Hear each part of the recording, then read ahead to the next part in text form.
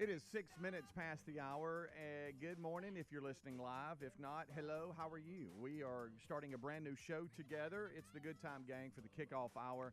And this hour we'll hang out together. And then, Lord willing, Rick, Bubba, Adler will all join us for a show today. A busy one indeed. Peter Navarro was our guest on RBU that was recorded yesterday with Rick.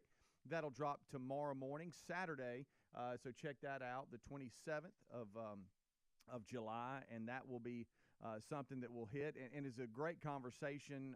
Rick will explain more during the main show, but they break it all down. And Peter, let me tell you something. He'll let you know what's going on for sure. All you have to do is ask him a question. He will take it. So that is a conversation you don't want to miss. Peter Navarro, fresh out of federal prison, is with Rick on RBU this week. I say with Rick because Bubba was off yesterday. We just saw him. He's back today.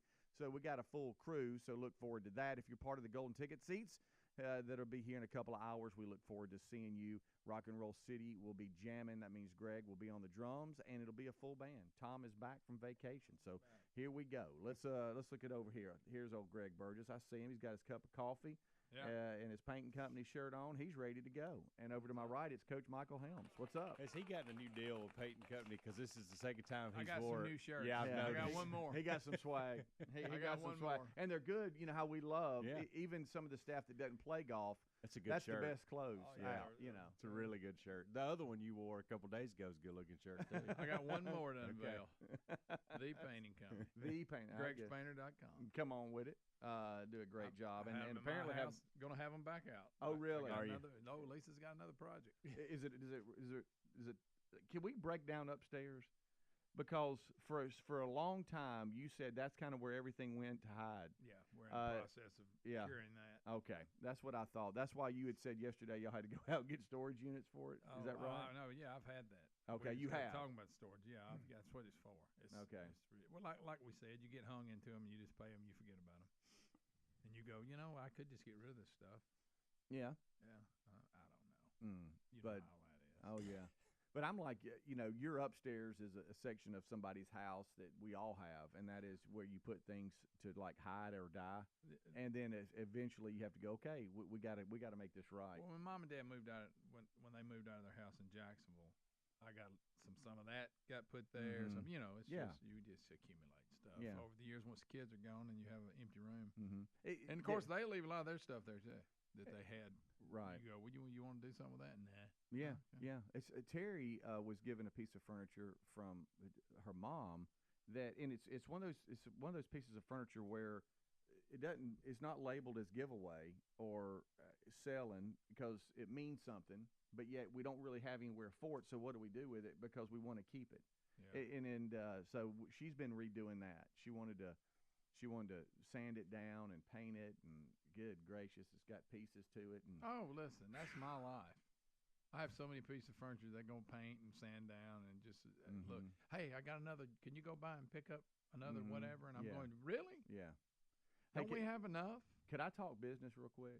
Sure. I think the channel in Adler's TV room that is the feed from this from us is down really low. Yeah, I turned it down this morning because it was blaring. YouTube can barely hear us now. Wow. Okay. So because that's the volume that's fed from this board. I'll go in there. I don't really know. I saw that too, but I don't know how to change it. It should be labeled. They were sometimes when I do that, I don't know what happened. I hated to talk shop live, but I think that's the problem. Anyway, getting a lot of that. Thank you, Coach Helms. But I wonder why sometimes it's not blaring. I can't hear you. What'd you say? Okay, here comes Greg. Watch out. Here comes Painting Company. Hang on. Okay, now they are both in the TV room. So hopefully YouTube, that will be resolved. We apologize for that. Greg, it was, and I get it.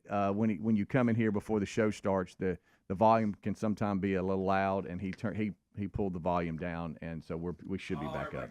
He pulled. Well, I hated to. It's so good now. It's good now. There's two in there, and he pulled both down, and only one of them boy Greg pulled down. Whatever. Painting Company wouldn't be happy with you right now. That's probably something I should look at when I hit the buttons because I knew that too, but I didn't think. I don't know why it was so dang loud. Greg, you didn't got to be so mad and throw the volume down so low. Well, I apologize for doing that live. I don't like all that blaring. But problem resolved. Speaking of problem and a resolve here, this has been a bone of contention for one Rick Burgess for a long time when it comes to boneless chicken wings. And they're still boneless, but yet an Ohio Supreme Court just ruled that they could have bones in them. So considering their process, because we all know they're not wings, right? Boneless or chicken nuggets. Yeah, but I saw that. Yeah, it stems from in 2017 there was a customer that sued a restaurant owner as well as the chicken suppliers and processors. Because he bit into a boneless chicken wing or whatever, and he felt something like he felt something go down the wrong pipe. Like, okay, that doesn't feel right. He unsuccessfully tried clearing his throat, and later that night started to run a fever. The next day, a doctor removed a chicken bone.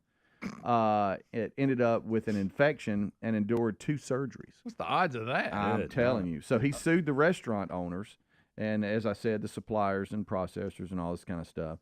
The trial judge decided that consumers should be on guard against the possibility of bones in boneless chicken, and the 12th District Court of Appeals agreed, and the Ohio Supreme Court heard the case in December of last year. And they argued, the customer did, that the boneless means boneless, and when you bite into something boneless, you shouldn't. Yeah, you shouldn't be worrying about, like when you eat a regular one, you're going to work around the bone and not swallow it. Right. I mean, I'm not a big lawsuit guy. Yeah. But I think he's got one. It said boneless. Right. Right. Right. Well, yeah, I guess so.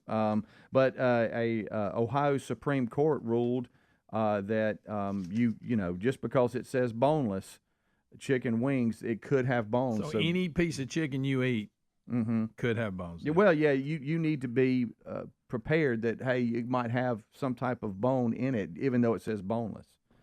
I know. It just sounds weird, doesn't it? It really does. I give you that. But, of course, they're saying that it came down to a pretty close decision. It was a 4-3 ruling issued yesterday.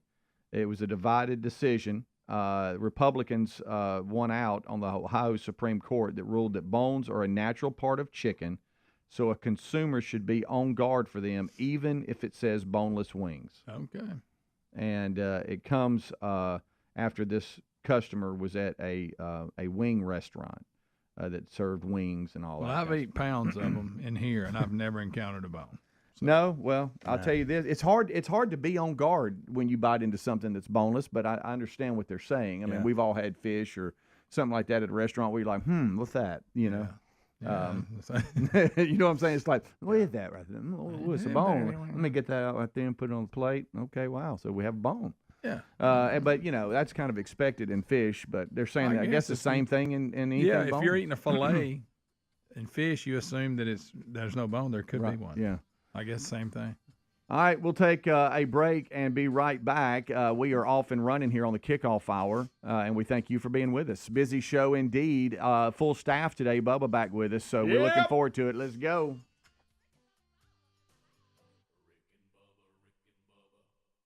You've heard us talk about Raycon before, but there's no better time to check them out than right now. They just launched their upgraded model of the best-selling everyday earbuds. You get the features you know and love, like that optimized gel tip for a custom fit, 3 customizable sound styles, and active noise cancellation, ergonomic design, and multi-point connectivity that lets you pair with 2 devices at once. And get 15% off plus free shipping at buyraycon.com/bigbox. That's BIGV as in voice, OX. Or find the link at rickandbubba.com. Can't pay the IRS, receiving threatening letters, it's about to get worse. The IRS is hiring an army of agents targeting hardworking Americans like you. You need Tax Network USA. Tax Network USA has brilliant strategies to solve your IRS problems quickly and in your favor. They've resolved over $1 billion in tax debts and offer a best-in-class guarantee. Schedule your free consultation and call 1-800-245-6000. That's 1-800-245-6000 or go to tnusa.com/bigbox. Have you heard of cancer-fighting foods? The American Cancer Society discovered diets rich in fruits and veggies may actually lower your risk of cancer. You should considering doing what I do, and that's add Field of Greens to your daily health regimen. Each fruit and veggie in Field of Greens was doctor-selected for studied health benefits. Get 15% off and free rush shipping at fieldofgreens.com and use the new promo code BIGBOX. That's BIGV as in voice, OX, to get your discount. This month, as we reflect on the birth of our nation, it's important to remember the freedoms our forefathers fought for. AMAC is actively fighting to protect our freedoms. AMAC is the Association of Mature Citizens, and it's more than just a senior discount organization. You'll enjoy money-saving benefits with free Social Security and Medicare advice, travel deals. Hurry up and get this deal 1 year for $1. I said it right. 1 year for just $1. Go to amac.us/bigbox. That's B as in boy, IGV as in voice, OX. Well, summer's here and everybody's got a favorite outdoor activity. Maybe it's golf, bike riding, boating, tennis. Ask 100 people, you get 100 answers. But if everyday aches and pains are keeping you on the sidelines, check out Relief Factor. Relief Factor is a 100% drug-free daily supplement that helps your body fight pain naturally. Give it a try at relieffactor.com or call 1-800-4-RELIEF. That's the number 4, and save on your first order. Or head to rickandbubba.com for a link. Fight pain naturally. Fight pain with Relief Factor. Debt keeps you tossing and turning at night. You can't get away from it. Insanely high interest credit cards and loans make it nearly impossible to pay off your debt. There's a new way out of the debt trap, Pivotal Debt Solutions. Pivotal Debt Solutions can cut or even eliminate interest. They can find programs to write off your balances. They find every solution possible to end your debt. Before you do anything, contact Pivotal Debt Solutions first. Talk to them for free. Find out how fast they can help you get out of debt. Just visit zapmydebt.com. That's zapmydebt.com. Oh, look, honey, the ants are back. Wow. We leave one itsy-bitsy speck of food out, and they appear out of nowhere. Yeah, it's pretty hard to believe we used to try to get rid of these guys. Now they're just part of the family. To be honest, I liked our family the way it was before they came. I guess it's time to call Cooks. You don't have to live with pests. Get proven protection from Cook's Pest Control. Call or go online for a free quote. Cook's Pest Control. Helix Sleep mattresses are terrific, and the Helix lineup has 20 unique mattresses. To find the one right for you, take the Helix Sleep Quiz and find out in less than 2 minutes. Once you pick your mattress, Helix knows there's no better way to test it out than by sleeping on it. So they offer a 100-day free trial, and they've got over 12,000 five-star reviews. Head to helixsleep.com/bigbox. That's B-I-G and V as in voice, O-X. helixsleep.com/bigbox to save up to 30% off your mattress order. My O's Israel knows it's hard to understand what's really happening in Israel, and that's why IsraelNeedsMe.com shares reports and gives you a perspective from a ministry to learn what's really going on in the Holy Land. Over 100,000 Israelis have been displaced from their homes due to the war. Now, many from northern Israel have seen massive destruction to homes and businesses since the Iranian-backed terror group Hezbollah has increased its attacks there.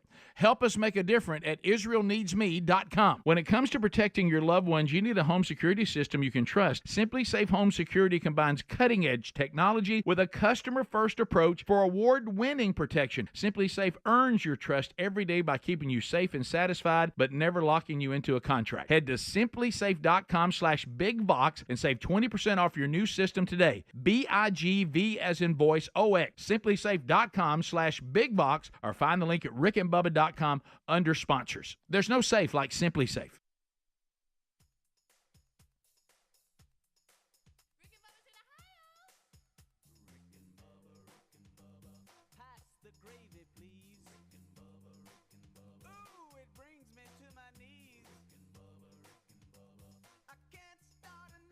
It is 20 minutes past the hour. Thank you so much for tuning in to the Rick and Bubba Show. 866-WE-BE-BIG is our number. Rick and Bubba are here today. Adler as well, full staff. Bubba was off yesterday, back today if you're listening live, and we thank you so much for being with us.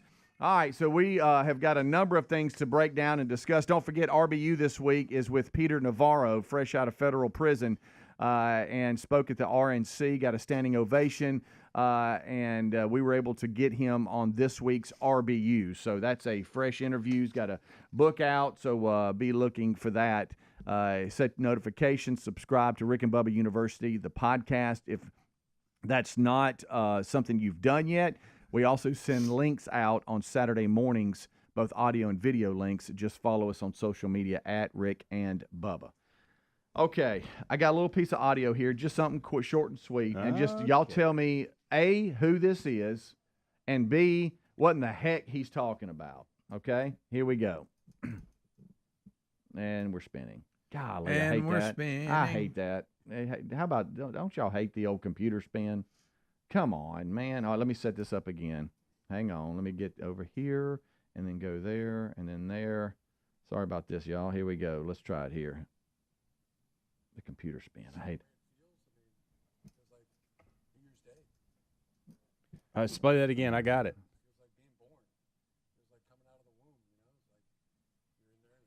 It's a football coach. Hold on. That's a football coach. I got it. So play it again.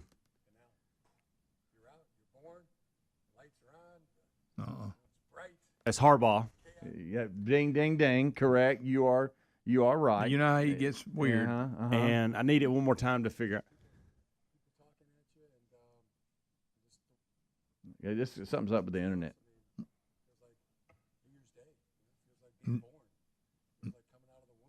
What's that got to do with New Year's Day? Gosh, what's wrong with this?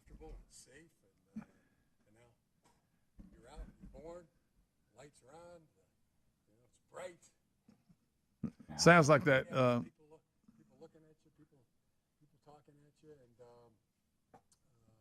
just feels good to. Feels good to. It sounds like that interview he did with Cowherd. You remember when Cowherd goes, "Well, I tell you, we're just going to have to go." Yeah. I mean, I don't know what else to say about this. He just this. gets to talking and.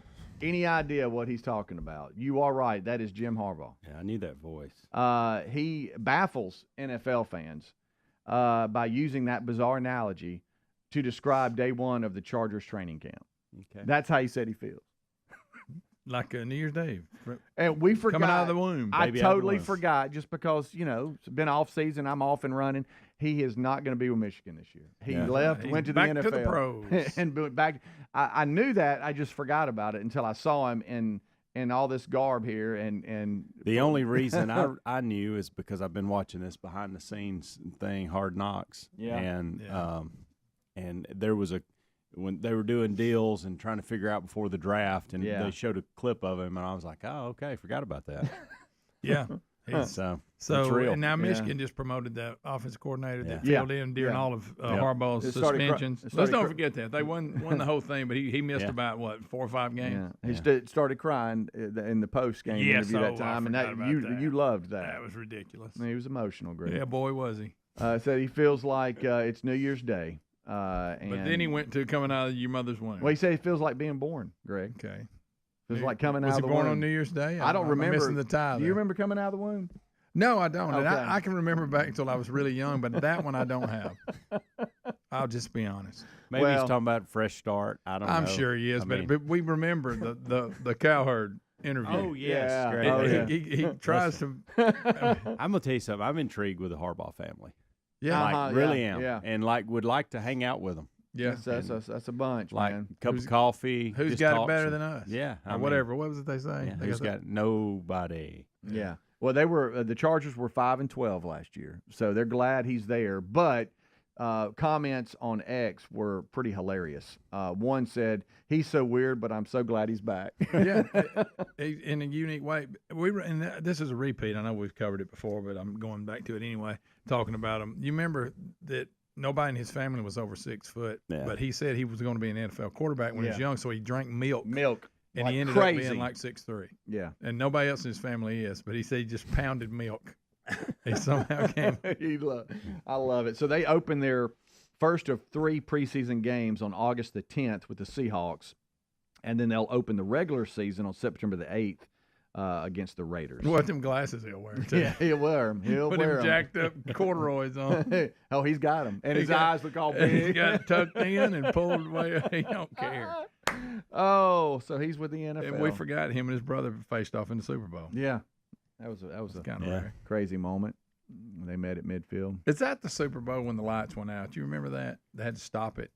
It was in New Orleans because the power went out. Boy, I don't know. I'm a trust you on this. I am too. Because you remember But you things do like remember that, though. Yeah, right? I do remember that. I just can't remember if it was that game. I think it was in New Harbaugh, Orleans. lights out, Super Bowl. I know it was in New Orleans, I think. Mm-hmm.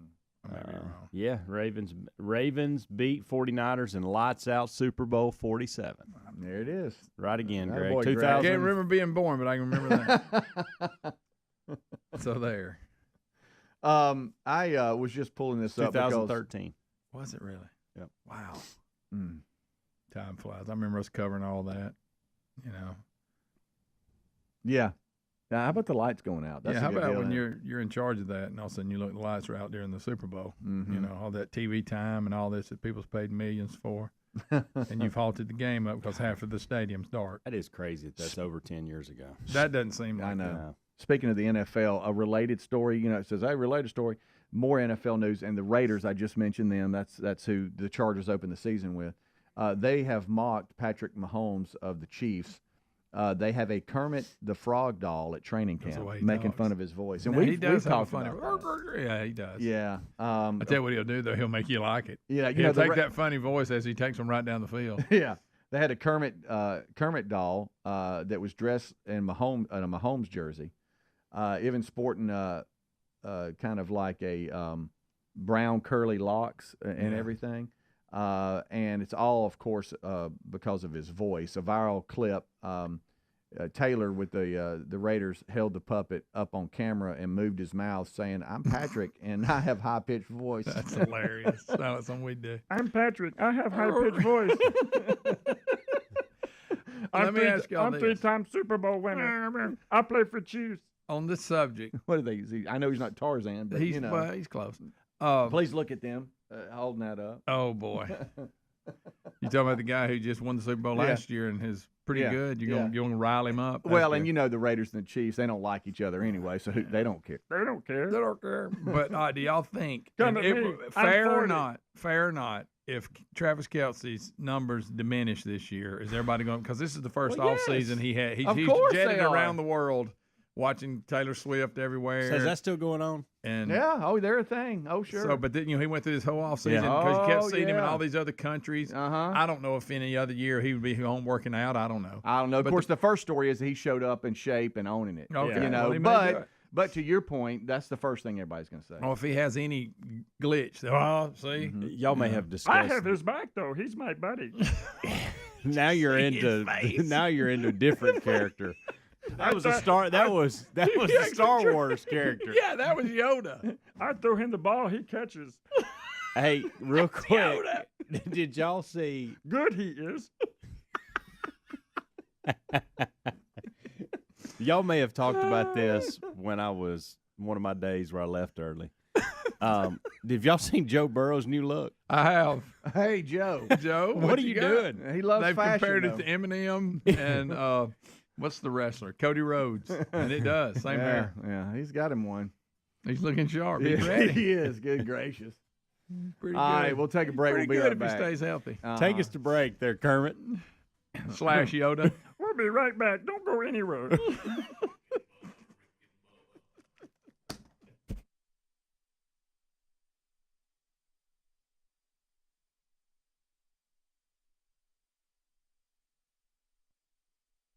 Can't pay the IRS? Haven't filed in a while? Receiving threatening letters? Yeah, it's about to get worse. The IRS is hiring an army of agents targeting hardworking Americans just like you. You need warriors on your side. You need Tax Network USA. And at tnusa.com/bigbox, Tax Network USA has brilliant strategies to solve your IRS problems quickly and in your favor. For instance, they discovered a limited time special offer that the IRS is willing to waive $1 billion in penalties. Find out if you qualify before it's too late, and never call the IRS alone. Let Tax Network USA and their attorneys handle it. They have preferred direct lines to the IRS. They know which agents to use, which ones to stay away from. They've resolved over $1 billion in tax debts and offer a best-in-class guarantee. Schedule your free consultation now.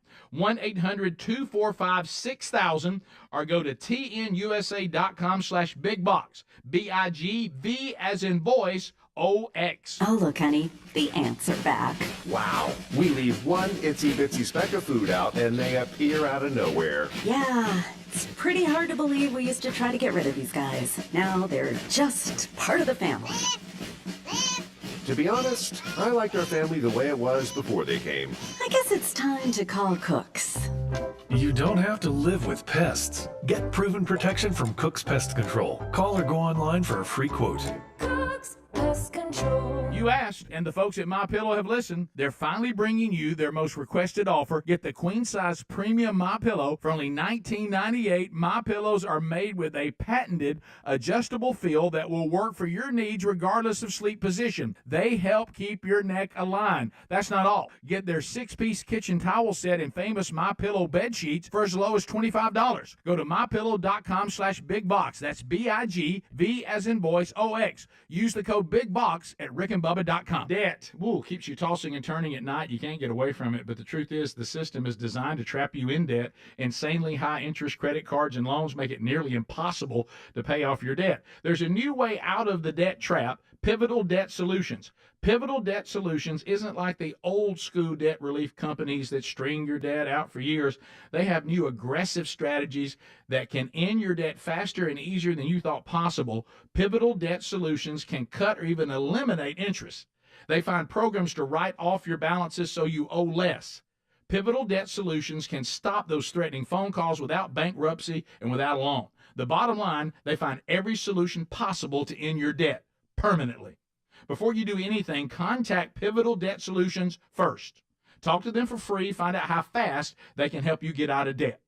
Just visit zapmydebt.com. That's zapmydebt.com, zapmydebt.com, or rickandbubba.com under the sponsors button. Well, summer's here, and everybody's got a favorite outdoor activity. It might be golf, bike riding, boating, bird watching, tennis. Ask 100 people, you get 100 answers.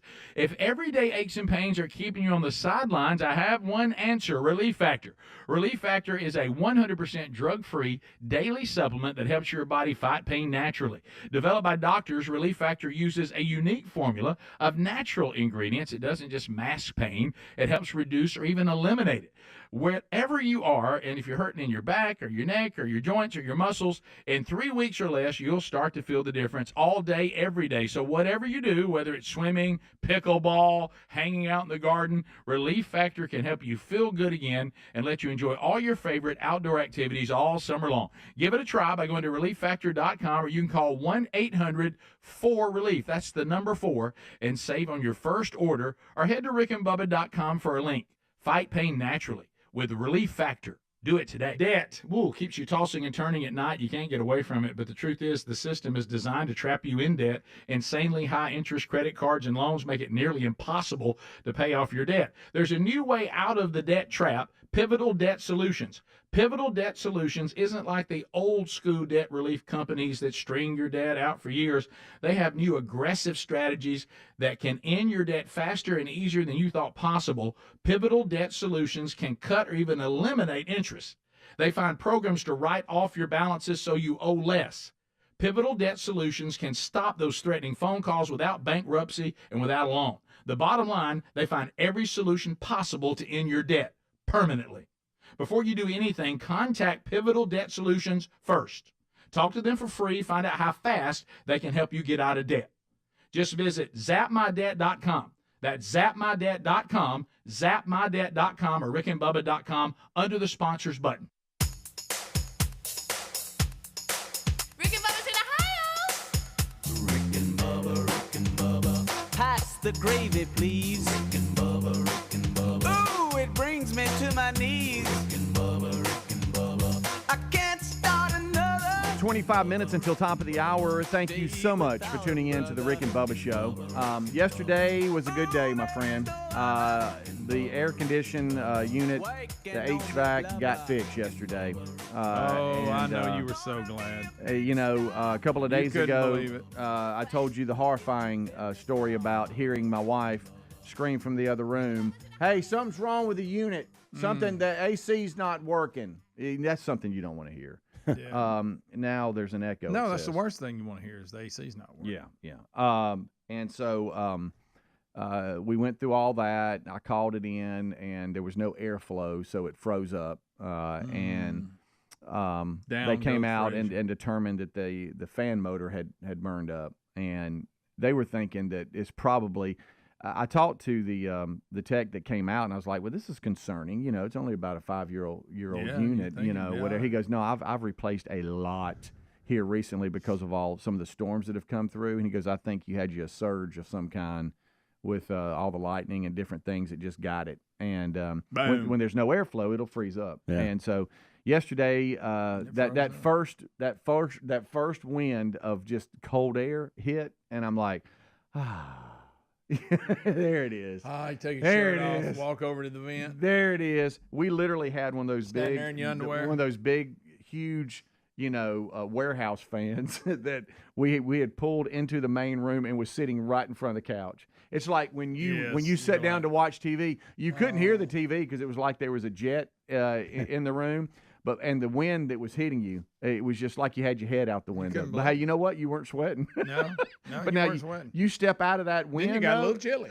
Then you start sweating again.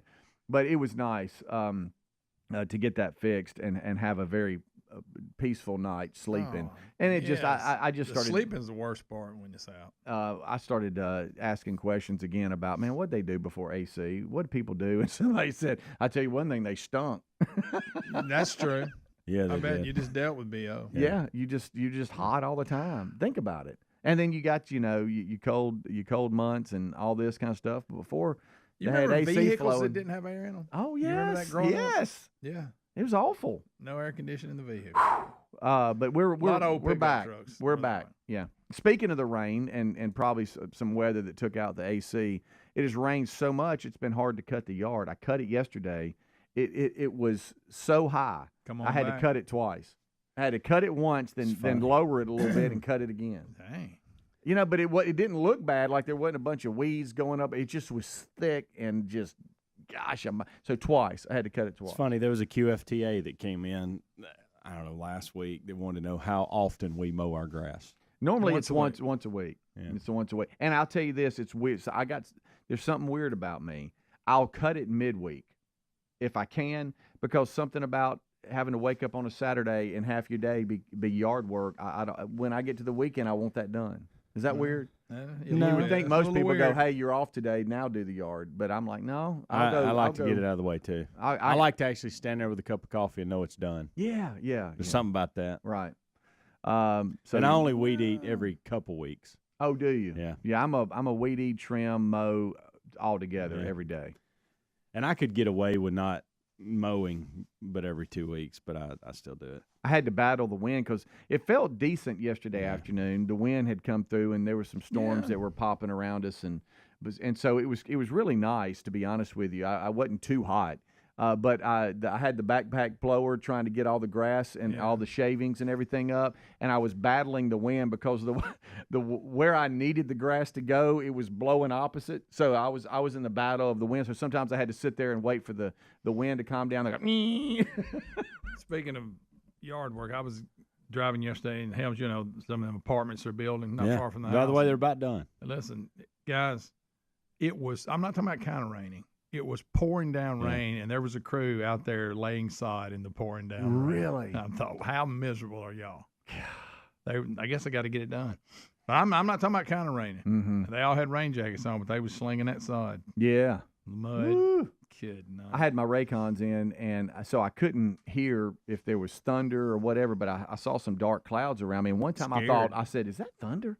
And I'm like, I couldn't tell.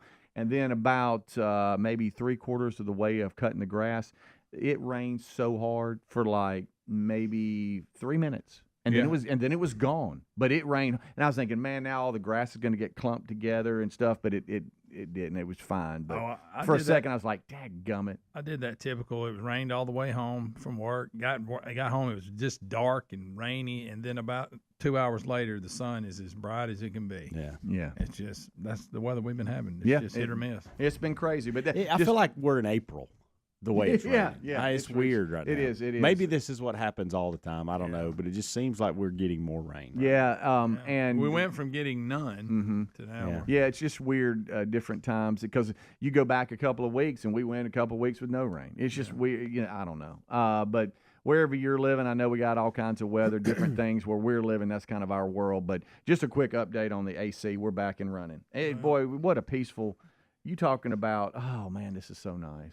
And just slept so much. But Terry said, I think I might go to bed a little early tonight. And I said, I think I'm with you. She said, yeah, we hadn't slept the last couple of nights. Yeah, it's a little hot. Yeah, I know there's bigger problems out there, but hey, it's hot. Old thin sheet, Raise your hand. I know that y'all are all very French fry sensitive around here. Love good fries. Good gracious. I like fries. If you mention like curly fries, some people spit at you. Oh, I like curly fries. I do too. I'll tear up a curly fry. I hadn't had them in a while, but I will. Waffle fries. Where are y'all on waffle? Don't like my them. least favorite. My least favorite as well. I can work through them. I mean, I work through them at Chick-fil-A all the time, but but they're my least favorite. But if they had a different option, I wouldn't be getting their waffle fry. Okay. Well, you spoke up about waffle fries and Chick-fil-A, and that's the story. Oh, really? There's been a rumor that their waffle fries were going away, that they weren't going to have waffle fries anymore, and fans just they couldn't stand it, according to people this story. were defending the waffle. There's a lot of was people that like upset, them. yeah. I've noticed that my opinion on that in my house is not very popular. Really? I mean, okay. I can eat them. Yeah. But if It's they're not my my preference. choice. They're my No. last choice. Yeah, me too. Well, apparently They're neck to neck with crinkle cut. I'll tell you what makes them better. Not bad. I'm not a huge crinkle cut. I'll eat them. What but you they're can not do, my Greg, favorite. this is right up your alley if you'll do it. You can actually ask for them well done. Well, I ain't going that far. I Now see. that would make them better. And it does make them better. That's what I'm telling you. It enhances the that experience. would move them up the list. Yes, it that would. may put them above crinkle. Well, just try it next time you order them. They Can do I get that, those and well they're done? above crinkle. Well, rumors about Chick-fil-A's plans to discontinue their waffle fries first started circulating on July 20th when a TikTok user said she was a Chick-fil-A employee and claimed that the franchise allegedly planned to take away their waffle fries. And it just freaked everybody out. Then, of course, social media, they started I would have doing celebrated this. unless they put crinkle cut. Yeah, it racked up about 3.2 million views online, her video that sparked confusion and disappointment and all this kind of stuff. And some made their own videos about the waffle fries and blah, blah, blah. Well, now Chick-fil-A has said, hey, whoa, they're not going anywhere amid all these rumors, but we are trying to make them more crispy. There you That's go. a win. Yeah. Now let me rephrase. Probably because people like me who constantly asking for them well done. There you go. They looked at the numbers. But I So will that's say how you this. say it. I want fries well done. Well, and when I put it in the app, I put a little note in there. Actually, done. I was Fries, wrong. please. Oh, thank you. Well, it has a note section for this. I was wrong, and now I forgot about steak fries. I don't like them either. I'll eat them, Yeah, but that's my least they're favorite. below waffle. Yeah. Sweet potato fries? It depends on if Oh, they're I wouldn't eat sweet potato fry for my life. Depending. sweet potato fries are good. No, Greg. Well, hey, Terry. That goes back to presentation with you. You don't like that orange. I ain't wasting a fry. Let's say what on it is. Sweet Right. potatoes. Yeah. I'm not wasting a fry on that. I did finally eat a piece of sweet potato pie that was good. But I don't want them in my fries. I don't like orange fries. I want That's regular. it. That's it. That's this all I presentation don't with you. like There's them. something, and they don't seem crispy. There is something. They're not Sometimes they crispy. are. Sometimes they're not. They're not as. And most crispy as I people are want. eating them trying to be sharp and do better, but they don't really like them. No, I like them, Greg. They're good. Yeah. I'm gonna tell you, that's a good fry. So, What if there was a steak fry? You know what I'm buying you next time that you for a gift Christmas? I guess the next Okay. thing is a pumpkin and some sweet potato and some sweet potato fries. All that. Well, anything orange. Apparently, the waffle fry recipe uses canola oil to try to, I guess, get them crispy on the outside, tender on the inside, topped with a sprinkle of sea salt. But You sounded like a chef for a Thank minute. you very much. Yeah, But the new recipe they're saying is being tested uses a blend of starches that's aimed to make them crispier. Oh yeah. So we'll Let's see. do The it. starch will crisp it up. Yeah, I need that. But everybody calm down. Everybody calm that'll down. move me above the crinkle. Okay. I'll tell you, I'm not, like, if I order fries from somewhere, I'm not gonna go.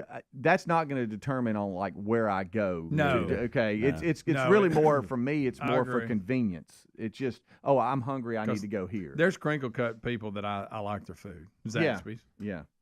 I'll eat. Yeah, I'd like their fry to be better, but yeah. Their fries horrible. It's not that bad. It's pretty bad. Jack's, would they do the little sprinkle seasoning? I wish Jack's and Zaxby's would get a better fry. Yeah, I'll say that. I like Jack's. I love. I go to Jack's about every other day. But their fries not do. great. I go to Jack's about every other day. Love Jack's. They have a BLT grilled chicken salad. Everything they got's good. Helmsy's raising his hand right now. Seriously, and I order it. I'll get it today probably. You know what else is good? Chicken. They got good chicken. They have really good chicken. But I'm gonna tell you, how I feel about that. I'd like to see you work on your fry. Your fry needs help. It's okay. I'm not a crinkle cut. I mean, I'll eat them, but they're not my favorite. Yeah. I feel like you get less too. I know they're twice the size, but I just feel like I'm getting less. Yeah. Do y'all ask for comeback sauce? No, I don't. Boy, that's a game changer. What? Now you see, I got real. But serious I don't. But I'm not I don't really get anything that I eat with that. So that's why. Getting comeback sauce, Zaxby sauce, all them the same. It's all the same. Chick-fil-A sauce. They're all the but same. it makes my head tingle a little bit. Oh boy. Yeah. I haven't been to Jack's in a long time. But I'll tear some Jacks up during hunting season because it's at the exit that we always get off of, and so the boys are always like, when we're coming out of the woods, the boys are like, I passed 3 of them because you're starving. I got one problem. You're like, are we going to Jack's? Oh, here we go. I got one problem with them. Their hamburgers have shrunk over the years. They're not as big as they were. Dadgum, everything's shrunk. Their hamburgers are not as big as they used to be. Yeah, at all. Come on, you get it, and it's called a bigger Jack, and you get it. It ain't bigger. Everything's smaller but costs more. Yeah. I'd like the bigger Jack to be the bigger Jack. If that's in the name, it should be bigger. Okay. I thought this will be big. It's just like a regular double. Slang a piece of bacon on it. I love how you showed us the size. Yeah. Right, that big. And you call it the bigger Jack, not just the big Jack. Okay. Rick and Bubba, Rick and Bubba.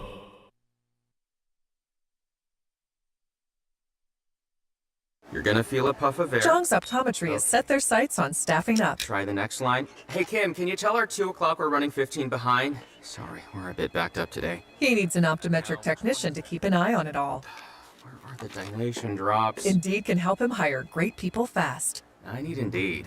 Indeed you do. You can schedule and conduct virtual interviews all from your employer dashboard. Visit Indeed.com/credit and get $75 towards your first sponsored job. Terms and conditions apply. Life hack number 7. Get an iPhone 12 on Straight Talk. Life hack. Here's how it works. You walk into Walmart, go to the electronics section, ask for iPhone 12 with 5G and a dual camera system, and select the new Silver Unlimited plan. They'll smile because it's a good plan. You get real unlimited data all for just $20 a month for the whole first year. Get it at Walmart or StraightTalk.com. Straight Talk. Less dollars, more sense. Taxes and fees apply. Requires activation of iPhone 12 and a new Silver Unlimited plan or higher end auto pay enrollment. $25 a month surface credit applied for up to 12 months if eligibility requirements are met. For network management practices, visit StraightTalk.com. Paid for by Christian Care Ministry. You know, a lot of times you have to choose between something high quality or something that saves you money. But if you could get both, why not? Especially when it comes to health care. And that is MediShare. You get both. Many families save $500 a month with MediShare, and that's huge. But it's also true that people wind up way more satisfied, too. The member satisfaction rate for MediShare is double that of the typical health insurance plan. Double. That's because MediShare works. It has for more than 30 years. It's a community of Christians who have shared more than $5 billion of each other's bills. People love having telehealth. They love the huge PPO network. So, yeah, really, you can save a ton and like it better. Imagine being happy with how you're taking care of your health care. So if you're self-employed or part of the gig economy, or you just want a plan you're happy with, you can call right now and get a price in 2 minutes. Here's the number. Just call 855-51-BIBLE. That's 855-51-BIBLE. 855-51-BIBLE. Hey you, I knew I'd find you back in the same aisle. What are you looking for today? More fiber, more laxatives, more of the same ways to manage your constipation? Look, if your constipation with belly pain keeps coming back, you may have irritable bowel syndrome with constipation, or IBS-C. Ask your doctor how Linzess can help you get ahead of it. Linzess linaclotide is a prescription medicine that treats IBS-C in adults. It's not a laxative. It's a once-daily pill that helps you get ahead of your symptoms. It's proven to help you have more frequent and complete bowel movements and helps relieve overall abdominal symptoms, belly pain, discomfort, and bloating. These symptoms were studied in combination, not individually. Do not give Linzess to children less than 2. It may harm them. Do not take Linzess if you have a bowel blockage. Get immediate help if you develop unusual or severe stomach pain, especially with bloody or black stools. The most common side effect is diarrhea, sometimes severe. If it's severe, stop taking Linzess and call your doctor right away. Other side effects include gas, stomach area pain, and swelling. Learn more at linzess.com or call 1-800-LINZESS. Well, summer's here, and everybody's got a favorite outdoor activity. It might be golf, bike riding, boating, bird watching, tennis. Ask 100 people, you get 100 answers. If everyday aches and pains are keeping you on the sidelines, I have one answer: Relief Factor. Relief Factor is a 100% drug-free daily supplement that helps your body fight pain naturally. Developed by doctors, Relief Factor uses a unique formula of natural ingredients. It doesn't just mask pain. It helps reduce or even eliminate it.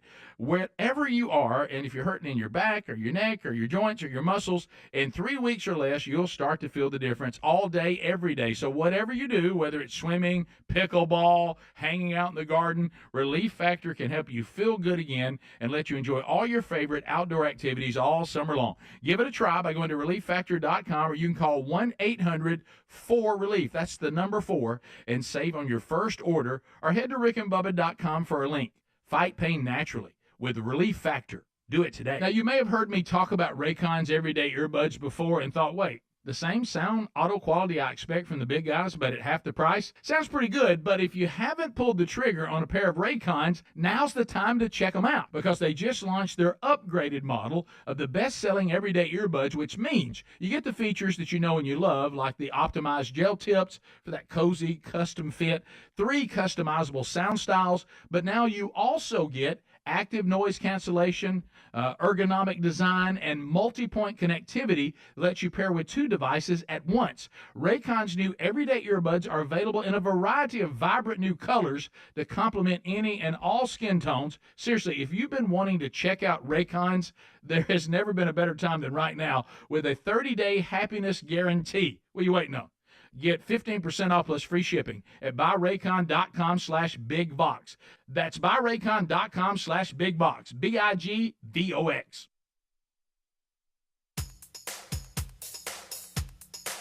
Rick and Bubba's in Ohio. Rick and Bubba. Pass the gravy, please. Rick and Bubba. Ooh, it brings me to my knees. Rick and Bubba. All right, rolling back 8 minutes until top of the hour. Thank you so much. We're enjoying y'all's text messages. That makes sense. To 866-932-3244. That is 866-WE-BE-BIG. You can call that or text that same number, 866-932-3244. And we see those here in the studio. This portion of the program, and we'll talk about some of those texts coming in, brought to you by zapmydebt.com as we start the Friday morning here. If you're listening live, how often are you thinking, how can I work so hard and still be in debt? That maybe your bills are piling up, getting threatening phone calls, never seem to have the money to pay off what you need. You're trapped in debt, and just seems like it never goes down. It just always stays the same. Well, the partners at Zero Debt USA will help you find the way out. They've developed aggressive new strategies to end your debt permanently. And so check them out right now. Just go to zapmydebt.com. That's zapmydebt.com, and talk to them for free. Find out how fast they can help you get out of debt, and you'll thank us for it later. zapmydebt.com. Always find a link at rickandbubba.com under the sponsors as well, but see if they can't have a solution to maybe relieve some of that stress that you're feeling. All right, so as we come back, last segment, if you're like just now tuning in, we talked about a rumor about Chick-fil-A was doing away with the waffle fries because some influencer online started this rumor because she was an employee at Chick-fil-A that, hey, they're doing away with the waffle fries. Well, everybody freaked out, and Chick-fil-A is like, no, we're not doing away with the waffle fries. Now, we are trying to make them a little bit more crispier, but that's it. That's a good idea. Which led to French fry conversation. And some people on the text line of 866-932-3244 brought up a good point, Greg. Yeah. You said you love fries and then listed all the fries you don't like. Well, I think I listed it wrong. I meant I love fries. The only one that I listed, I had that I like some better than others. The only one I will not eat is the sweet potato. Yeah. The others, I may not like them as much, but I will eat all of them. Right. Gotcha. If I got steak fries, I had to dip them in the steak sauce and to get through it. I mean, in other words, you're never gonna if you have a meal, unless it's sweet potato fries, you're never gonna push the fries aside. You're gonna eat them. There's just some that you like better than others. Yes. Okay. All right. Got it. I like shoestring first. Here we go. Shoestring first. Got it. I may like. Is it because you can just get so many of them and just Yeah. cram them in your mouth? And then the curly fries. I like curly fries probably next. Really? Yeah. Number 2. That is interesting. That is very interesting. So you Yeah. like Arby's? Yeah. Oh yeah. You tear I up like some the Arby's? fries. Okay. Then I'd probably go waffle, maybe steak, and then sweet potato. Let me ask you this about fries, and I'm sorry we're continuing this, but we had to answer these questions that were coming through. Are y'all I've got to have ketchup with my fries guy, or can you eat them dry? Barbecue sauce. Can you eat them dry? Can you eat them dry? I will not use sauce if I'm eating in the car. If I'm at home, I will. But if I'm in the car, I don't put anything on it because I don't want food with it. Mm-hmm. I get mad because Lisa, she'll take ketchup and put it on a little piece of paper and all that. And I'm saying, we ain't got time for all Will you ever dip fries in ranch if you're having like wings or something? Yeah, I will. I've gone now to more barbecue sauce than ketchup. Yeah, me too. I don't do ranch at all, really. I don't even do it on salad. Just not a big ranch guy. Yeah, well, I'll tear up some ranch. Yeah, I don't hate ranch. I remember the first time that I like it on somebody wings. introduced ranch with pizza to me. Yeah, and I thought, well, the world's changed. The Mississippi thing. Yeah. No, you like that the French. French dressing was the thing too. Try it. Don't squint. Listen, I'll tell you what I'll do to pizza sometimes, and y'all can make fun of this, but I'll dip it in hot sauce, like a buffalo wing hot sauce. Y'all need to calm down. That's good. Yeah, that's good. Well, I guess I need to try. Take you that sugar. Was it Sugar Daddy Ray's? Sugar Baby Ray's? Yeah, yeah. Take their buffalo wings. Sweet Baby Ray's. Sweet Baby Ray's. What did I call it? Sugar Daddy. Well, sugar sweet. Take their buffalo wing sauce, okay, and dip you just a regular pizza in it, just a pepperoni pizza. Yeah, I could do that with some crushed red pepper on top of it. Oh yeah, I could do that. Well, I really want some pizza now. Well, I love pizza. Love it. We were talking about we've had a number of y'all mention Five Guys. We talked about that in the break. Yeah. I like their fries and I like their peanuts. Now, I had to get a 90-day note to pay for it. Right. Yeah. Good gracious. Pay it wow. back 90 days. That's true. It has been so long since I've been to a Five Guys. It's been a minute. Maybe they need to cut it to 3 guys and the price will go down. You want to know the last time that I was at a Five Guys? Good. That's some good stuff out of you. Eliminate a couple segment. Between the 90-day note and 3 guys versus 5. Yeah. You just go and call it a day. Yeah, I'm done. I got nothing left. I'm in your way. Every time I move, I think I'm the same thing with Rick. I know I'm always trying to get out of his way. I'm in your way. I don't eat Polynesian sauce. I'm American. There's nothing you can do about it. You're good. All right. So the last time we were at Five Guys was in Tuscaloosa. This is me, just me. Okay. And it was back. We were there the day before the tornado came through. Yes. We read a book on April 27th, I think was the date. Yeah. I just can't remember the 2011. year. Is that when it was? I think so. I promise you, I think that's the last time I was in there. One, because we ate there. We did. I may have right across from the mall. I stopped it when I was going to a ball game in Georgia. Okay. Years ago. It could be maybe. I don't think I was. I don't think. Now I'll tell you it's what. Not like I've tried to avoid them. I'll give them this. They are expensive, but they'll give you a sack of fries. They will, a bag full. And of course, you walk in, they got potatoes everywhere in there stacked up. Yeah. In the bag. Yeah. Trying to show off a little bit. Yeah. Wow. The peanut thing is weird. There, I don't understand. Do they have peanuts too? Oh yes. Oh, Greg. Like Logan's. Greg. Yes. Greg. Yeah. Now they don't want you throwing them in the floor, but they're good peanuts. Your Logan's finally changed that too. Yeah. I quit throwing them on the floor. There's a lot So, of them shut down. If you weren't hungry 30 minutes ago, you are now starving because to death. all I we've can't done wait is for talk about breakfast food. All right, we'll take a break. We'll be right back. Rick and Bubba join us. Adler does as well. How about lot to breakfast break fries? down. Huh? Breakfast fries. Couldn't even say it. Well, you were trying to swallow at the same time. That's tough. All right, we'll take a break. We'll be right back. Busy show indeed, so don't go anywhere. Main show starts next. Rick and Bubba, Rick and Bubba.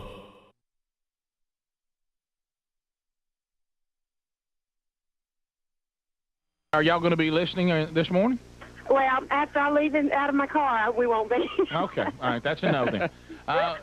You know Thank this. you, Holly. You know this story, or you say that these are some of your relatives? No, not a relative. It's someone that works. Oh my!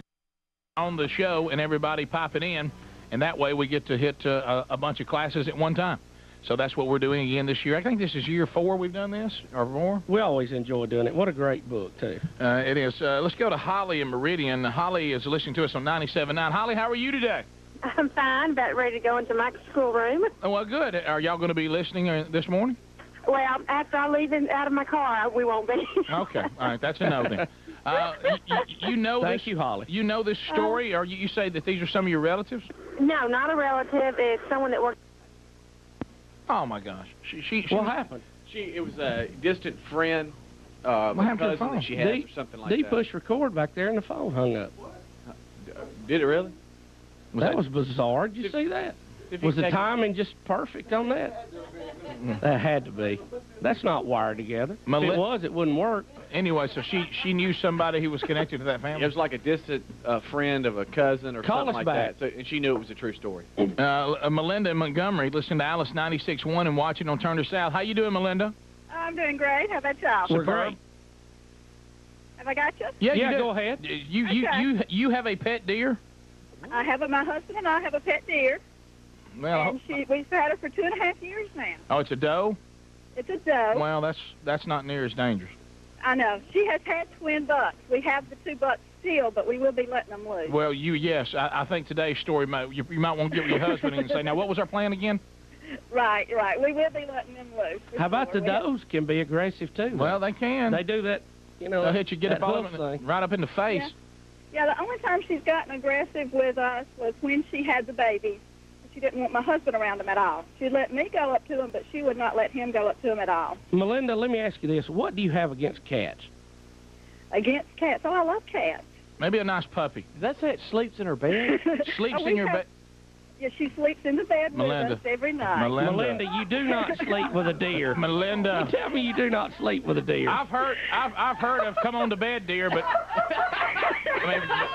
but not you look up and you look up and it's literal. You know? Yeah. Hey, dear, why don't we go to bed? Hey, wait a minute, that's not what I meant. Yeah. Is that deer's hoof, or are you just glad to see me, honey? Yeah, it's bad you get up the next day and your husband go, I tell you what, that was kind of nice. You go, what are you talking about? Yeah. And you look and the doe's following him around everywhere.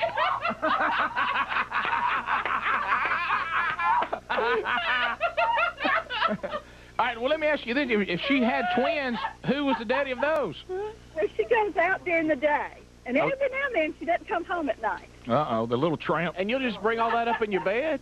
That's right. She's got ticks and everything, and she gets in your bed? You realize they even have a name. They got their own category, deer ticks. Yeah. We give her a bath before we let her in the house. Oh, okay. Well, that's good. What, you give her a bath?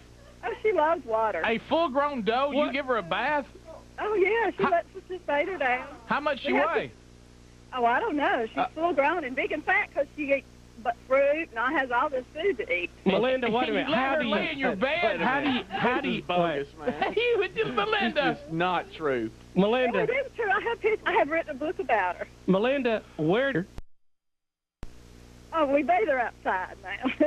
But we'll let her sleep in. Why not use the tub inside? Yeah. I mean, she's going to hop right in the bed. Don't make her go through the yard. Right. You don't want her to have mud in her hoops? I know. Come on.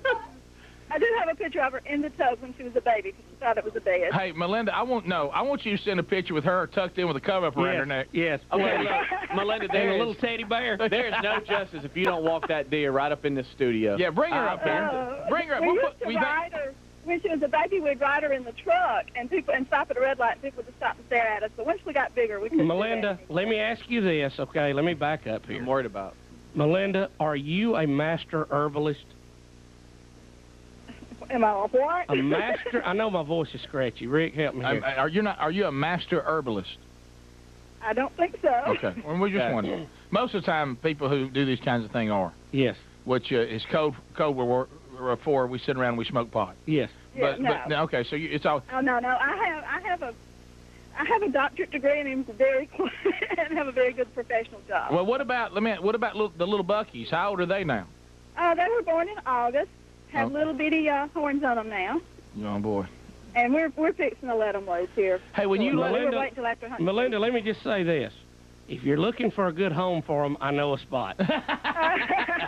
Well, my husband and son still deer hunt. I mean, we got the deer. You people are What kind of sicko group is a bunch this? of sickos. You got a pet one and you'll sit there and eat other ones right there on the table? Oh, no, I don't eat them. I refuse to cook it. Okay. During the day? Well, she doesn't, but your sons do, right? My son does. Yeah. Okay, well. Melinda, send us some. Will you email us some pictures of this? Yeah. If you could email your husband like spooning the dough right as y'all go to sleep. Yeah. I mean, I need to see Just that. getting him some. I mean, good hug in there. What's the doe's name? Baby girl. Baby girl. Baby girl. Can you video this? Baby girl. Well, I have videos of her from the time she was little. Please send that directly to me overnight, okay? And Melinda, I think it will help me to get over what's ailing me. And Melinda, we want updates. I want to know the.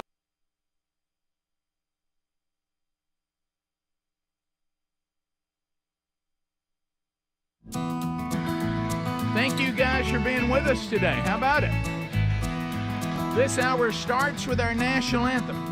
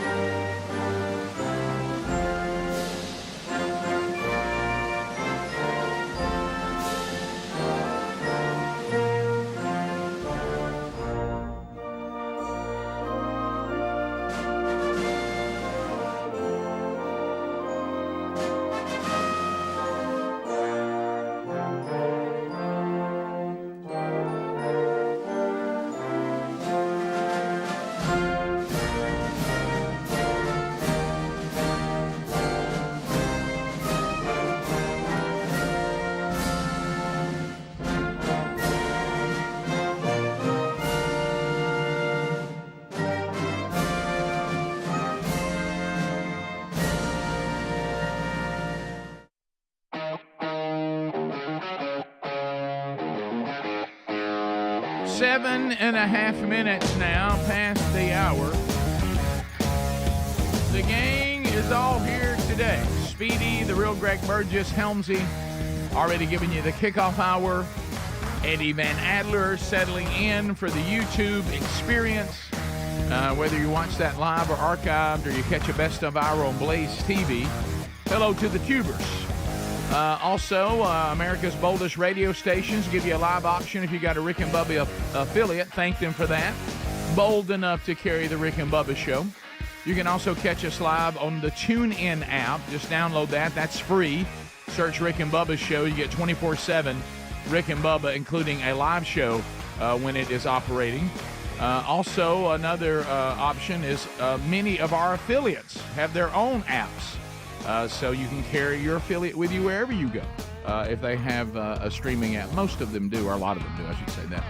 And then, of course, on the archive side, on audio, you have our Rick and Bubba podcast channel, which gives you a daily archive as well, including a best of hour. A brand new Rick and Bubba University. The podcast has been recorded. It will be out this weekend. We'll tell you a little more about that. But let's welcome back the silver-tongued one, the man with a golden voice, Professional Lunch Eaters Man of the Year, the inventor of pizza in a cup, Shakespeare's worst nightmare, and the master out of King's English. Ladies and gentlemen, put your hands together for Bill Bubba Bussey!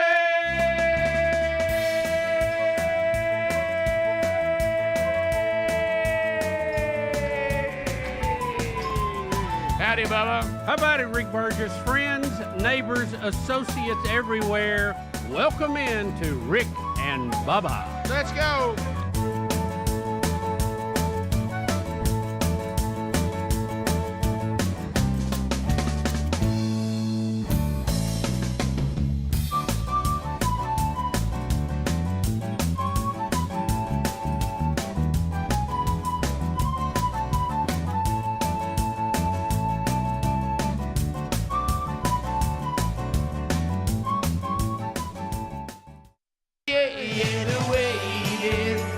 The hardest part.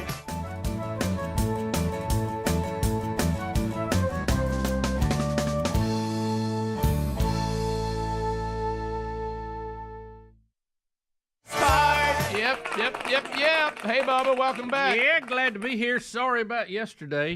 One of those issues moving. We knew we were going to have a day last week with that and doing some other things, and thought it was going to be Monday, and it got pushed back. Weather.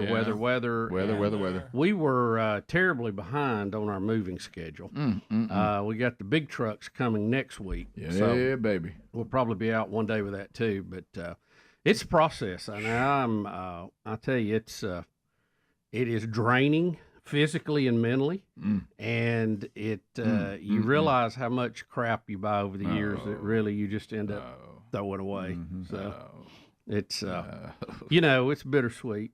But you're kind of glad it's cleaned out when it's gone. Yeah, well, also though, at our age and everything, less becomes more, and simplifying life becomes the preferred, and so it's. And I don't have the energy I used to have, or the longevity to stay on the project that I used to have.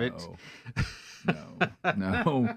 And we were talking about when you were gone yesterday. We were explaining right now where we are in the tropical rainforest. It's hard to plan anything because you can go from there's no rain at all to 3 inches of rain. Yeah. And then sun back out, and your sunglasses or your glasses fogging up to where you can't see. Your windows get condensation on them, and then you can go, all right, guys, I think we're good, and then it'll rain again, and then it'll rain here, and then where you're going it won't be raining, or where you're coming from won't be raining, and then where you're arriving to now need to get back outside. Now it's raining there.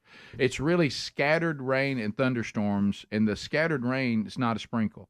It just dumps like a bucket. It hits you hard, and then you're left with humidity that you can't even wear your glasses. You can't even fog up. No. And so it's been a lot of fun, and I think a lot of it, the moving guys are going to handle what I call the big stuff and a lot of boxes. Of course, yeah. But there's a lot of little stuff. If you're me, that you and all your little stuff. Well, you can't just turn it over to people to pack because. Well, you're an only child too. Well, that's true. I don't like people touching your stuff. Trust me, I don't mind them touching it now. Right. Has this broke you of that? Just grab it. Just take it. Is a lot of the big stuff staying in the house? Some of it is, some of it's not. Some of it's going to the kids. Because you got a house that's fully furnished. Yeah. Already. Yeah. Well, right. y'all got wives. Leaving it like it is never an option. Right. So there's some stuff going here, some stuff going there. Okay. Caitlin's getting some. My daughter Hunter's getting some.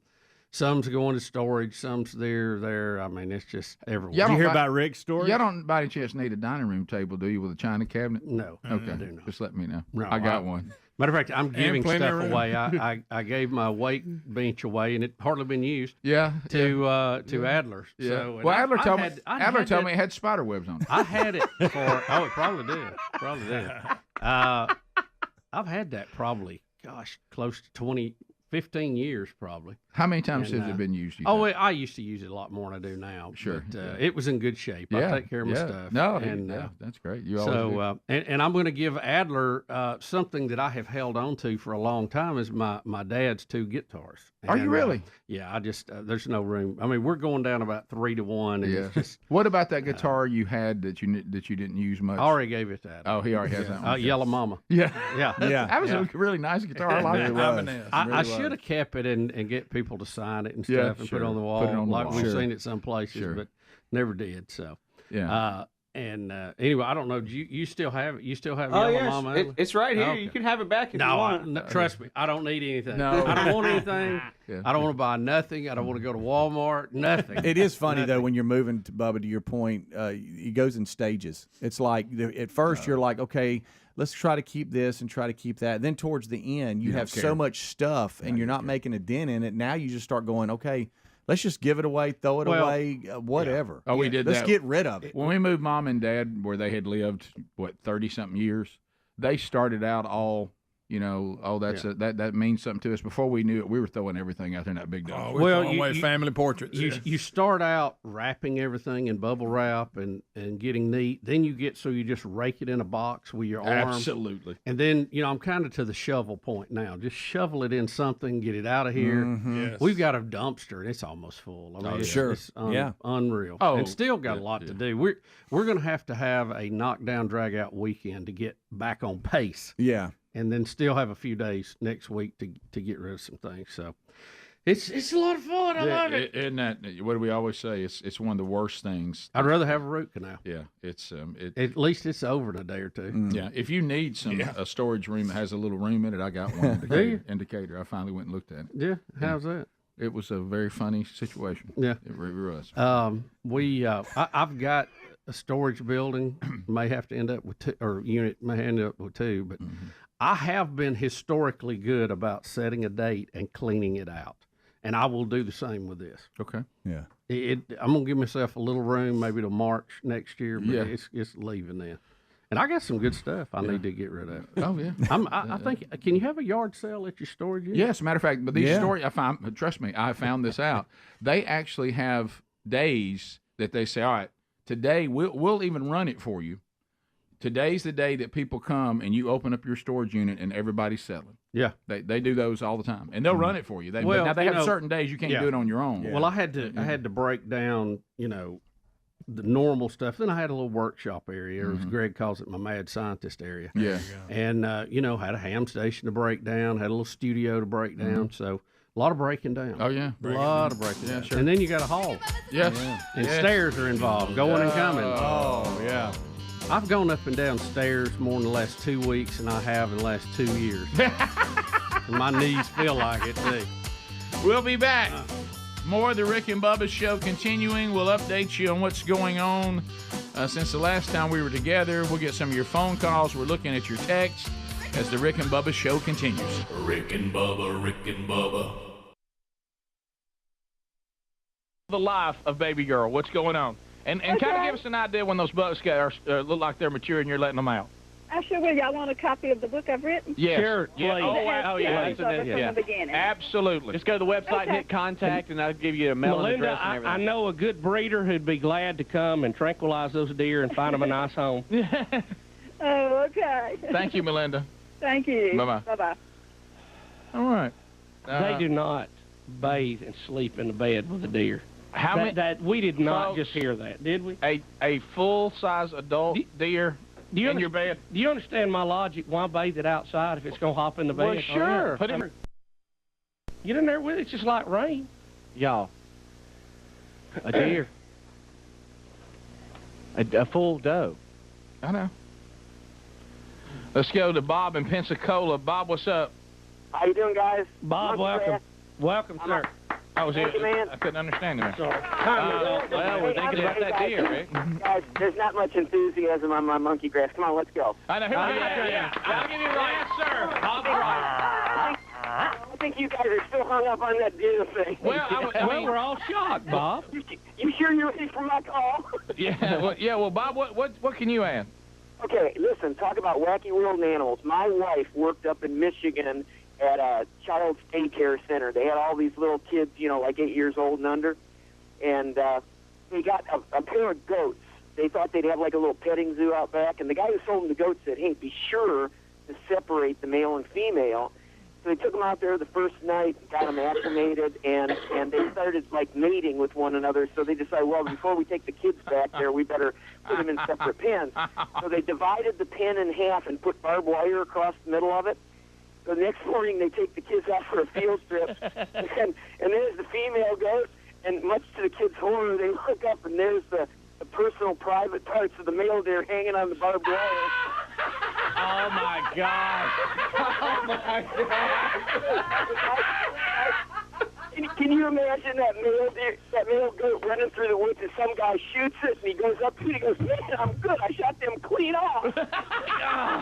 Let me tell you something. How about this? Every man, though, could look at that hanging in the barbed wire and go, I understand. Yeah, I understand, buddy. So basically, he's a married ghost. Yeah, he's a married. Yeah, how about this? Sooner or later, once you get married, all of us end up with it hanging in the barbed wire, don't we? Yeah. Well, that's the mind of its own, Rick. But if your wife loves you, she frames them. Thank you, Bob. Okay, boys, take it easy. Bye-bye. What did we do before Shadowboxes? Kids, let's go out and we'll show you our new ghost. Oh, my God. For the love, it's real. Somebody get a jar. What's that?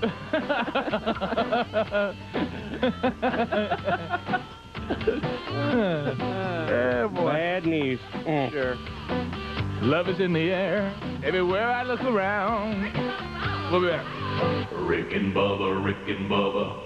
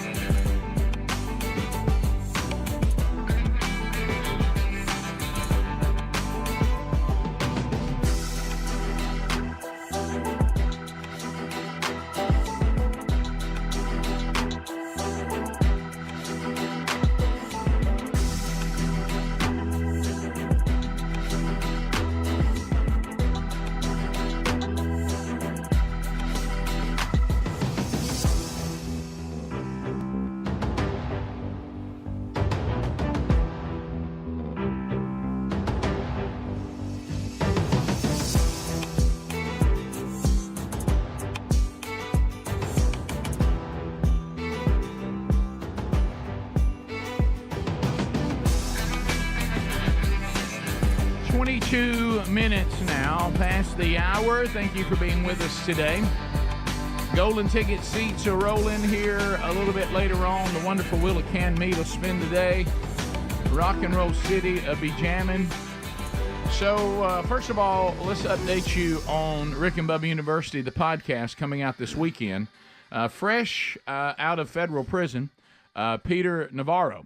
Our guest, he was a wonderful interview yesterday. I missed that. I know. I felt bad for you because I knew how bad you wanted to talk to him. The good news was, and I don't mean this negative, I mean this positive, we really weren't needed, either one of us. Peter had his act together. He knew what he wanted to say, and you will get plenty from Peter. He's got a new book, a new MAGA deal. And you can the new MAGA deal, you can get that at newmagadeal.com. And he lays out, he really focuses on what we've all been talking about. But he worked with Trump. He's been in his administration. He knows the good, the bad, the ugly, but he also is laying out that, like we have tried to lay out as well, we can't let the left continue on the track that it is on. We have to defeat them. He's saying some of the same things the others said about. One of the things he threw in is he said we got to vote early. We can't do that thing that we do so many times where we say, well, I'm a vote on the day of guy or woman. He said go ahead and vote early. You're gonna have to play the game they play better than them. And so, like in our state, do you're talking about voting absentee? I think he's talking about whatever you can do to vote, whatever's allowed to you to vote early, mail-in voting, absentee voting. Go ahead and do it. Yep. We've been hearing that because a lot of times by election day, it's already been won or lost. But he takes a deep dive into. He has like these 3 points that he makes that are kind of what holds up the administration that is Trump, and these are simple things. I mean, he's going. We got to get the border secure. We got to get out of wars that are going nowhere, and we've got to get our economy straightened out. And he said those three things everything else is secondary to that. Yeah, if you don't get those done. And Adler, you have an update? Yeah, from what I can see is many states allow early voting and in-person absentee voting, but Alabama does not offer early voting. New Hampshire does not either, but those are the only two states from what I can see. Everybody else offers either early voting or in-person absentee. Yeah. And he was speaking. Usually will let us vote absentee. I have several times. To the country, because he was talking beyond Alabama. He was saying if you got this in your state, use it. Use it. Yeah. And if you don't, then you can't. I know my parents absentee vote every time just because of their limitations. So yeah, I've done it several times because of our work schedule. Yeah, and that if you're in the media or working or need to be watching that, they usually let you do that. But there's something fun about going out on election day and seeing the mob. And visiting with everybody. So catch that. If you're trying to get informed about the vote or you're trying to say what's the plan. He can certainly speak to it, and he can speak firsthand on how the left will use every single weapon and agency that they have to come after you if you oppose them. So he'll bring that up, and you'll get his full story coming up this weekend on Rick and Bubba University, the podcast. Speaking of politics, in a bit of a surprise, I guess, sort of, Michelle and Barack have come around, and they are now endorsing Kamala, and I look at that as Michelle turned it down. Because they held back, they didn't endorse right out of the gate. Right. Yeah. And many people that you and I have interviewed on other Rick and Bubba University, the podcast, they have said that Michelle was the preferred plan. Some said, well, she's not all in on that. One says, I think she will be. But everybody agreed she was the plan, but there was some disagreement on whether she would take it or not, or desire to do it. And apparently she has turned it down because they're now endorsing Kamala. Well, as we know in politics, things can change very, very quickly. Oh, sure they can. I would not bet the farm that this is the way it's going to end up before it's all over. When you go to that convention, anything can happen. And I really think they're using this time between now and the convention to do their polling, to see how she's testing and see how the public is reacting to her out on the campaign trail. And if it's good, they may stay with her. If not, they may make a change. Yeah. But it's basically going to be an open convention because, most of those delegates were Biden delegates, and he's released them, but. That means they can do what they want to do, even though they said they're going to do this right now. They're not locked into it per se. Oh, of course. And also Kamala said she would like to take Biden's place on the debates that he agreed to and debate Trump. Please. Well, please let me have a look at that. I will say this. Trump, I think, lost the election on the previous election cycle. On the first debate, when he went out there and tried to run roughshod over Joe, thought that would trip him up. Mm-hmm. Now, we saw him take a much, I feel like, strategic, smarter Well, don't forget the rules. The rules were in place that kept him from doing it. Right. They gave him barriers that helped him. This time, he played that much better. Yep. He just let Joe show where Joe was, and it ultimately was the end of his campaign. Yeah. I know what we all feel about the VP, but you don't need to take her too lightly. No, I and agree. he doesn't need to run roughshod over. Stick to the issue, stick to the facts, and let her make the mistakes. It's a lot like we used to be in tennis. Most of the points scored in tennis was the other opponent making a mistake. As a matter of fact, 80% of the time, you just let them make an error. Yeah. And I think that's really what Trump needs to do with this and not think he's going to go in there. And don't underestimate her. She's been a prosecutor. I think she'll make her own mistakes if you just give her the opportunity. No way he does that. I know. If you will, I hope they have the same rules. I hope they have the same rules that they had with the Biden debate, don't you? Yeah, I do. I like those rules. It plays to Trump. Rick and Bubba, Rick and Bubba.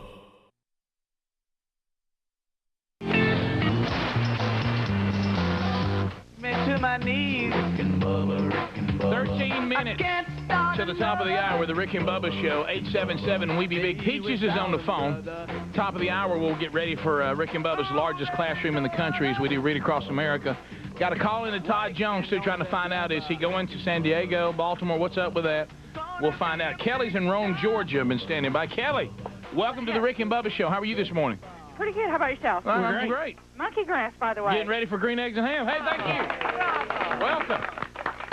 You know, it astounds me that these people will have wild animals in their, around their homes. There's a reason why they call them wild. Yeah. I mean, do you walk up to the fence and go, take somebody, this is my doe, and they rip your arm off? Well, what about, you realize how many horrible... Kelly, you just scared me. Yeah, me too. You realize how many stories we've done over the last 8 years that we've been together, going into year 9, how many stories we've done where someone's pet killed them or their kids because they had to have some kind of exotic wild pet. I mean... Snake or something. You know, what we pulled off with cats and dogs, I mean, we barely walk a rope with them. I mean, every now and then I'll go out in the backyard if haven't really had the food there at the right time every day. Yeah. And I'll walk out there, and every now and then, the chance of one dog give me that look like, I've still got carnivore teeth. I could go nuts on the dog thing is still kind of new. I mean, that's still a new curve. We're on there. The cats, that was back in Egyptian times. Yeah, but they worked that deal out. Well, so they've been around a while. Here's what I love the most. We go, okay, we've domesticated cats and dogs. Somebody says, well, I want something, but I don't just want a dog. I want one that might could kill me. I'd like to have now I'm going to create a pit bull. And then cats, they go, well, I've had fun with these cats, but I'd rather have a mountain lion. How about this, too? They go too far with it. The call of the wild. We saw again the other day, witnessed out my window, one of my bobtail cats. It wasn't Mavis, Rebate. It was her sister. Go after 3 deer and chase them. She attacked the deer, and they ran off. You believe that? I know. And they still got that, You can fill that bowl up with all the kitty food you want. And they still go out there. They've got to do it. Same thing. I watched Chance. Kill a bird in a minute. Chance of Wonder. I can't even walk. Now kill a bird. Yeah. Chance of Wonder dog. He'll dig up a chipmunk, take it, throw it up in the air, chase squirrels just because they want to. Cat comes around the area. Yeah. If there's not a good tree to get in, it's not good. Yeah. Climbing is a great getaway. Unless there's nothing to climb. Yeah, we were under attack by wildcats, and not a wild cat, but cats. Now, how did they look when you went over there?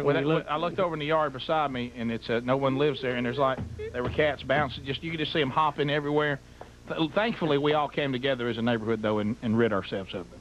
Good. No, but we sent them in alive. We didn't take them out. Well, there'll be some family that will want those. Some of them have, granted, some paintball smears on them, but I mean. Whatever it took to get them under control. Rick, sometimes a more unique color makes them all that more valuable. You ever tried to hem one up? Oh, if it doesn't want to be hemmed up, it ain't used to it. It's bad. Well, let me tell you. They go back to that call of the wild. The worst thing I saw though one time is, I had a bunch of trees cut out in my backyard. With all this great work we've done on it, it's gonna be perfect for the person who buys the house. Sure. But to watch a cat come over the dog. Go after it, and the cat think he knew where that tree was, and get over there, put the brakes on, and go, hey, where'd the tree go? Yeah. Because I've got away in this tree many times. Right, where's my tree? How come Roxanne took? Well, she's driving. She doesn't know about interest rates. What a bargain! But what about you run the numbers? Interest rates. You realize the interest rate's really all that matters. You realize right now what you could almost get $100,000 more than you could have bought a house for with those interest rates compared 10 years ago. I've run the numbers, baby. I know. Quit renting, D. John in Nashville. You talking about D flushing it? Oh yeah. Hey, can y'all hear the sound? Right down the toilet. You could own something for what you're renting right now. Yes, you could. Hey, if you had $300 equity in it, that'd be $300 more than you got. Oh yeah. John, Nashville. You can loan him some money. 104.5 WGFX. That's it. Well, morning, guys. Hey buddy, what's going on, man? My wife's got a friend. She went to a class down in Birmingham, and she made friends with this lady, and they got to talking and found out this lady in Birmingham had a black bear for a pet. See, why? Full-grown black bear. Why? I have no idea. What? Actually, she got married to a guy that had a black bear of his own. But the bear he had was a female. Ricky, has to be Center, Alabama. Ended up biting this lady on the shoulder because she got too close to him. Got rid of the female, but they kept the male. But John, they kept him outside. I mean, they didn't sleep with him or nothing like that. But, John, what neighborhood do they live in? Do you know? I'm not real sure. I know it's kind of on the outskirts there, but I don't remember exactly which town it was. Well.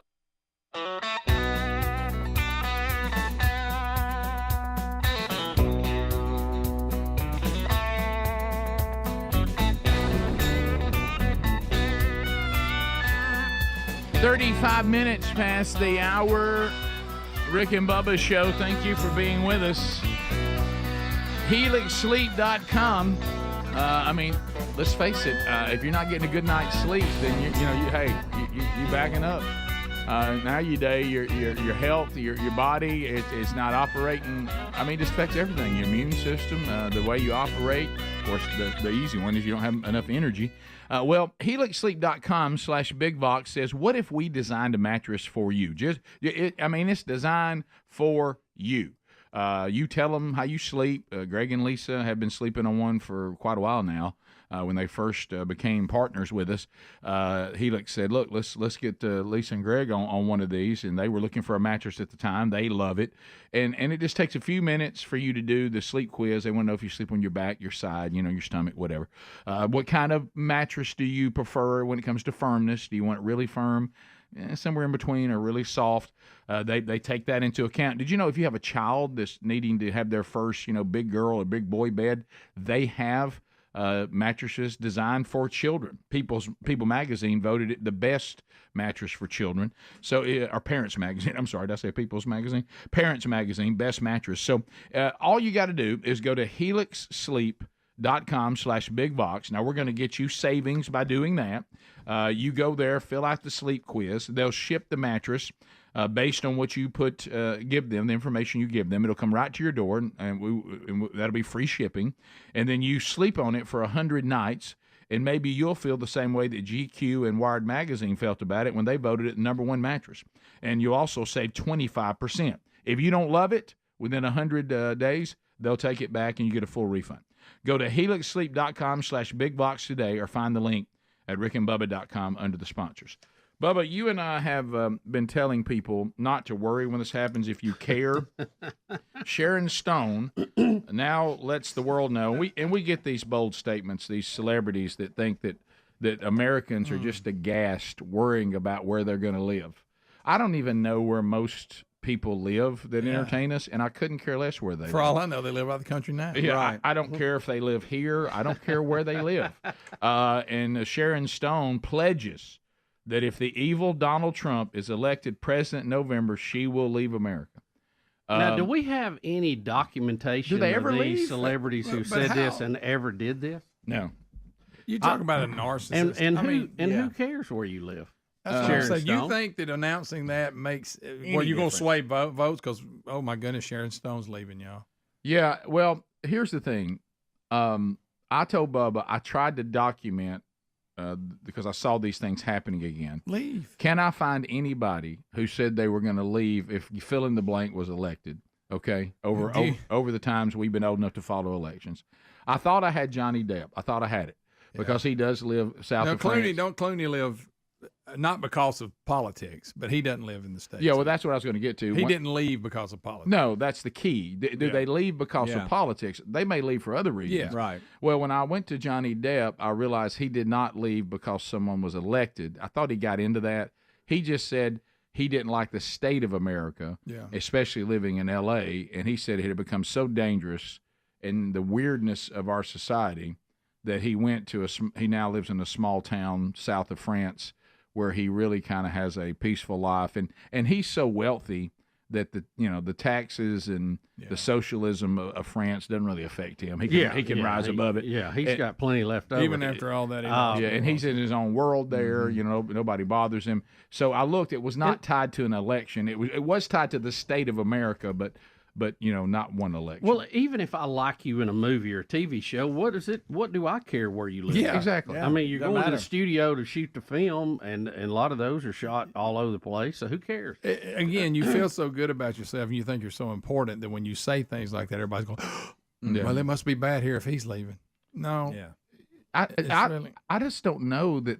I guess I tell you what makes me want to leave is seeing all that crap that went on in D.C. with the protests. Now you're right. Now See, that make you that want to leave. embarrasses me. Oh my Absolutely. gosh. Oh, I am embarrassed of the state of our country. Absolutely. And you and I have even talked about openly on the show, where can we go? And we haven't really found anywhere. Yeah, I know. Yeah, but I've talked to people who have gone to other places, and it usually doesn't work out as well as they pictured. Well, I'm afraid it goes Central America, various places.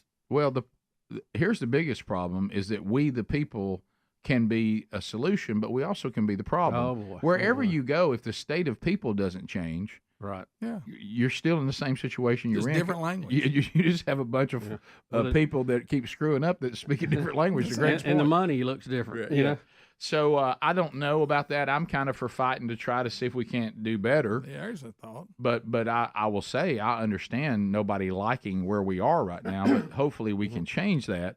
But the bigger point is what all of y'all are making is that a celebrity would literally think that they should publicly let me know because they think it might impact me. Well, their opinion's so important. Well, they're doing it for a couple of reasons. First of all, that shows that she's a true narcissist. All right. I mean, the other is it's all that little club of entertainers. It's like, see, look at me. We're the elite. We're the elite. I'm announcing this, and so it looks good to the other elite. So if I wanted to leave this country, people should think, wow, things must be bad. You're so brave to say that. Right. Oh, look at you standing up. Yeah.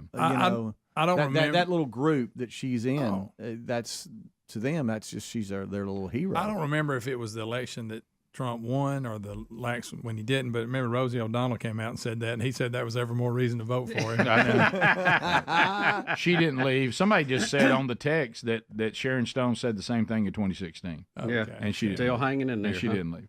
So I don't imagine know. that. And I'm seeing this one, Bubba. We talked about this yesterday. Did you know there is some poll out there that Kamala is leading Trump? Look, I don't doubt that. Right. I don't doubt that. Yeah. And it goes back to what we've been saying all along. Mm-hmm. You're going to have about 47% who are going to vote for the Democrats if Lucifer was running. Yes. Okay. Yes. And about 45% of the Republicans. That's why everything's fake. You got about 5 to 8% in the middle that will decide everything. Yep. And they are not ideology people. If they were, they would already be on one of the sides. Mm-hmm. So they're going to go with who they feel good with, who they like. They're going to give them a real thin test of, well, I like you better than I like them. They like Trump better than they liked Hillary. They liked Biden better than they liked Trump because Trump was mean. Right. And you gotta wrangle them in. So really, the campaigning should be after that group of people in a few swing states. They're going to decide it all.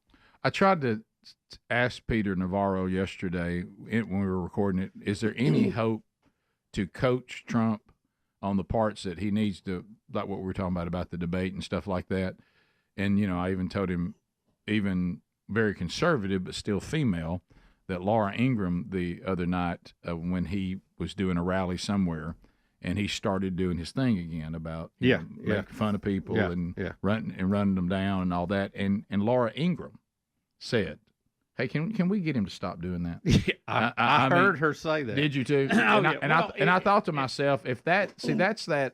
There's certain females they don't like that bothers them. Now she's still going to vote, but you could tell it was bothering her. But there's others, that does not have her ideological convictions that would easily float from one side to the other and think nothing of it. And that's the problem I saw, because she said it, and there's not a bigger defender of him out there. Right. So if it's bothering her, and you're right, she's still going to vote. But there's some it'll bother and they won't. That's right. You just got to play the game if you know what you got to do to win. I will go this far. He can't do it. And again, he's been president, so he knows I don't. I'm sitting here, and you see where I'm at.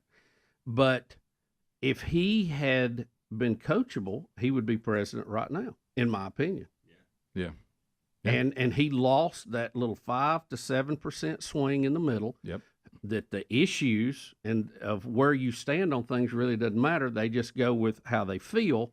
And that was not a good look last time for him. And I think he's done better with that now.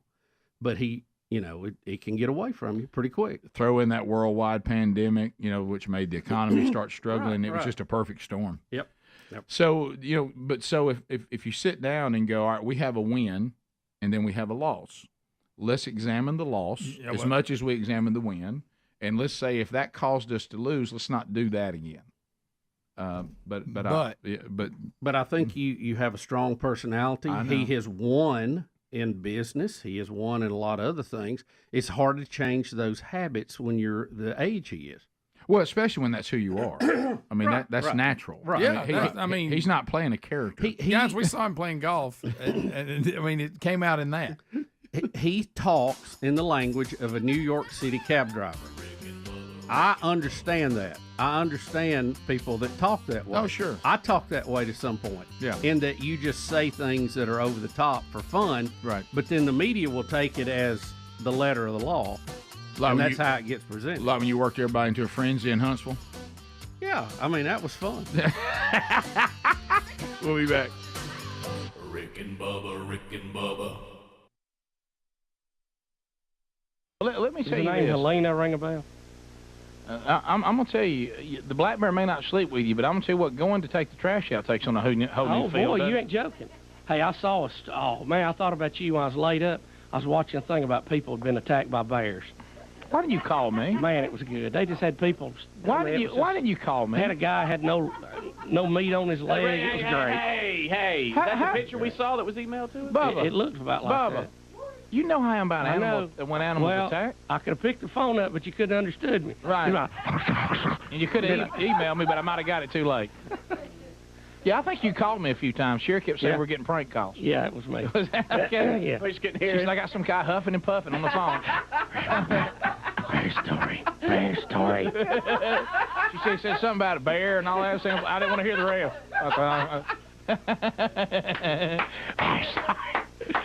Bear story. Let's go to Clarksville, Tennessee. Kevin, how are you? All right, how you guys doing? Kevin, good morning. Hey, look, when I lived in Cleveland, Ohio, I had a good buddy up there. For what I decided to get a pet skunk. See? Oh, no, see, you're kidding. I am dead serious. I kid you not. Now the thing is, when I saw it, I asked the guy. I was like, "Man, why did you get a pet skunk?" And he was like, "Well, it's just like a cat. We just clip the stink sack off, and it just runs around the house like a cat or a dog now." Hey, they're mean though. We had one get loose in our control room in Gadsden one time. Yeah, we did. Here's the remember thing. we like to never got him out of there. Here, it's just like he got up in the wires and dug up in there. How about it's like the taste like chicken thing? Well, if it's just like a dog and a cat, get a dog and a cat. Well, you know what though? I got one even better than that, and I hate to say it, but this is my wife, and I'm chalking this up to her being pregnant. My wife, for whatever reason, we have like a ladybug problem, and I killed the ladybugs, every time I see them. But then one day she saw me. She's like, "No, don't do that. That's my friend." And I looked at her like she was crazy. Like, "That's your friend?" She's like, "Yeah, that's my pet ladybug." Oh, they get in the house somehow, and every time they do, I keep them. Kevin, tell her, my gosh. Tell her they'll come back the next spring. Yeah, Kevin, wow. On the warm side of the house. Wow, I hope that baby gets here soon. Well, I hope so. Good luck. Rick and Bubba. Necessarily reflect those of Turner South or its parent, affiliated or related entities, agents, or employees.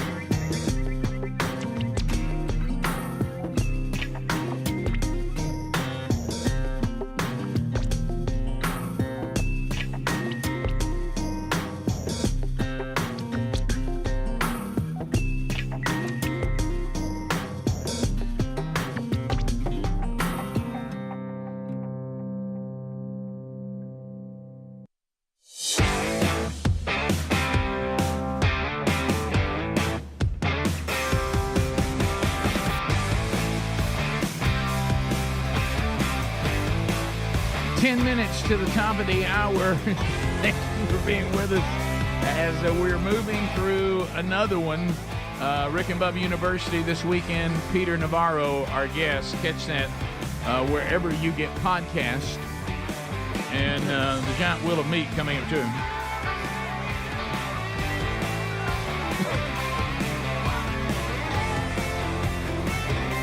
Bubba, let's talk about something that's a little more fun, and that is football.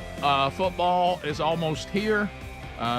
We are in our final month of this year that will not feature football. Yeah, next month we will have a football game in August. We will have football starting next month, and we're all excited about it. There's some odd characters that coach football, and very successful odd characters.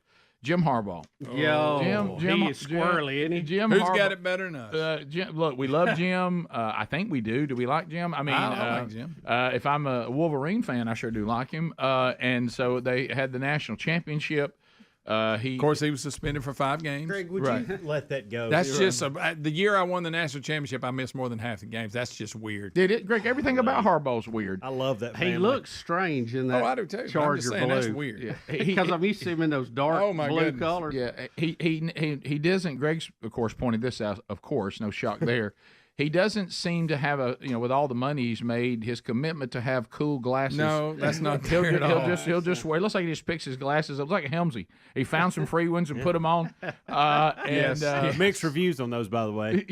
Yeah, got a lot of people going, "Hey, don't listen to them." You actually got some positive. I did. Oh, tortoise shell, baby. Which is not good because now I'm gonna wear them even more. No, you go right ahead and wear those. I meant to grab them a minute ago. I like the tortoise shell. Right. You keep wearing those, and you keep looking like somebody's aunt. They stretch across his head too. Yeah. They barely. Hey, let's get back to Harbaugh. Greg Helmsy walks in. Back to Harbaugh. Greg, Who's got it better than us? That's my aunt. She went through chemo.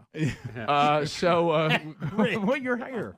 All right, so Harbaugh is now with the Sandy. What are they? L.A. Chargers. I can't get it. Yeah, they're L.A. now. L.A. Chargers. Back to the baby blue. And we've seen him do bizarre interviews. Well, here we go. The Charger press. They don't even know what to do with this answer.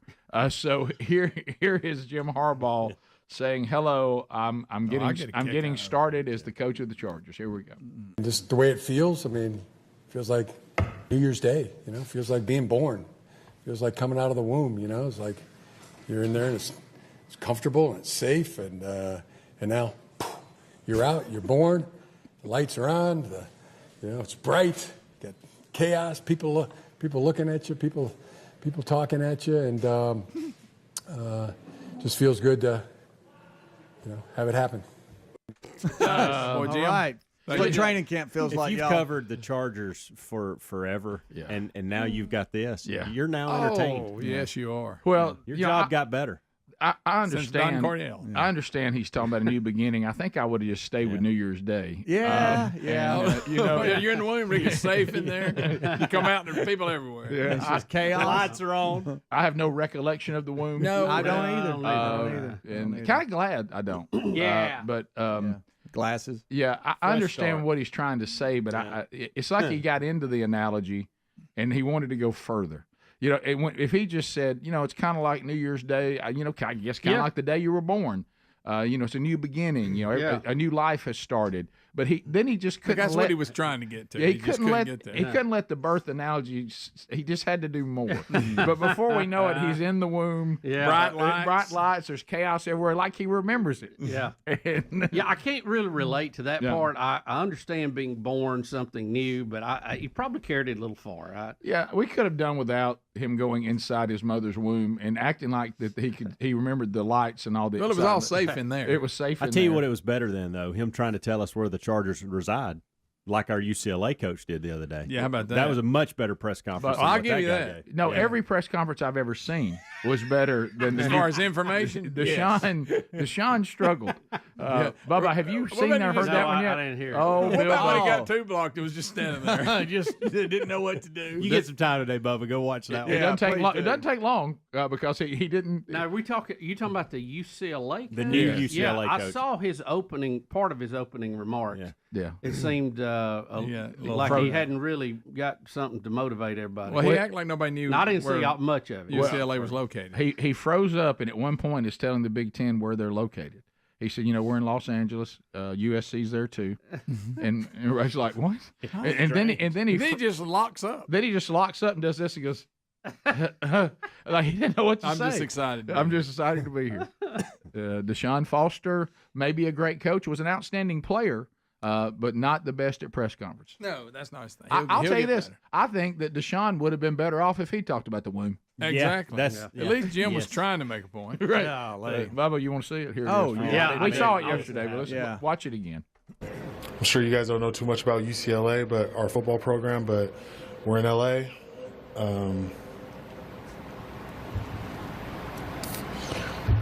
It's us and USC. We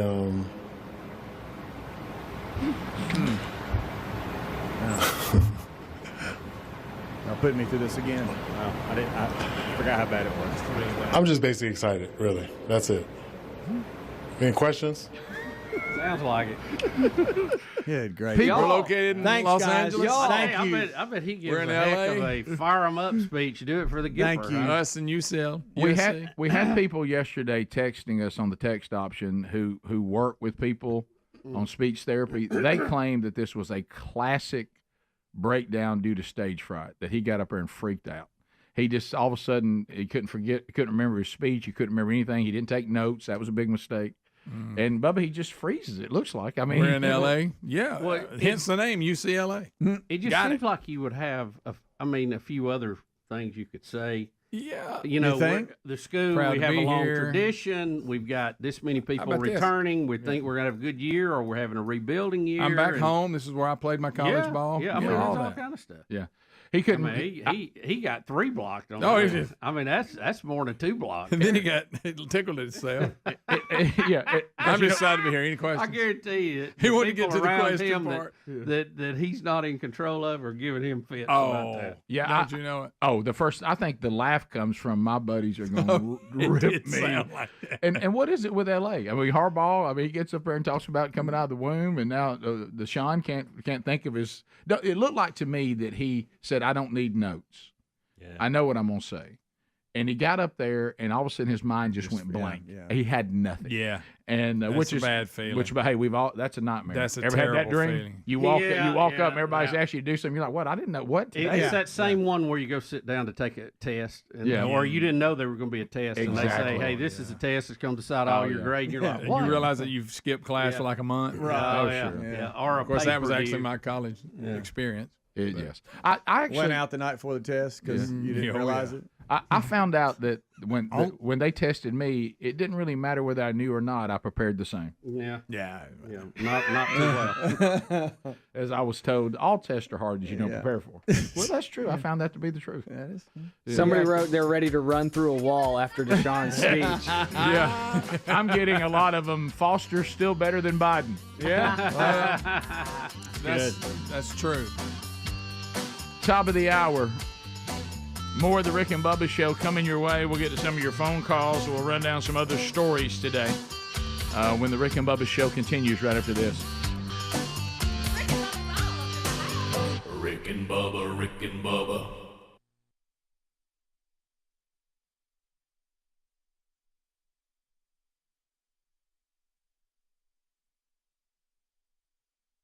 All right, who's this month as we reflect on the birth of our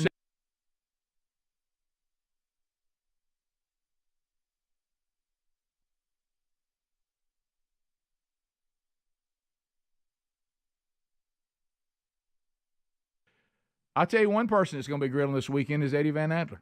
When I brought up Backyard Butchers today, he just started jumping up and down, waving his hands at me.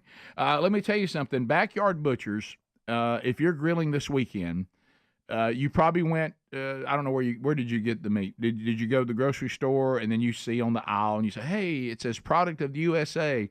All that means is it was packaged in America. It does not mean it was raised in America. You don't really know where it came from. But if you start getting your meat from Backyard Butchers, a Christian conservative Texas-based company dedicated to delivering the best deals in the market on high-quality beef from American ranchers and American farmers, now you'll know. You'll know exactly what you're eating. It's all born and raised in America. from ranches right here in the heartland. So they're going to be grass-fed, grain-finished. We're talking about also chicken. The chicken will only come from chicken farmers here in America. And you will taste the difference. Their meat is fantastic. We got a freezer full of it right now. So why don't you go to backyardbutchers.com and let's save you 10%. As soon as you order. Now, if you go ahead and say I want to be a subscriber, then you're going to get an extra 20% off the entire order. Okay, so go use the code Bubba. Go to backyardbutchers.com, save 20% off the entire order, and then I had that backward. Then an additional 10%. If you become a subscriber. So the 20% you're going to get. Then you can add another 10% if you, like me, and start subscribing. So free shipping will be part of that, too, if you become a subscriber. So go now, backyardbutchers.com/Bubba. Why don't you go straight from a ranch or a farm in America to your grill and enjoy the difference. Find out more by going to backyardbutchers.com/Bubba.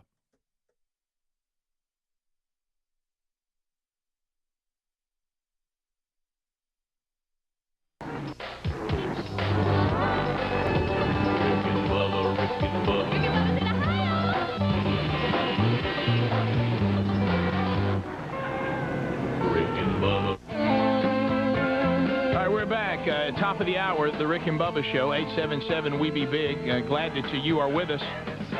We are getting ready. Everybody who followed our instructions, teachers, you know how important it is when you tell the children that we need to follow instructions. Hey, there you are. Do you? And now, that was so funny. You see now, we're already putting some of them up who are going to be involved, and we're strolling those across the screen right now. You just had a giant logo on your face. That's what was good.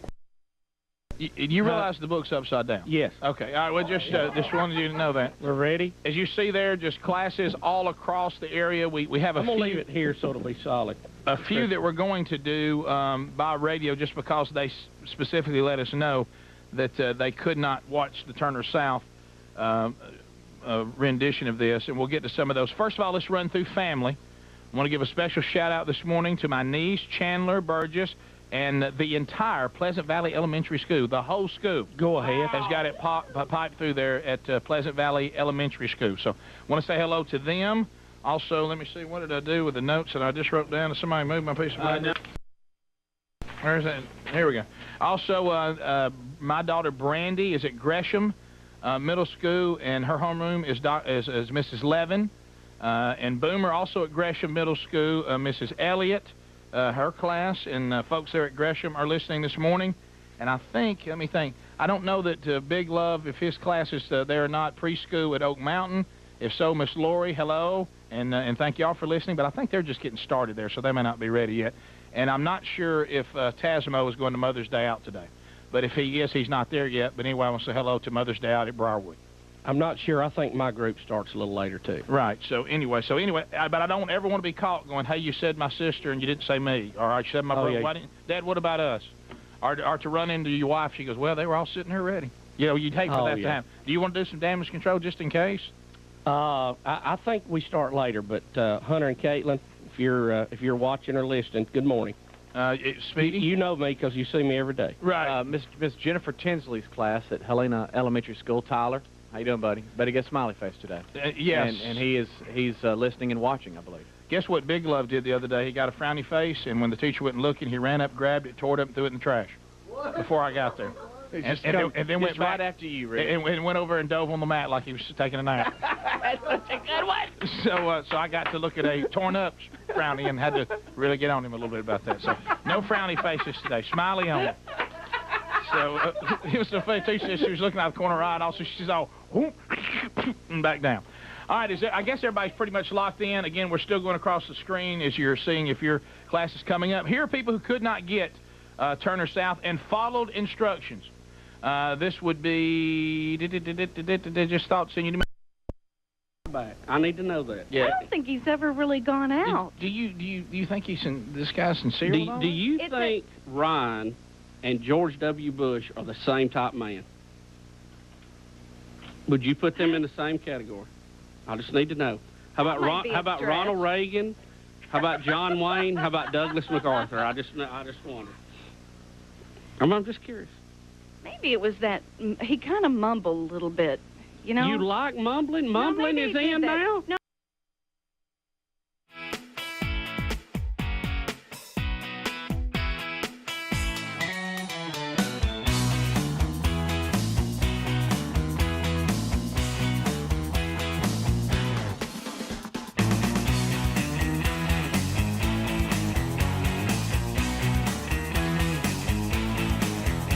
6 minutes past the hour. Thank you for being with us as we start a brand new hour. We'll get to some of your phone calls coming up a little bit later on. Rick and Bubba University, the podcast, out again this weekend. Peter Navarro, our guest. Catch that interview wherever you get podcasts. All right, so we hit a couple of these things earlier, kind of running down things that had happened since the last time we were there. The Barack and Michelle Obama endorsement of Kamala Harris, it was delayed, but it did come yesterday. We have a clip that you'll hear from Barack and Michelle Obama, them calling her. Is this what they're doing? They're calling her on the phone. So we will hear them in their own words. So here we go. Kamala. Hello. Hi. Hey there. Oh, hi. You're both together. Oh, it's good to hear you both. I can't have this phone call without saying to my girl Kamala, I am proud of you. This is going to be historic.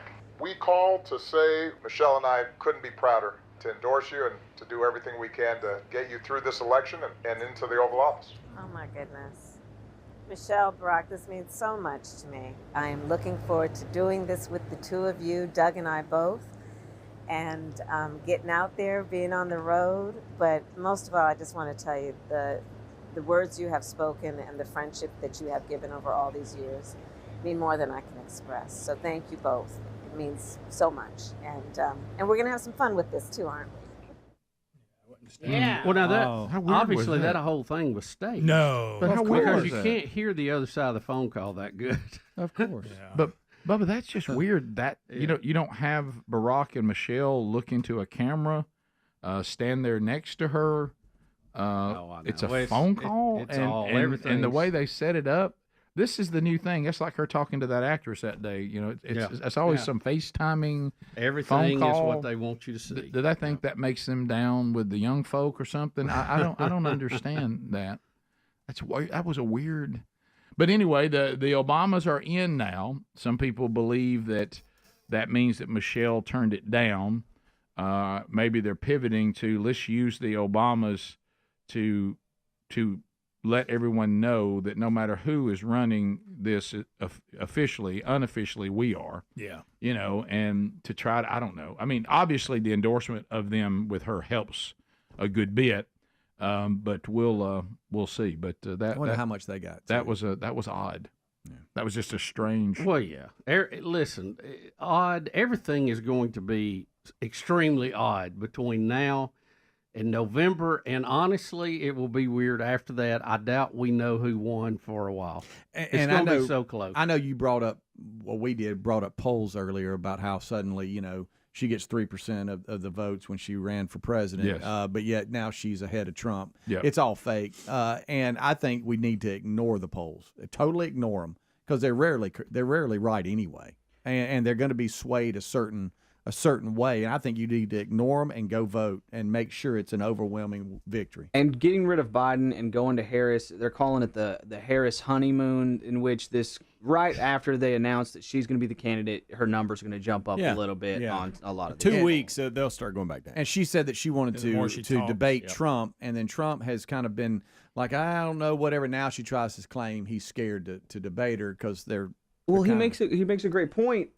We don't know for sure that she's going to be the candidate. Right. Yeah. And so, now at this point, you got to wait and see who the candidate is. He's already had to give one debate. Right. The more debates he does, the more he has to potentially lose and have one bad performance, and that loses it for him. Right. So I think that's smart of him to say, I'm going to wait till it's official before I agree. Y'all decide who I'm running against, and then I'll debate. If I'm talking about that, let's just say this is on the other side. Let's say this happened to the Republican Party. Something happened with Donald Trump, and he can't run anymore. I would be very frustrated with my party if they just said, hey, here's who it's going to be, sorry, go vote. Mm-hmm. That'd be very frustrating to me. If you're a Democrat out there, I'd be very frustrated with how this is all played out. Yeah. They're just so happy to have Biden out of there. I know. And they could not defend him anymore. They're just so much so they threw out democracy. Yeah, well, they're just ecstatic they have anybody right now. You weren't here yesterday, but did you see any of Biden's goodbye speech or whatever that was? I saw just not all of it, just a very small clip of it, and it was that bright-eyed Biden again. Oh, yeah. He where he didn't blink at all. In the one, I mean, I thought, did I blink and miss him blinking? He really had. How can you keep your eyes open that long? Well, there's ways to do it, I guess. But it was just we played clips yesterday. But it's also going to be fun, I think, with Kamala. Cut 6. No, I'm sorry, not cut 6. There it is. Cut 4. I've seen some of these. Believe it or not, I even saw the Daily Show, which was kind of shocking. Do one of these. Helmsy, you love this show. But this one's that's not that. This is Blaze TV. Oh, okay. But what I'm saying, I've seen a similar bit that shocked me. Now, Blaze TV doing it, that's not shocking. Them making fun of Kamala Harris. You expect that. But I was surprised that the Daily Show did one, where they're talking to the person that gives her the word salads and just teaches her how to take words and build them. It was really funny. But so here's one from Blaze TV called Veep Thoughts. Here we go. And now, Veep Thoughts by Kamala Harris. We all watched the television coverage of just yesterday. That's on top of everything else that we know and don't know yet, based on what we've just been able to see. And because we've seen it or not doesn't mean it hasn't happened. But just limited to what we have seen. I mean, that's a deep thought. This has been Veep Thoughts by Kamala Harris. They're doing the Jack Handy thing. They're doing the Jack Handy thing. Good. I applaud that. That is good. Well, we're going to get plenty of that. I mean, we're going to get a lot of it. And here's one. Let's look at 7. So video 7, the thought is, and I've heard them actually say this, the strategist for the Democratic Party, we got to get rid of the old man that's falling apart. When we bring in Kamala, no matter what you think about her, this will ignite certain groups that are always with the Democrats that we were losing, including especially black women, but possibly black men and women, because we're starting to lose the percentages we normally have, because nobody likes to not be able to afford their groceries. It really doesn't matter what color our skin is, and they don't really like feeling like our society's more dangerous because we don't have a secure border and things like that. But anyway, here is actually a group that you would say they're not turning toward the Democratic Party, that Kamala is not helping. So here we go. I genuinely find it funny how so many black people are Democrats, but y'all don't even know the true history about the Democratic Party. Correct. How the Democratic Party did not even support integration. They supported segregation. How the Democratic Party did not even support civil rights. They opposed it. The fact that when those crosses was being burned in our family members' yards and our ancestors' yards, it was the Democratic people that supported this party. Their name was also called Dixiecrats. But let me just sit back and continue to watch my black people be slow, not be intelligent, and move off emotions. But keep going on and be a Democrat. They gonna hold you down even more and just give you food stamps and tell you a black man don't need to be in the household. That's pretty clear, and a lot of truth in that. So I don't know how much of that will resonate, but it seems that some of it is. But we'll see. Let's chat with America, find out what's on your mind. Our first check-in with you today. 866-WE-BE-BIG is our number. All 10 lines are now made available for you. We'd love to find out what is on your mind when the Rick and Bubba show continues right after this. Rick and Bubba, Rick and Bubba.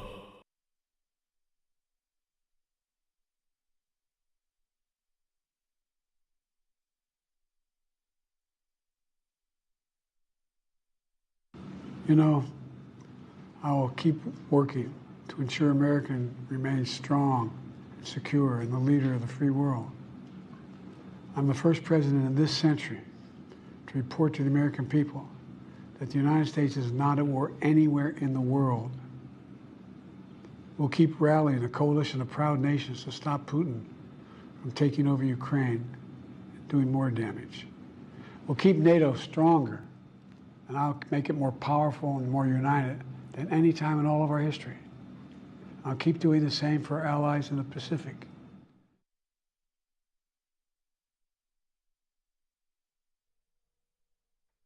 I can't help but notice that every region of the world that he mentioned is absolute chaos. Couldn't help but notice that. Thanks for watching on YouTube. Be sure to like and subscribe and hit the bell for notifications. You know, maybe that's what bothered you a little bit. Too much poetry, not enough manly man stuff. You're probably the same He didn't give anybody a high five the whole time. I never saw it. My wife would have a guy like Ryan. She would run him like there was no tomorrow. She'd have him waiting on her hand and foot. He would be a pathetic. I mean, you know what I'm talking about? He would get destroyed by my wife. I mean, she'd have him out there in the yard every single day, doing the housework. Wait a minute, that's me. All right, so let me get back to that. We'll come back. Let me get back. Taking care of the kids. Wait a minute. Yeah. All right, let me get back. My gosh, boy, if it can happen to me, was it because he was hot, Roxanne? Was that it? I mean, she never got me hot. Six pack. Was that what it was? They were both hot. He could have spoke Greek, and it'd have been good with you, right? Rick and Bubba, Rick and Bubba.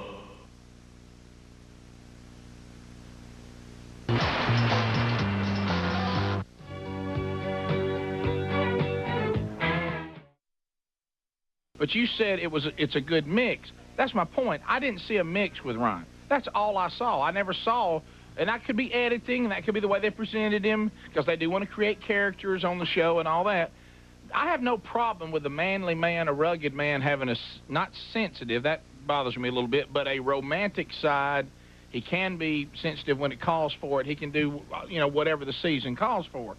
But I didn't see that with Ryan. I saw him as completely one way, and he came across as at points insincere because it was just so over the top. Somehow overact. Yeah. Oh yeah. And kind of like Jim Carrey. Yeah. And then and then there were times he came across as insecure and almost pitiful. And to me, my wife told me confidence is one of the most attractive things a man could have. What was that? What was the movie that the model played the devil? What was her name? We saw it on one of our cruises. What was the name of that? I don't know the name of the movie, but I know what you're talking about. Bedazzled. Okay, and the guy kept making his way. And one time he went to the sensitive guy. That's what I felt like I was watching. That's it exactly. Well, but see, he's got to be rugged. He's got to be a manly man. He's a firefighter. He goes into burning houses. Well, we're gonna ask some of the. We're gonna have a fire. We didn't see it. Rick, next segment, firefighters only. How many of y'all are sitting around the firehouse writing haikus? We need to know. That's right. We need to. I'm just shocked at this. I had no idea that everybody in the whole world was pulling for Ryan. I just had no idea. Well, I don't know if they were. I mean, a lot of people love Charlie. It's Ryan or nothing. All right, let's hear Ryan asking Trista to marry him, and then we'll hear. How about it was a good proposal? I'm not knocking that. Sherry. I bet Bob's would have been better. Sherry was making fun of Ryan right up to the proposal, and then he made her cry. And so he eventually even got to Sherry. So, I mean, I'm not saying he's not effective. I'm just saying it's just, hey, how about this? Obviously he's effective because he won. And he's sitting up there with her right now on Good Morning America, and Charlie's got to come out there and eat crow after telling the world he was the one. So, Trista, Nicole, Ren.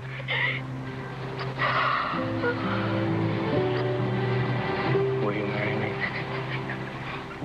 Oh, I just think that's adorable. That was, what did he say? That was, I couldn't hear him again because he's a low talker. But something called her by her whole name. Something, Nicole? Will you marry me? Will you marry me? Will you marry me? I thought it was I thought I missed part of a speech everybody was fired up about. All he said was ask her if she'd marry him. Well, but after that, he started talking about,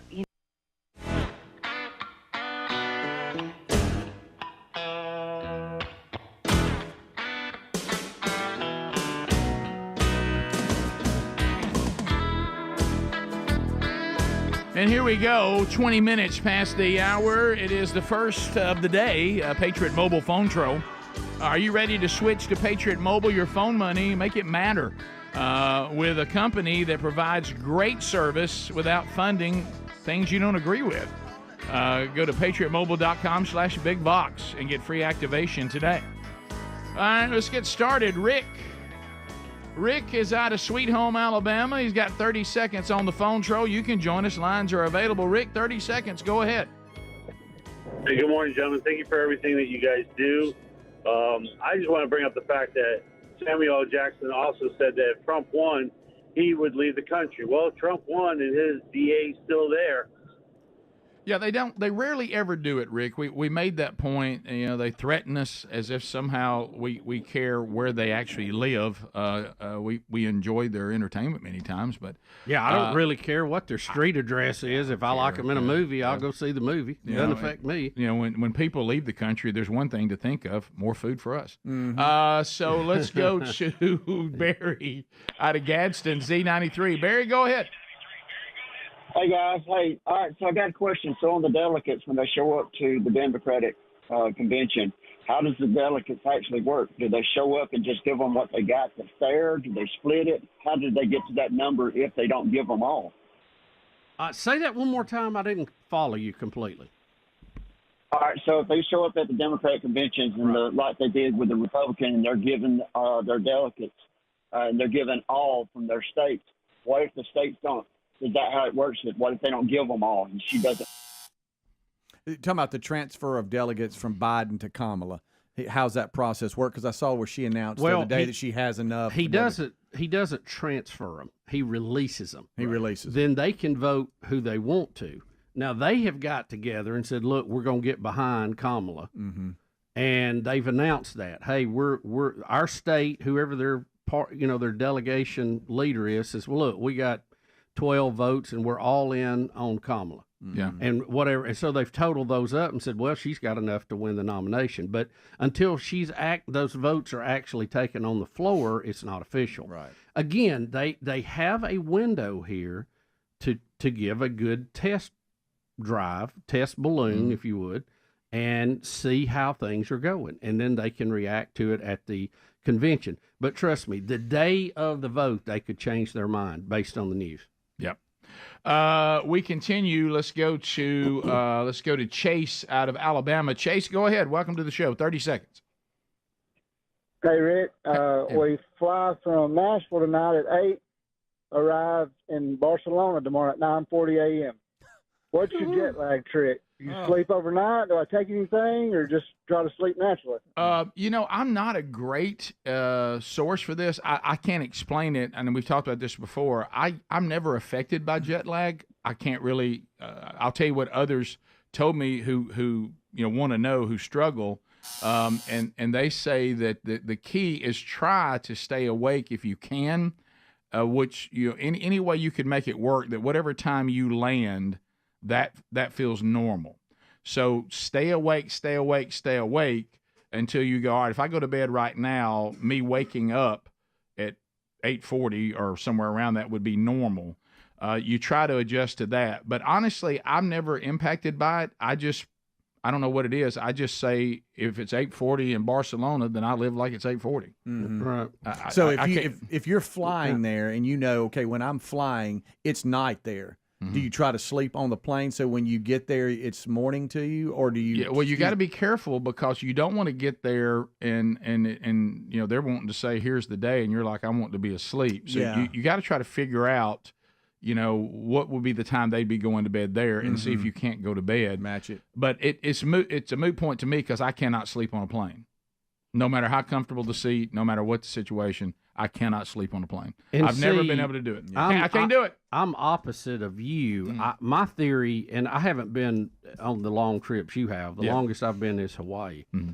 But I try to sleep as much as I can. Then I'm awake when I land, no matter what the time is. Yeah, and then I get on there. Unless you're with me, and I won't let you sleep. Right. Yeah. You try, but I can usually go back to sleep pretty quick. Right. Yeah. That game I'd play with you, I'd ask you questions when I know you. Where you have to be careful is going to sleep so quick when you take off that you wake up wide awake when you really need to be sleeping and preparing for what's ahead. And now when you get to 8:40, you're back asleepy again. So I don't know. I've never been able to sleep, and I just adapt. But I know that's not good advice. I've been sleep deprived so much for so long, I can just sleep anytime I need to. Brian in Alabama. Brian, go ahead. Good morning, gentlemen. How y'all doing? Good, Brian. Bring it in. Hey, buddy. Hey, look, I was calling is your the best ofs about the deer. All right. Well, my deer lives in my house. It's a sesame seed. The mother got killed on 4/31 here, and I bottle fed it, and it stays in my house. Right now, it's still there. Don't say that. Yeah, he's got his own refrigerator. He eats carrots, apples, and then I feed him a little bit of corn. Stop. What's his favorite TV show? Slow down. Slow down. All right, this is the weird thing about all of our flashbacks and archives. Yeah. We literally are commenting on two different shows. There's the one that's live, and then we're commenting on old shows. You must have seen something about a deer. I don't even know. But you have a buck that you have bottle fed that is in your house? Yes, sir. Yes, sir. How old is the buck? I didn't know on your I can send you pictures, but I don't know if you can get them on your text or on the text. Yes. Y'all get. Yes, please do. I need to know more things. How old is the deer?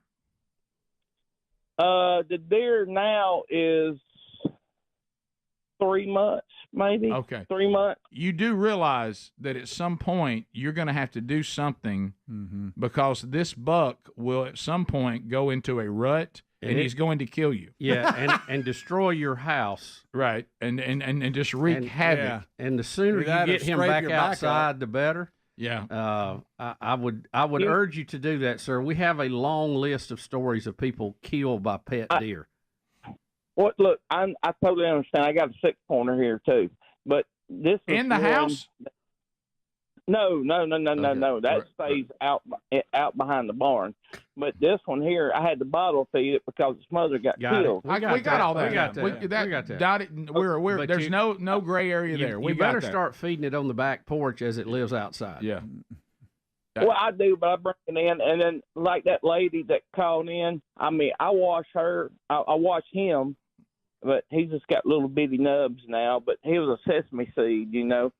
And I don't know what. But anyway, I just thought that was so cool. You know, sesame seed. You know, where they got spots on them. You know, that's just called a fawn. Yeah. Right. So you're right, sir. Did you hear us say that there is a long list of stories we've done over the years of people killed by pet deer, especially the bucks? I've been with y'all since 1999, every day. On the weekends and everything, so I got all the stories pretty much since '99. But whenever she called in, I was like, they're going to get a kick out of this because this ain't no lie. Okay, right. You got a plan. You're just saying it's unique, and you're. I bet your situation will end up different than all those rest of those. Let me write this down. Yeah. Brian in Huntsville. Yeah, I think was the name. Yep. 6 point in a fence. It's behind the barn, though. But little buck in the house eating out of the fridge. Right. Send us a picture. Right. All bucks, neither does. Yeah. Just get it outside for the first rut. Oh, boy. We'll be right back. Rick and Bubba, Rick and Bubba.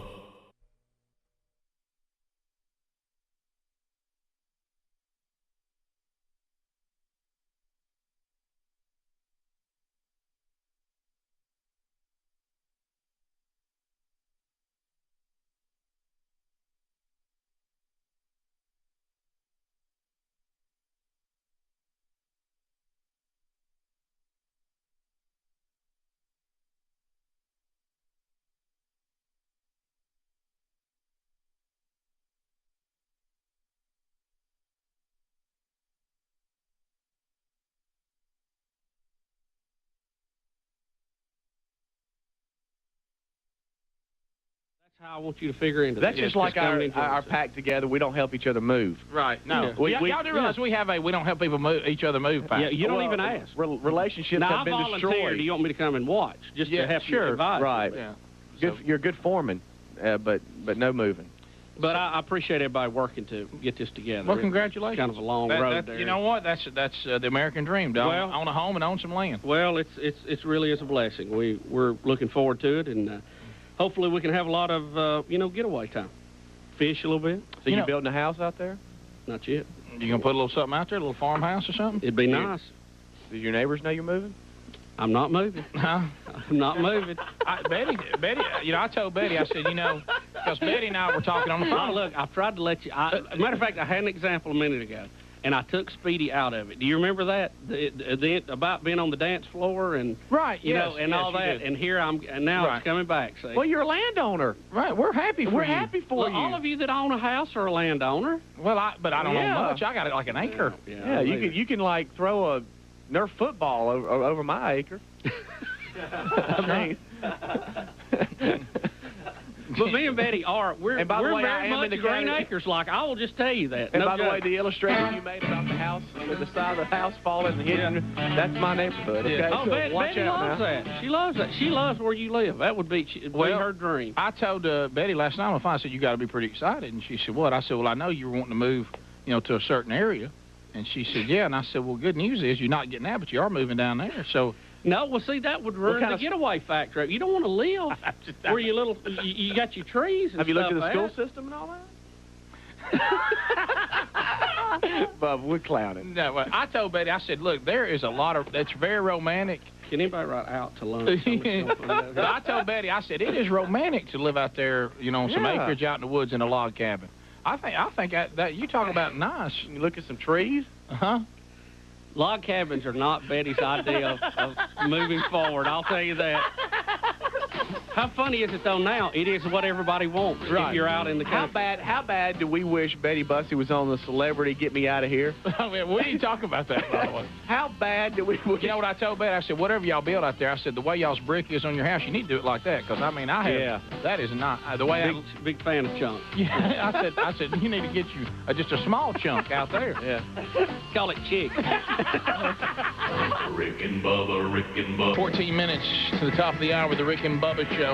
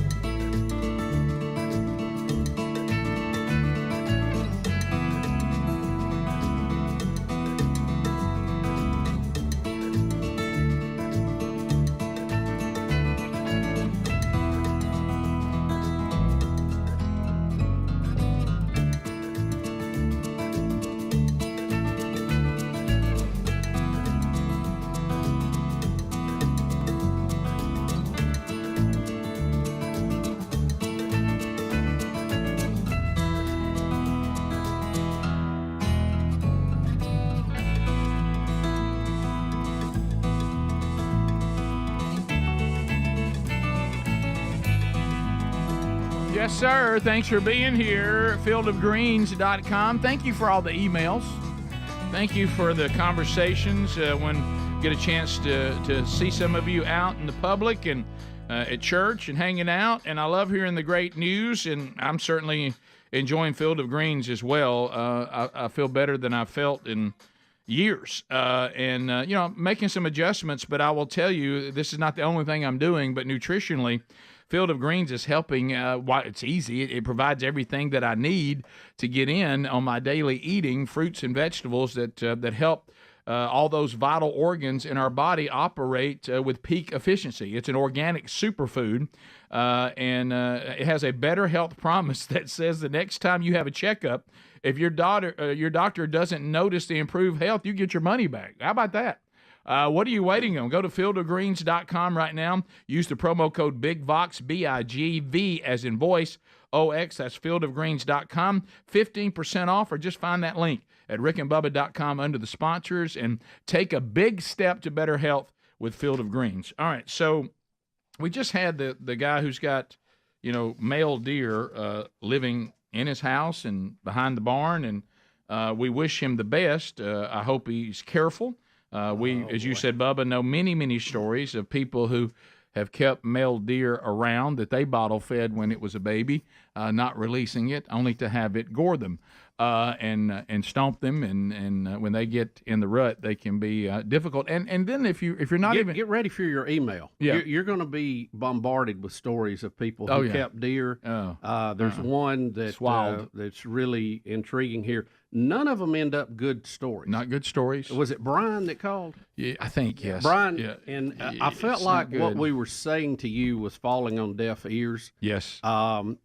That you just were, it was kind of flying right by you. That deer will be dangerous to your life in a very short amount of time. Well, he's got a 6-point back there. He does. It really doesn't matter how many points he's got. No, what I'm saying there. is he's been around a male buck, so maybe he just thinks he knows how to handle it. Well, let me go back to this again. Well, everybody did that died from the goring. Well, even none of them ran up to somebody who had nothing to do with the deer and said, "I think I'll gore you." You know, I mean, it wasn't none of that. They were all pets. They were all feeding them or had them around their house. Well, even even Gary told me he has kept deer that he found that the mom had been killed or whatever by a vehicle or whatever. And he said the other thing you got to think about, he said, A, the bucks became dangerous when they went in the rut. And he said, B, even if they don't get you, they get so crazed that many times they'll run themselves into the fence and break their neck. Yeah.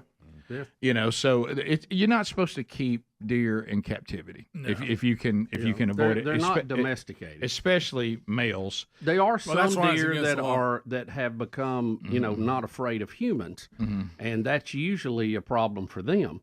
But it's just, I'm telling you, Brian, be careful. Yeah, Brian, don't have it kill you or kill itself. Release it so we can shoot it. All right, so.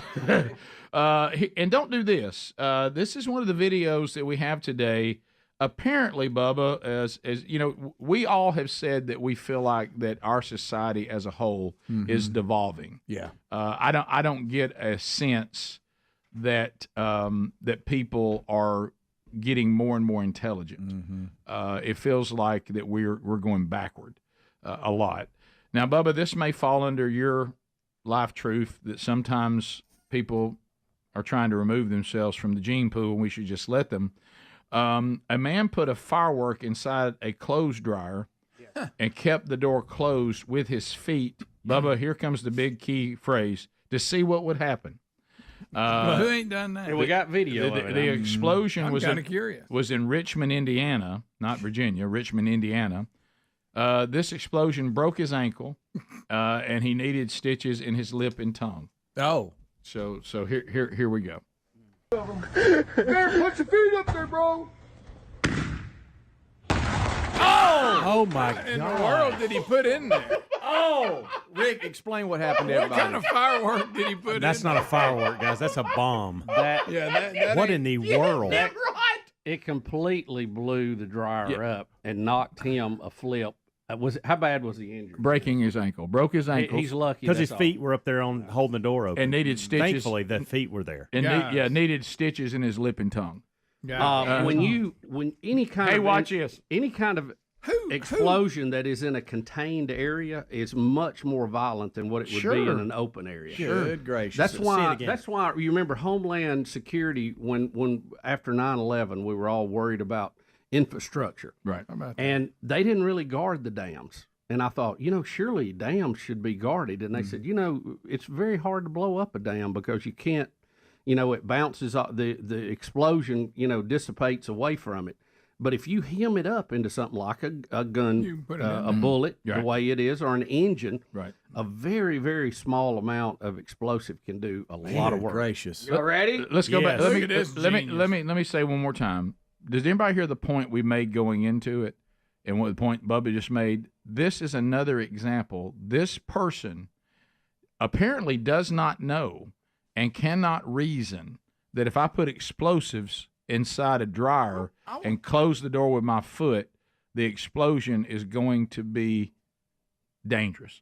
Yes. He has no idea. What was it he put in there? Do we know? A firework or something. I think a firework, like One one of of them them show good enough good ones. Like an M80 or What something? I would have No, done. I'm talking about the kind, we said, that you put in the tube. Poof. yeah, that you can find, okay. right Yeah. now, especially if You you're in the drop right. the little round with the I think a fuse. smaller one in a confined area will do that. It wouldn't take a whole I lot. would starts have going. put it in there and then backed up and watched Yeah, it. but what I'm saying, it's not a firecracker. Right. I mean, those kind you can get at the. I mean, you can readily buy. You've seen what an M80 does to a Oh, sure. mailbox Oh, or yeah. a toilet or something. Same type thing. So here, Cherry I bomb. think you're right, by the way, that it's a mortar because there's a small pop at 1st, and you know how those mortars have the launching charge to Yep. get it up in the air, and then the big explosion. like Greg said, the ones that have the round balls and you drop them down in the Yeah, tube. yeah, That's yeah. what he's put it in there. Wow. There, put your feet up there, bro. Oh my gosh! Hey, guys, that hit him right in the face. I was going to say, can you slow that down? Yes. All right, good. Bubba. Because I think, to your point, the front, You're right. the You hear front, it launching. the front frame does hit him in the face. I think. Yeah, it does. Of course it does. He had to have stitches. Broke his ankle. Don't miss that. Greg, I've just noticed something. He looks like you, Greg, a little bit. Looks like me. He does look like Greg. A little bit. All right, so we're going to hear. Okay, there's charge number There's one. charge number one. Is he acting like Greg? Is it? Yo, Watch him. Oh my Bubba. yeah. Bill Bubba busted. I mean, That broke his jaw. look, this is that situation where the gene pool will eventually decide to clean itself up. Yes. You know, Yes. Wow. Hello. I'm sorry, it's just physics. How about the first little pop like Adler was talking about? He thought, oh, see, this is gonna be cool. All of a sudden, that next one, boom! It destroyed the washing machine. It Yes. destroyed it. It destroyed his chin It too. destroyed his ankles and his mouth. This is probably Dryer or whatever. I've seen a lot of them. This is probably current time the best hold my beer that I think I've seen. Yes. Yeah, I mean recently. There's some in the past that are really good, but recently, You know, it used to be watch this, now it's record this. Yeah, correct. Yeah. I was watching it hit his face, but watch those ankles. Yeah, his ankles are you trash. talking about the broke ones? Yeah, Yeah. they look like they go the wrong way. Oh my goodness! I'm gonna tell you something. If What do you those think his ankles, friends if those ankles are not up there, he may not be with us today. Yeah, It could have taken his head off. Because that would have been like a weapon. Yes. That door flying right into his body, probably decapitated. He might cut his head I off. mean, seriously. Rick, what few brain cells he had, he's dead. He lost a couple more. Back to the original point. Never at any point did he or any of his friends say, "I don't know about that." I don't know. Hey, Hey, we watch know out. to rethink I think that. that might be dangerous. Hey, let's Google that. I didn't know when I was a stupid little kid, and Greg loves to tell this story because it went poorly. Yeah. I just put your basic Black Cat firecracker in a Coca-Cola bottle, Yeah. and it just pow. I mean, it blew it up everywhere. Shrapnel. Got in major trouble for that. Big trouble. Right on the back porch. Remember that? And then my sister fell out the back porch in the commotion and cut her face because now the sliding glass door is open because I'm getting in trouble. Was that worse And than y'all my setting little the woods toddler on? sister fell out. Was that worse than setting the woods on fire? No. No, the woods no, on no, fire no. was Woods terrible. on fire was by far the worst. I don't even play with matches now. That was bad. Dad I'm was just a talking town fighting a Yeah. fire. Yeah, I was just levels That's of not getting good. in trouble is what I was looking at. No, Is that when he told y'all sit on the couch Yeah, and he not didn't have time move, to get and he left and y'all didn't move? We never moved. He just probably sat- didn't get home to 10 o'clock at night. We just sat there and watched T-Hall. There was nothing we could do. We wouldn't have changed that channel for anything. Nope. He might somehow know. Yeah, Right. It was horrifying. Him around in the corner in that leisure suit that was just hanging on, Towel, and out there I'm filling fighting up a fire. bucket of water, and he said, "What are you doing? Filling up water for what?" And he had that old look. What? The fire. And then he looked up that yard and saw that fire, and he put that fire out in them brogans in that leisure suit. Yeah. God, he was mad. Yeah, he's mad. At one point, I know it's not true. It seemed like he had neighborhood kids in each hand. Yeah. Like in bushels, not just individuals. Like a chicken catcher. Right. We'll be back 15 minutes to the top of the hour. We're all learning a lot today on the show. Yep. I hope we're learning. We'll be right back. Rick and Bubba, Rick and Bubba. Still haven't talked about the "Hey, I'm a celebrity, get me out of here" deal, and what I consider Melissa Rivers to be the most hypocritical statement I think I've heard in a long time. Wait, Rick, player drop. Okay. This is so funny. Do y'all realize what Melissa Rivers? So y'all do know who Melissa Rivers is, right? Her and her mom have made a career of ripping everybody to death. Right, to shreds. Okay. I had it in here. How do you? Sure. Let me see.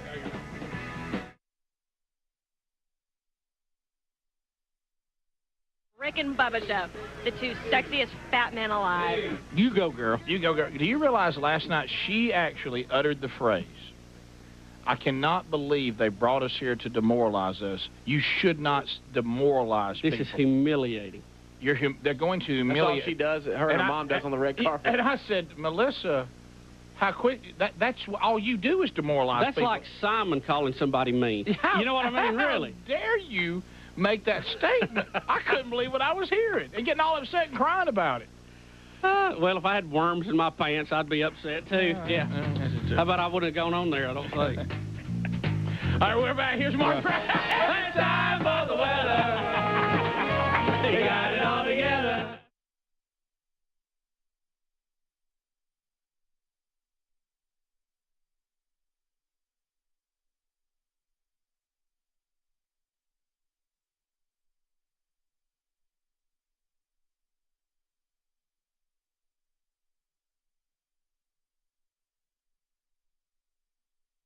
Bubba, and Bubba, Rick and Bubba. They all up in the house.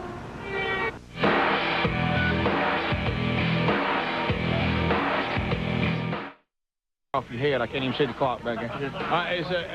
As we come back, shine right there. As we make our way back, hey, it was good to see your granddad yesterday on his birthday. We got to have lunch with him. Speaking of the shine, it runs in the family. Did you see? Yeah, well, yeah, but you know what? Your granddad, man, he's got it.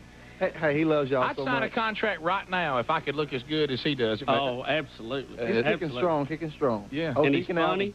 Funny. Yeah. Now, I noticed that your family won't let chicken go to waste. Hey, I tell you what.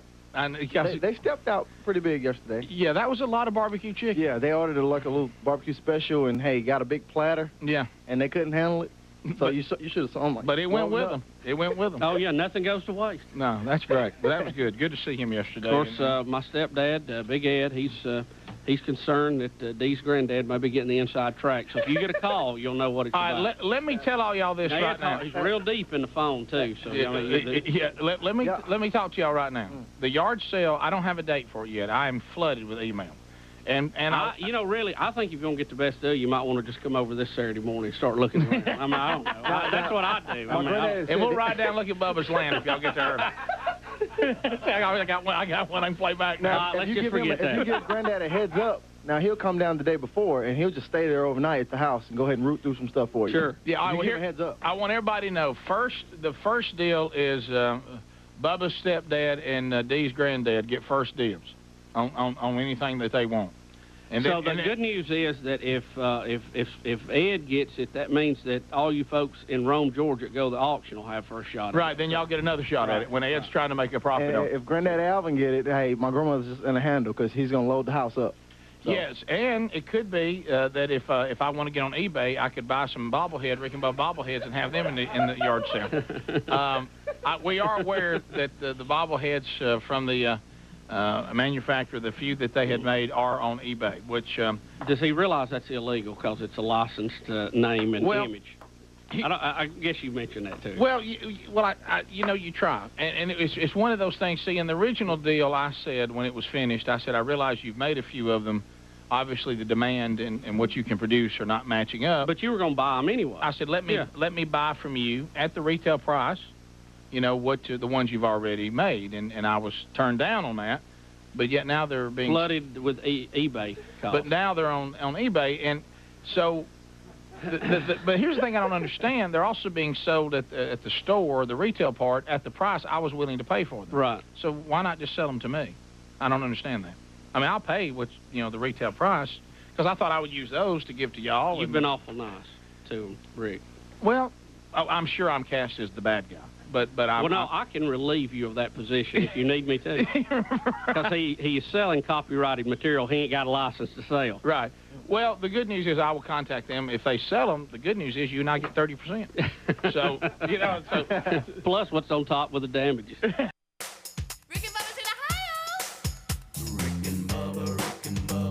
Pass the gravy, please. Ooh, it brings me to my knees.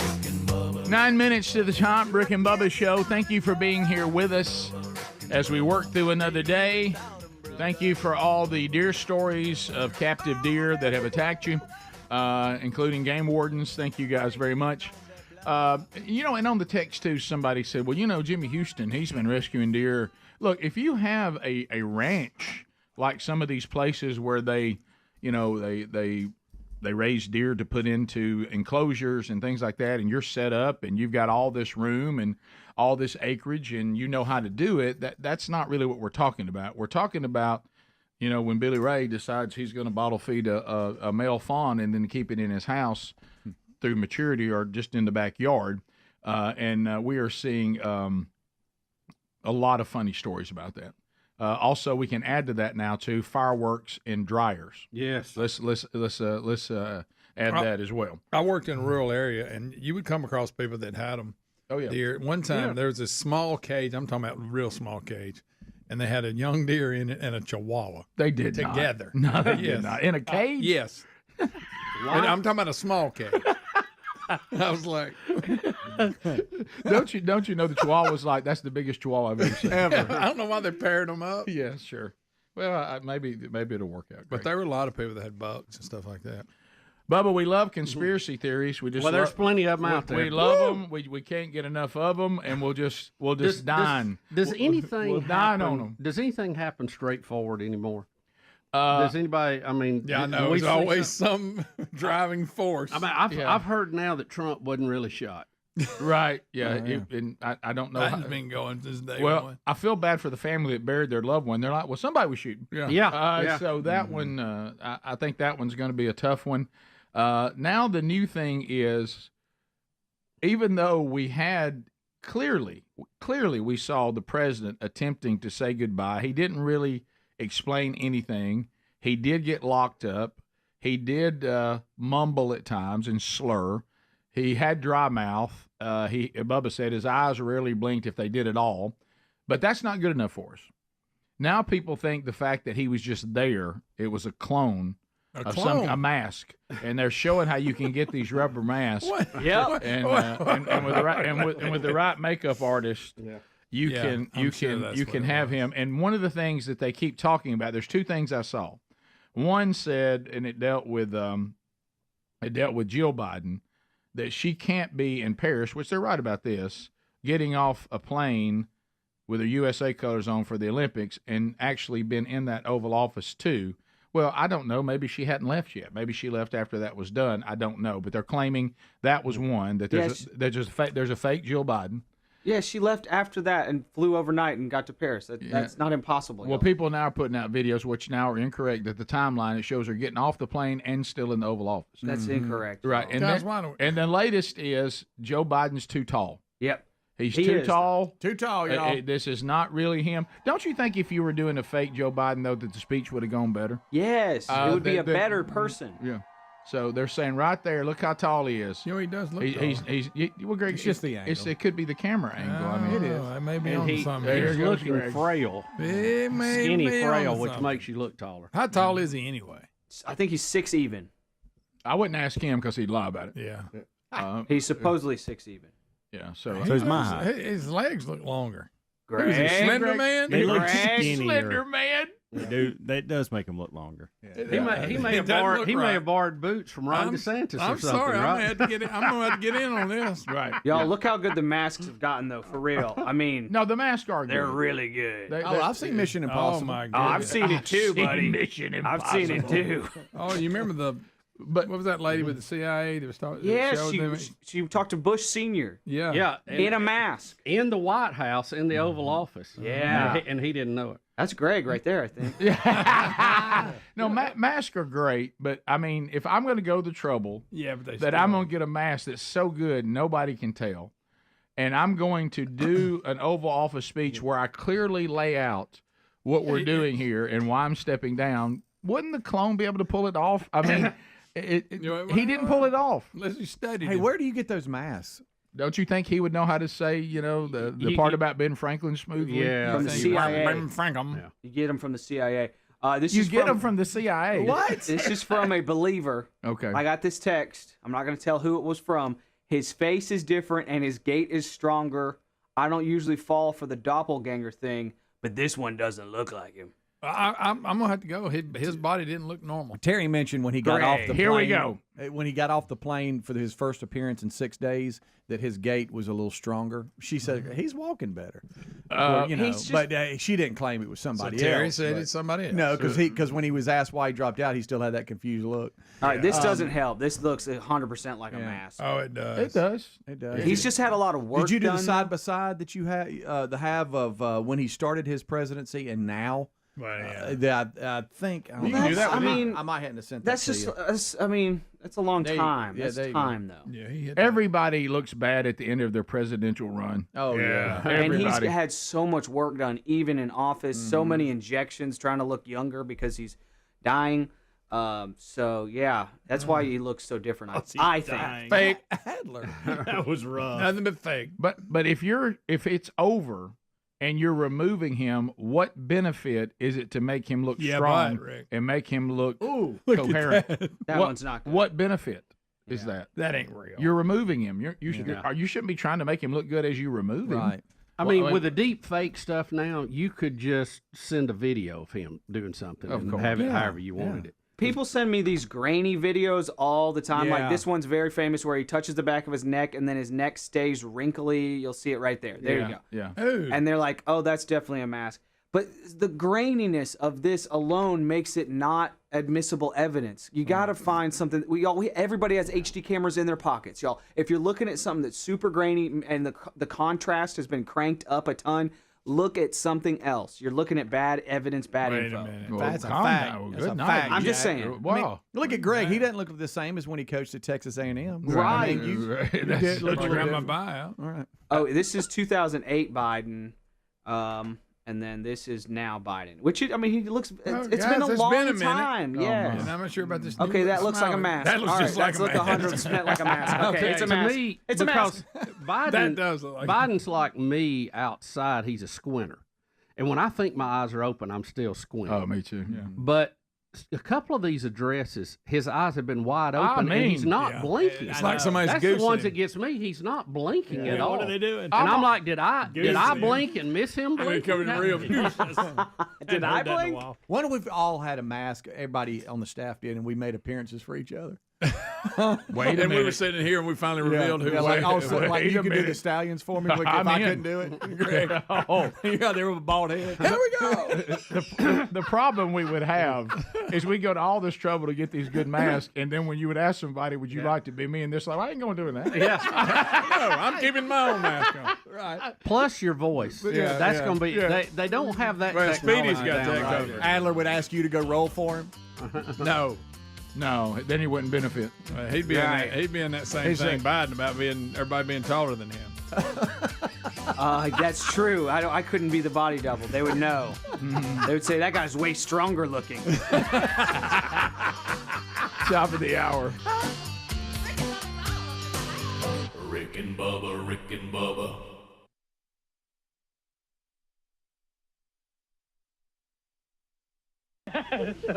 David Morse could call him. Then he could be the bad guy. Sure. So, I didn't have a problem of him getting his money back out of him, and I'd been more than happy to pay for him. But if you get them, then more power to you. And enjoy them. But maybe I can get a couple for the yard sale. That could stir up a yard sale, couldn't it? Huh? So I don't know what will be in there. Also, so that we are aware that that's out there, and if you want to buy them, I guess you can buy them. but the not sure that you can just take something that somebody else created and sell it unless you're the official seller. But that's sure. American Classics probably would have a nice little argument on that too, since they're their official licensee of Rick and Bubba stuff. I tell you, it's precious. Yeah, it's almost incredible. There's a line of people. Seriously, does he work with Southwest? Do you know? It is good news that I did get him a job with Southwest Distributors. So, anyway, when merchandise was tiny, I know. You couldn't get it to everybody, but there was a lot more control. Sure. Now we're in that world of trying to get stuff to people across the country while at the same time not losing our rear ends. And it's really a juggling act. It is at times. Rick, let me just move along to some very good and positive news today. Yes. We are going to talk about the Jungle Show.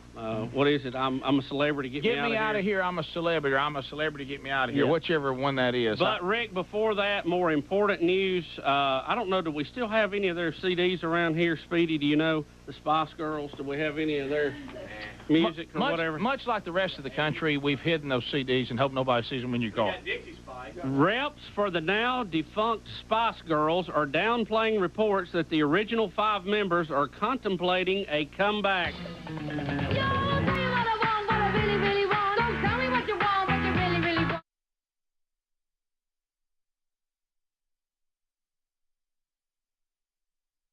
Up for a social event, but it's not a Spice meeting officially.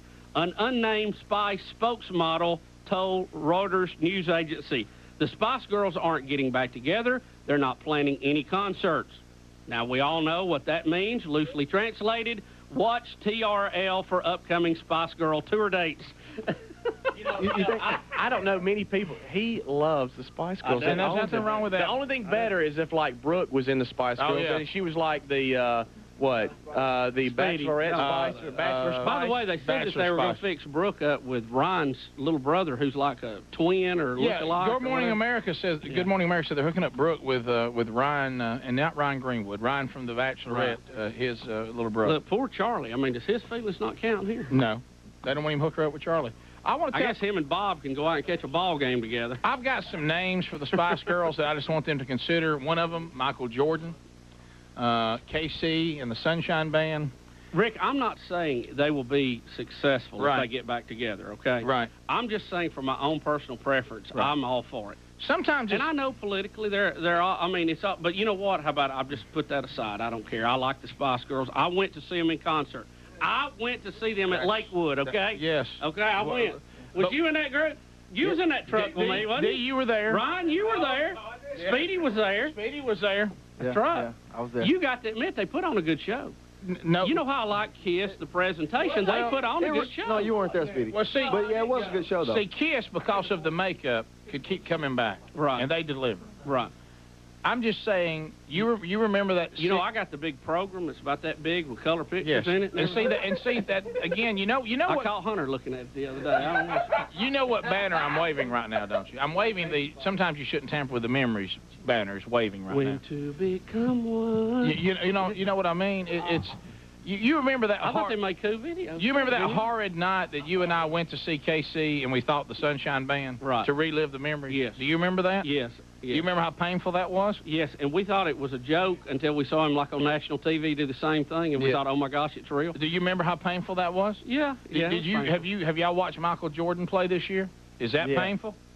Well, I mean, you'll go one game, he'll throw in 50, and then he won't be able to hit the backboard the next night. Right. You know why? His arthritis is because he's an old man and his time is over. He's done now. I'd like to send him clutching in the Chicago Bulls, 23, not that weird number you had to wear for a while, 45. I want to see him clutching his championship and let me burn that in my memory. Thank you very much for the memories. Right. I want you to remember them at that concert you were at. It's packed. Everybody's screaming. But I'm saying the Spice Girls, you don't have to remember them on some high level like these people. Because it was just all about, fun anyway, so. Right, but Ryan liked the Spice Girls, too. He's denying it, No, he did. And he likes NSYNC. And I've forgiven him for that. See, to me, the Spice Girls are just in sync with better legs. Now, you know what I mean? Really, that's what it amounts well, to. You're right. But let me say this. But when Ryan Greenwood, who plays guitar for us, and is what I consider a music purist, when he and I are fighting over what should or shouldn't be done at Fat Fest, in the back of my mind, I go, and this is a guy who loves NSYNC. That's I can't understand that. I'm like, that's inconsistent. It's a little strange for a 43-year-old to be that excited about it. With NSYNC, it's not the dancing. It's part of it. NSYNC was the production, the whole big production. Yeah, I like NSYNC too. And they sing good. I mean, even when you get past some of the the pop stuff, they're still good singers. They're not all good musicians, but all good singers. So, and at one time, you don't know, NSYNC, in one of their early tours. Here it is. They actually, they all took a song and they all played an instrument and played the song.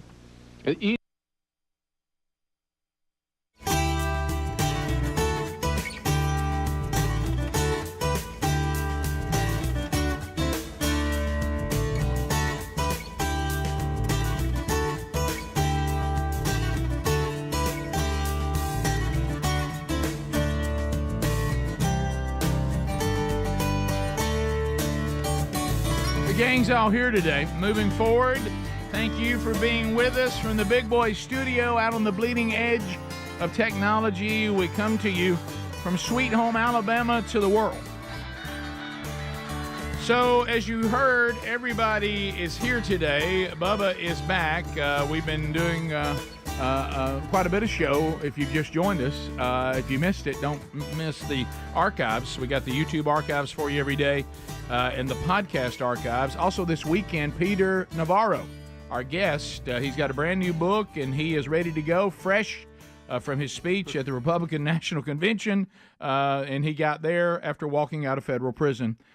He was put there by the Biden administration, and you can hear his commentary about the upcoming election this weekend wherever you get podcasts. Just look for Rick and Bubba University. Did he talk about his time in prison, where he was, and... Not a lot, no. He did not. I didn't know where he was. He was talking about that he was in there with some pretty shady folks. But we talked about that just a little bit, and I think it was Miami. Yeah, I'm not sure. Yeah, he was in Miami. That part is correct. Yeah. But he didn't tell me about it much. I'm not really up on the federal, system of where all their facilities are, and what level they're at, and all that. He did say it was interesting to get back home and shower again with confidence. Yeah. That's nice. Are you making what that a relief that would be? Yeah, I'm making that. Okay. I just thought that was a funny. That's called a joke. Yeah. I know no one knows those anymore. It's there's a comma, then a joke. Right. There was a time when we could recognize when someone had their tongue in their cheek. That seems to be gone now. Yeah, it does. Makes it rough out in the old comedy world, doesn't it? Yeah, it really does. We were talking about coming back to about some of the conspiracy theories, and Bubba, you made a point that, every now and then you could lock on to one and take a look at it, but you're saying that people who have everything's a conspiracy theory. Yeah, I don't know. It seems like it would click with them. Maybe it's me. It's like if there's several examples, and I won't go into them. Right. But if let's just say there's 12 topics out there that are highly controversial, right, and people have all these conspiracy theories about them, right or wrong. Right. And you believe all 12 of them. Right. I'd have to internally look and go, maybe it's me. Right. Right. Now, out of 12, if you follow 2 of them, I'll give you that. Didn't you say that's the max? You can only have 2 conspiracy? 2 is really all you can have. Yeah, you can't think we didn't land on the moon, the Earth is flat, and Trump never was shot. You can't have all 3 of those. Okay, so you got to pick. You got to pick 2 of those 3. Yeah, I mean, there's a ton of them out there now. So I'm just with the moon one then. Yeah, I say at least 12 that's pretty active right now. Well, I look at conspiracy theories, especially involving the government. Right. Okay, especially involving the government. The way I look at ghosts and Bigfoot and space people from other planets. I'm a follower of Christ, so that means that I believe that there is a supernatural God that breathed creation into existence. I believe that he took on human flesh and became 100% God and 100% man, and he actually healed blind people, raised people from the dead, raised himself from the dead, ascended to heaven, and I'm told that he also created angels, and a third of those became demons, and there's a supernatural war going on in another dimension around me at all times. I don't need Bigfoot. Yeah, that's pretty intense. I don't need ghosts. If you really look at what you're saying, I don't need space people. Yeah. And so when it comes to conspiracy theories, so the government's corrupt. I don't need to be told that. Well, look in the last. The government does things that are not what they appear. Yeah, I bet they do. It's just like somebody coming in and saying, "I'll tell you one thing: mainstream media seems to be going to the left." Yeah. Yeah, we've established that. We've established that a long time ago. Hey, mainstream media, got it. When they give me news, it's coming from a prism and a filter that is going to be filtered through their left agenda. Yep. I got it. I know that. Said, hey, the government, you can't trust them. I don't. Hey, the government, they'll abuse their power. The founding fathers told me that. Hey, they're abusing their power. I bet they are. So, you go out there. There's just no shock there. There's so much truth that I really don't need it to be embellished. I mean, the truth is concerning enough. The things I can clearly see are concerning enough. So that's kind of how I go. So mask or no mask, Rick? What do you think? Clearly a mask. Clearly a mask. Absolutely. He lost his upper lip. He did. I don't know where it went. I think that's just injections and tightening and just what is it? Facelifts on top of facelifts. I love this one. Hey, Joe Biden ain't running this country. Really? I thought he was. I felt like an idiot.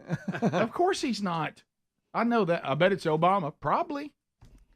You know the thing that I think should stick in people's mind when you see how bad he is mentally now. Mm-hmm. All the people that were telling us, hey, he's sharp as a tack. Mm-hmm. Hey, he's on top of it. He outworks everybody I know. We can't keep up with him. And that was months ago. Yeah, oh yeah. No, not that long they ago. were absolutely lying to you.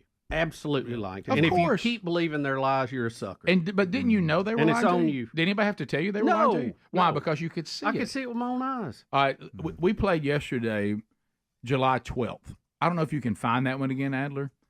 Bubba, we're not talking about 2023. Right. We're talking about July 12th a few weeks ago. Oh, I know. July 12th a few weeks ago. Like I was laughing watching some of the commentators that said, so what we're to believe is that Joe Biden was all in at the beginning of the weekend. All in. Mm-hmm. Went to sleep, got up on Sunday and changed his mind. Completely changed his mind. So listen to Biden on July the 12th. July the 12th. We played this yesterday. But when was it? It was July 12th okay. this year. Right. Do you know what month it still is? July. So here we go. All right. There's a lot of speculation lately. What's Joe Biden going to do? Is he going to stay in the race? Is he going to drop out? Here's my answer. I am running, and we're going to win. I'm not going to change that. I'm not going to change that. I'm running, and we're going to win. That was July 12th.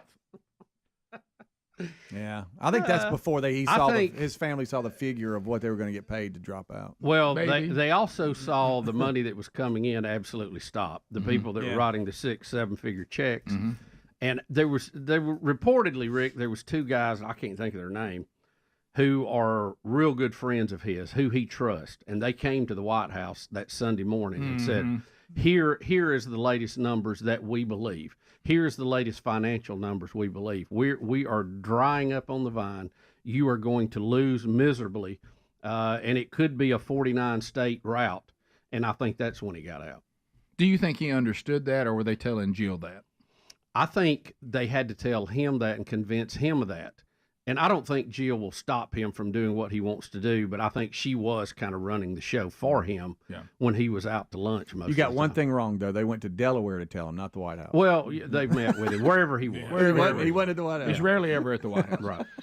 Whoopi Goldberg says she's surprised about his decline because he's got a great doctor with him all the Right, time. I know. His wife. Couldn't believe it. Could not believe it. Heck of a doctor. He's got medical care. He's married to it. I don't think that was Biden in a mask giving that speech, but I do think it was pre-recorded, just like we saw. Of course. His watch said 6 o'clock, and it aired at 8 o'clock local time for him. So I do think it was pre-recorded, just like I think the call to the Kamala Harris headquarters campaign was also pre-recorded. Well, that had to be. You couldn't stand there with a camera and hear the conversation that well. No. Well, you just could. Not the Obama. When Biden when called. Biden supposedly called. And she almost said recording. Right. I know you're on the right. But of course this stuff's recorded. They see what you want them to see. And for those of you that say if they're recording it, why didn't they try to get a better take? Ask anybody that works with us. Let me tell you, this is what they do. Get. Greg goes through it, Speedy. All right, let's try that again, guys. And eventually, you know what they say? That's about as good as it's going to get. We'll take that. We'll take it. That's the best take they can give us. That'll do it. There's plenty that is not up for debate that should concern us and call us to action. I don't need things that are made up or speculated or created by AI or weird pictures. The truth that is not up for debate is plenty. It's plenty for us to be concerned and take action. We'll be back. More Rick and Bubba next. Rick and Bubba, Rick and Bubba.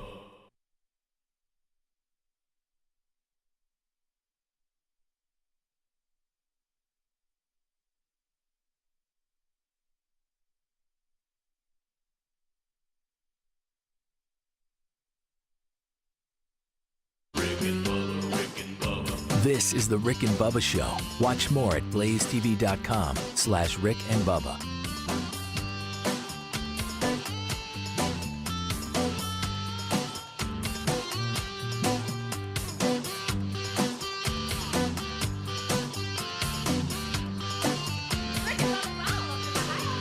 Rick and Bubba, Rick and Bubba. And you know me, playing your own instrument and not, being karaoke, it goes far with me. So how about I really had rather. I'm glad I did that for one song. I know it's just one song, but still, at least to me, it got on record, and it was like, wow. So they can play. Somebody said it was the song "This Old Man," but I don't know if that's true or not. Right. It wasn't the most complicated song. It wasn't. Yeah, they got the guitar out and they played "Hang Down Your Head, Tom Dooley." Let me say that. Which is the first song you learn at guitar lessons. Sure. Look, it was just the effort. The effort was there. Hang down your head, Tom Dooley. I don't know that chopsticks is what you want to open every concert with. I know it's GC, but I know still. How about this? I can even do the Pink Panther. You just roll your tater and do it. Roll your tater! Well, good, Ryan. Maybe you can go with Bubba and Dee and Speedy when they go see the Spice Girls reunion tour. Rick, you're not going to join in just for the fun of it? No, I don't think so. Well, maybe the way NSYNC's going, maybe NSYNC can open up for it. If the Spice Girls ended up setting up in my backyard, I'll look out and see what's going on. Those have to make a big effort. Can you book them for my birthday party? Have Posh Spice come to your house. Bubba, Rick and Bubba. I can't start another. Rick and Bubba, Rick and Bubba. All right, we're back. It is Speed Racer in the parking lot, along with Rick and Bubba and one of the Globetrotters, Ethan O'Brien. The Globetrotters are going to be coming through a bunch of different markets that we cover, and we thought we'd have Ethan come here and take on the boys. Are we going to play pig or horse? Look, I am just so glad to meet Kobe Bryant finally after all.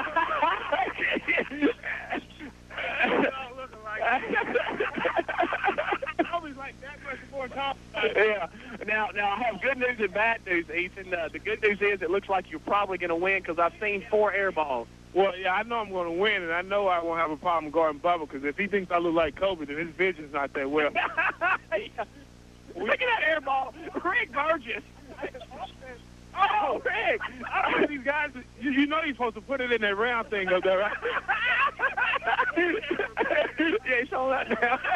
Rick wants to know where the camera is. It's right there, Rick. Just look up at it. It's not showing right now. No, it's showing. It really? Yeah. Who loves the Globetrotters? I love the Globetrotters, dadgummit. He's having a little trouble. All right, how are we going to start? Are we going to play cow? Yeah. Let's play cow, and Ethan said y'all were scared to play 21, so we can play cow. I'll follow you. All right, we're going to play cow, right? Now, so, Bubba, here we go. All right, Bubba's first. For those of you that don't know. Oh, he drained it.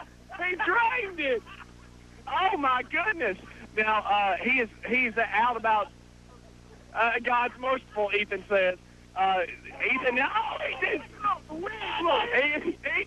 Ethan. Hey, the wind blew that off. So Ethan has C, and now Rick gets to go to where he wants. And see, Rick's going to go up for a layup. He does it, and he misses a layup. Rick, you missed a layup. Rick. Look, I felt bad. Bubba's making the Globetrotters look bad. I mean, we want them to stay for the whole segment. I mean, yeah. All right, Bubba. All right, Bubba's going to go opposite hand. Bank is opposite hand bank. Okay. All right, now we got. Oh, Ethan's got it. All right, here's an opposite hand. God love Rick Burgess. Oh! Attaboy, Rick, you got one. That's all right. He's rebounded to be different. Yeah, Bubba's now going to where he'd like to go, and he misses it. So now Ethan gets to decide where the shot's taken from. Ethan comes up to the right side. He does a turnaround, hits his foot, bank, and, of course, he doesn't make it. Now Rick goes to the baseline far left, and he shoots and hits the back of the goal. and banks it to a Mustang.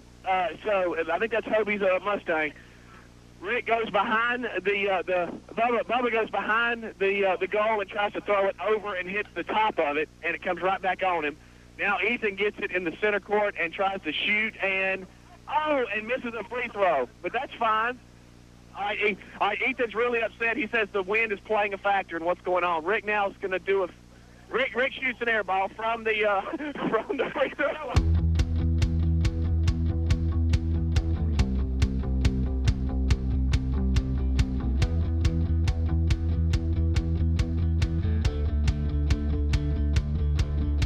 21 minutes now past the hour. Thank you for being with us today. Much to do.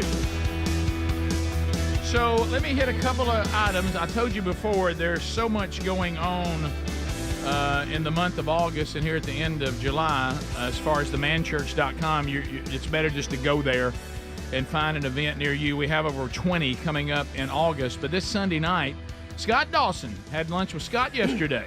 Scott Dawson speaking at Boone's Chapel Baptist Church in Prattville, Alabama this Sunday night for a man church. And then looking ahead, next Thursday, Lord willing, I'll be in Hendersonville, Tennessee at First Baptist Church, Hendersonville. Got a little shrimp boil, and they'll be kicking off our men's discipleship strategy there as well in Hendersonville next Thursday night. Also, a man church in West Point, Mississippi on Saturday the 3rd. Blake Prime will be there. There's many others. Just simply go to themanchurch.com and go to events, and you can find all that, or rickandbubba.com if it involves anybody from the show on upcoming events there. Bubba, do you realize that tonight, and we're actually at our time today, I guess it's about 1:30 our time, local time, the Olympics. How about that? The opening ceremonies of the Paris Olympics. Here we go. So, Summer Olympics, we tend to like better than the Winter Olympics. Well, the sports we're more familiar with. We're a little more familiar with that. You got the track and field, you got basketball, you got all the swimming, diving, all that good stuff. I will say that... I'm just not really into, what was that, kettling and... no. Curling. Curling. Was it curdling? Kettling? Use the kettle to curl? Kettling, curling.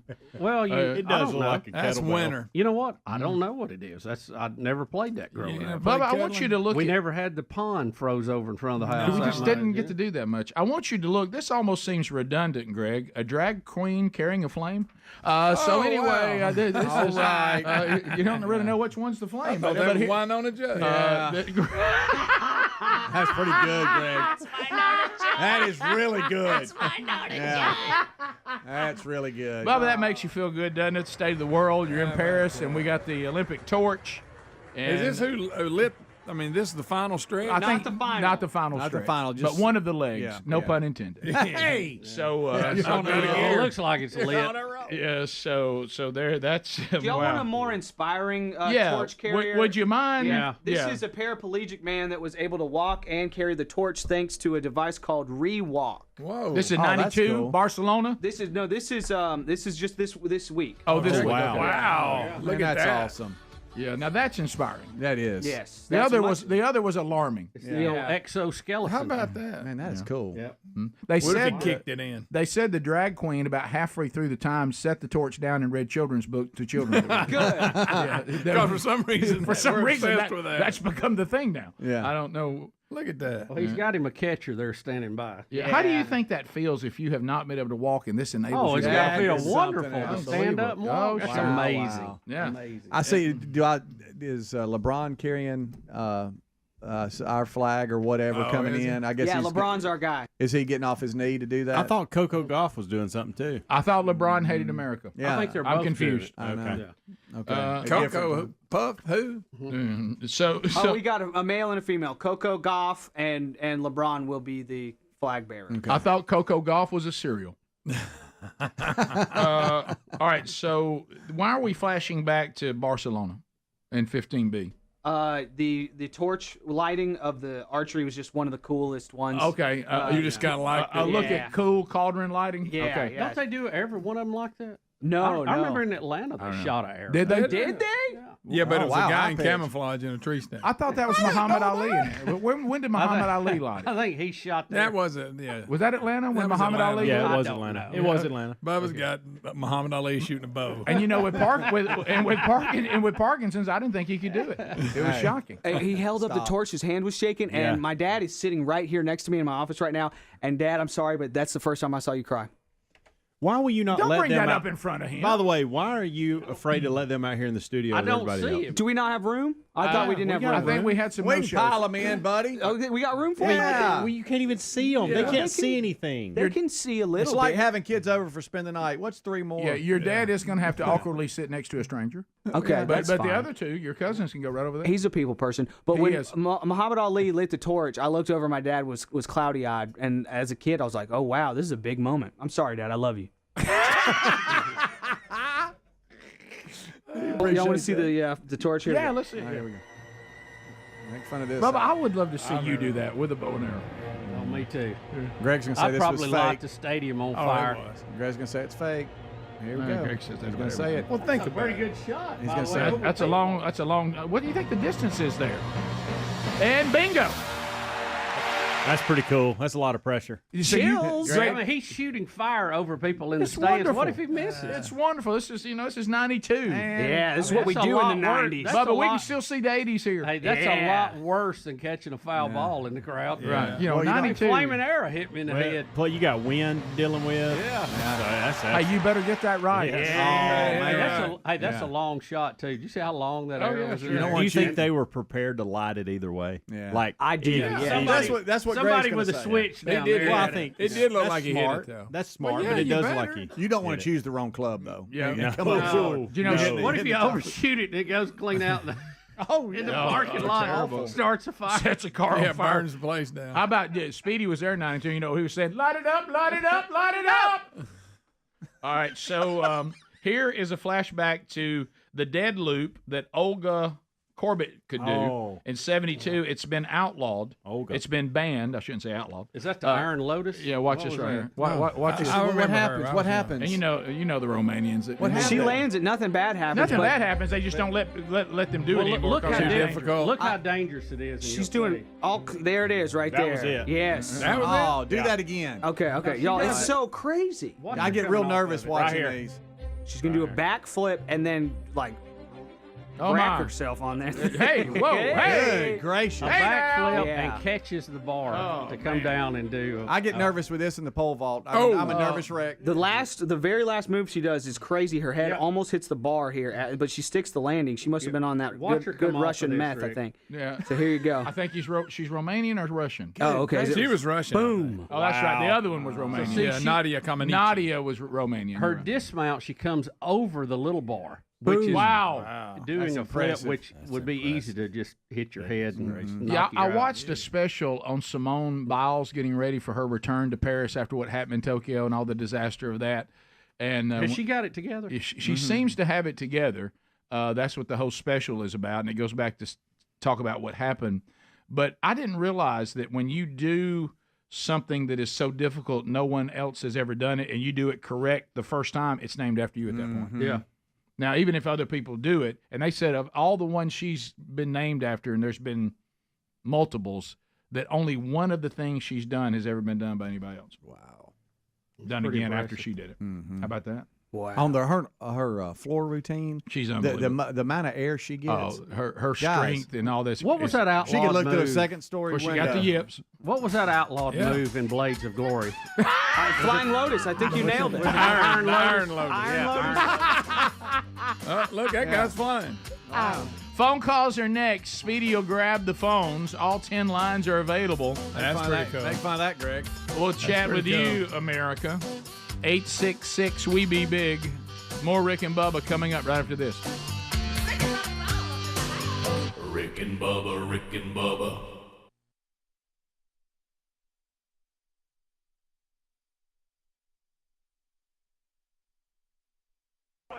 You know what it is? I've gotten some muscular. I can't shoot it. Yeah. if Brian from the Bachelor was out here and we had our pads on, this is a great day for football. I think a real good one for basketball. No, it's not. All right, now we got the one arm over the head shot. Hold on. Ethan made that. Now Rick has to do it, or Rick gets a C.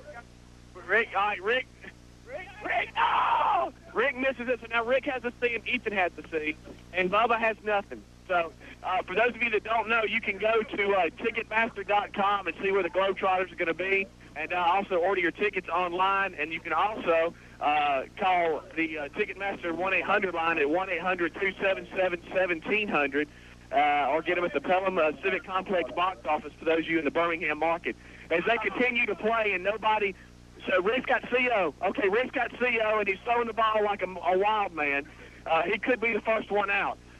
Bubba's calling bank, and he misses it. While they continue to play, for those of you that don't know, they're going to be in Montgomery, Alabama on the 24th of this month, Albany, Georgia, the 25th, Enterprise, Alabama on the 26th, Biloxi, Mississippi on the 27th, Hattiesburg on the 28th. Rick shoots another air ball. Rick's out. You're already out? I'm out. I'm done. Oh, my gosh. In Birmingham, where we're going to be, and I'll be hosting the event, they're going to be at the Pelham Civic Complex on the 1st of March. Oh, my goodness. Rick is out. Bubba is in. Ethan has a C. Bubba has nothing, I think. They're in Pensacola on the 2nd of March, Columbus, Georgia on the 3rd, Valdosta on the 4th, Savannah on the 12th of March, Augusta on the 12th. Behind the back, through the legs, and then reverse layup. Oh, my God. Bubba, hold on. Don't let him take this thing down. All right, Bubba has got an unbelievable shot. Okay. Bubba, not getting an inch off the ground, decided to kind of improvise. It's very slick out here, too. It's like All right, C to C. It's C to C. Ethan's now going back to the free throw, and he drains it. So now Bubba has got to make this or he gets an O. And they're playing Cal, for those of you who don't know. All right, Bubba's got CO. Ethan now talking trash. How about Ethan's talking trash? He's getting dialed in now. Oh no! Oh, tries to kick it. I'm going to tell you what. We didn't... Yeah. He says he can drop kick it closer you can make it. Well, here's the thing, though. We didn't get a chance to warm up. He's up there on TV this morning playing. Oh, I mean, he's been shooting all morning. He plays around the country every night. I mean, my gosh. Yeah, I understand. Behind the back. Harlem Globetrotter style. You know, I can't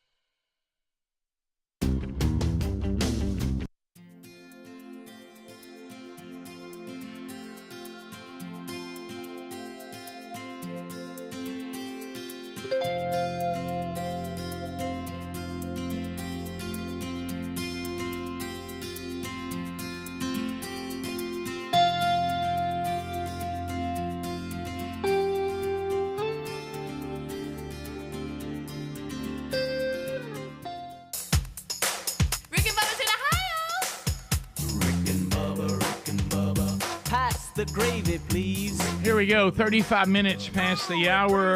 We got lines available. Looks like about half of them are available now if you want to join us at 866-WE-BE-BIG, simplysafe.com. Right now you go there and you can get a customized security system. They are the best in the business. They're so far ahead of everybody else. I mean, the industry got a little stale, got a little clunky.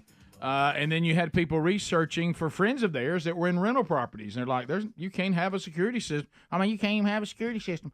And if you were renting because it was too intrusive and the landlords wouldn't let you have them. So they said, we got to develop something that you can, use while renting and make the landlord happy, and then the renter can take it with them when they leave. So that's how Simply Safe was developed. And then everybody started saying, I just think that's better. They're using the Wi-Fi. You can put sensors, that you can customize it to the property. It's not, boilerplate anymore. You're not sitting around waiting on an installation crew. You can install it yourself. If you do need to be helped, like me, they will help you. But this is beautiful. The Live Guard protection, they're monitoring your property. They actually can see emergencies, including intruders, in real time and speak to them, getting you emergency help quicker. So no long-term contract, anything like that. So if you'd like to get a Simply Safe system, and for 5 years in a row now, it has been named Best Security by U.S. News and World Report, 5 years running now. So why don't you get yours by going to simplysafe.com/bigvox, BIGV as in voice, OX. That's going to save you 20%. Also go to the link at rickandbubba.com under the sponsors. There's no safe like simplysafe.com/bigboxsafe. To the phones we go. Standing by, Candace in Sweet Home, Alabama. Candace, go right ahead. Hey, guys. Just want to say love you guys. Hate that y'all are not going to be around after the year, but I just wanted to bring up, I didn't know if y'all have heard that allegedly Big Rock tried to short one of Donald Trump's businesses and lost 300 in BlackRock, sorry. And lost $360 million. Big Rock. Okay, no. Big Rock, yeah, I know, sorry. No, we did hear that. We talked about that on Tuesday, maybe? Yeah, I think so. Yeah, it was So we did hear that. And Bubba, you said you saw that, and you said something about it. I don't remember. Yeah, well, they're a big company that trades stock all the time, so that doesn't necessarily mean they had inside information on it. The timing is, if that is true, we don't even know that it's true, but I don't see any tie to it right now. I mean, that's just another conspiracy thing, I'm afraid. Anytime anything happens, somebody always has, the stock stuff. Yeah. Well, having the guy who shot, doing a commercial for them, that was kind of creepy. Yeah, it was. But I don't know. I haven't seen.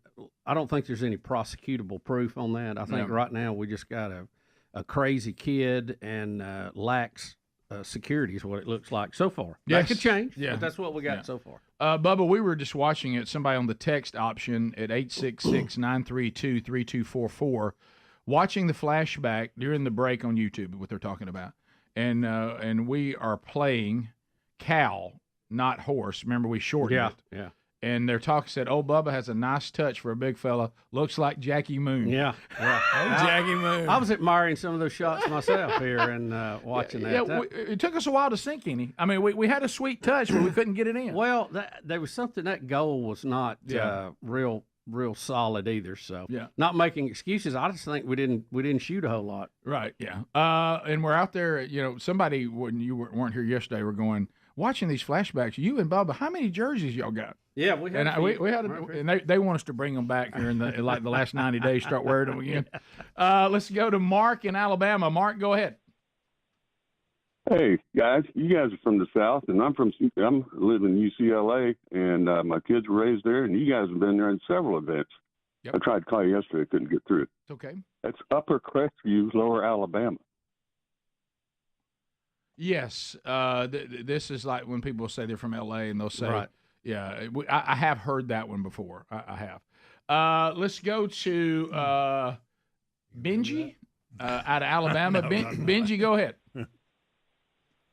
Yeah, I saw it on Facebook, so I had to look it up to see if it was true or not. But the CEO of Netflix donated like $7 million to Kamala Harris. Yep, saw that. Is that accurate? Because I No. saw that too. Yeah. It's accurate. Well, I mean, does that surprise you?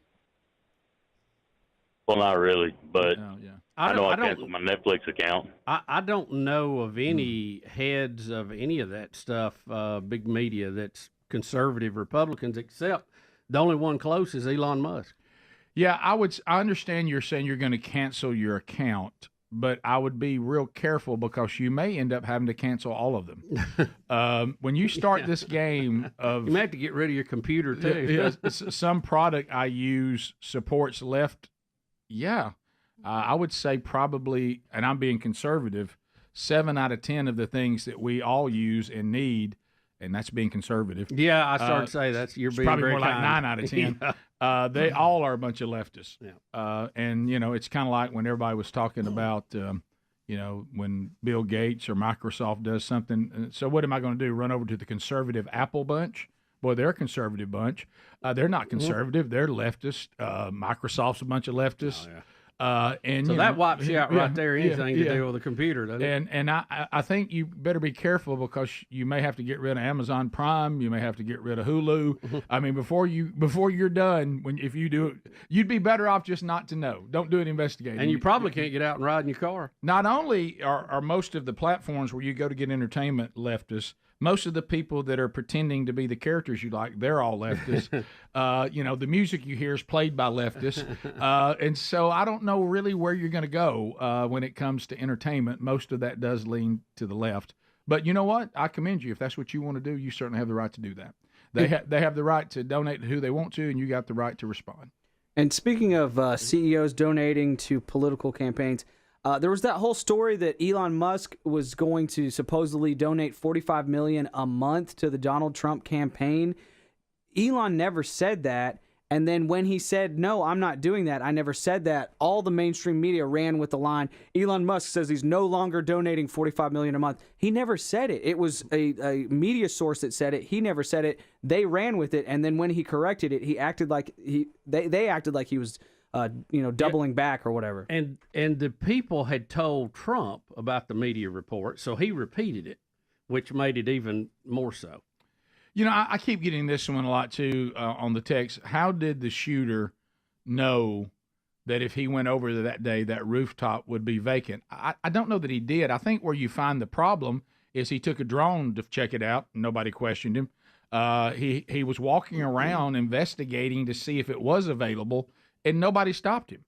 That's where the problem is. I don't know that he somehow knew it was available. He was able to do a tremendous amount of investigation to find out if it was available, and no one questioned it. He did a lot of recon on it. He had 2 weeks to work on it. Right. And I think he went there just looking for a spot to get a shot off, and that was available. Yep.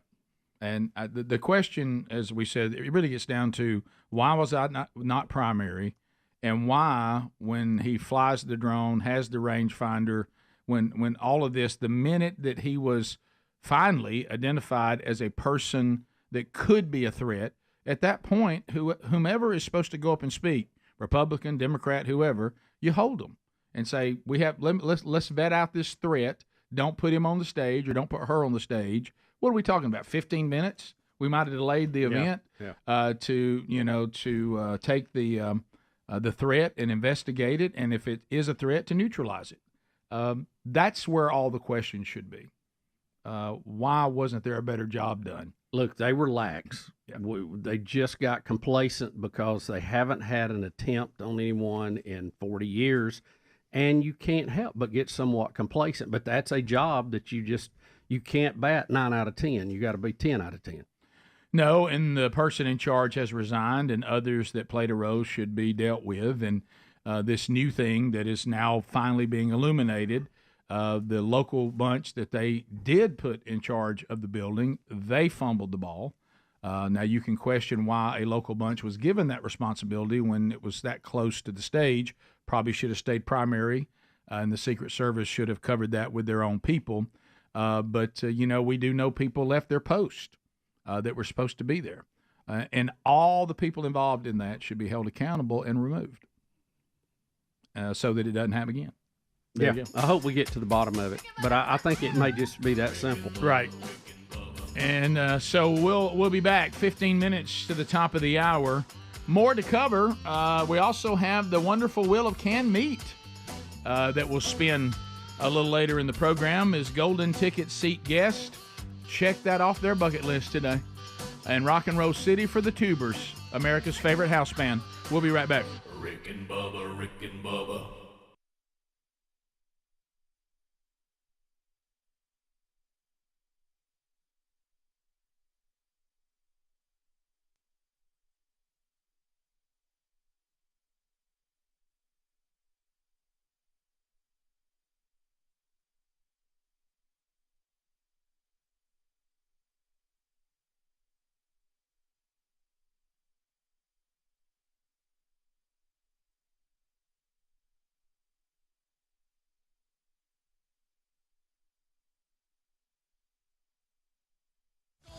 Between a friend of mine I've known for 20 years. You remember the Kurt Jarvis deal, how we played back, what happened to him in 1982.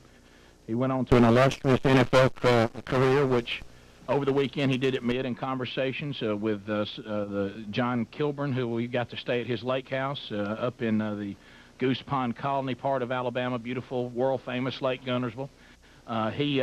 He told him that basically I was the key to his football career taking off, because up to that point he'd never been challenged, and after realizing people like me existed, he needed to step his game up. We've covered that. Kurt and I also, you remember on the show, he had me coach against him in a scrimmage at his high school where there's statues of him and pictures all up and down the wall. I spanked him in that. Correct? 2-0. Well, we know going into this past weekend that I was invited to, by Jeff Bergstresser, who I want to thank all the staff there. And that name one more time? Bergstresser. Okay. As I was invited to be part of a bass tournament. Now, I've never been in a bass tournament. That's how bad it is. I mean, my dad took us fishing a lot. My dad's a great fisherman. He was invited because he's a retired football coach.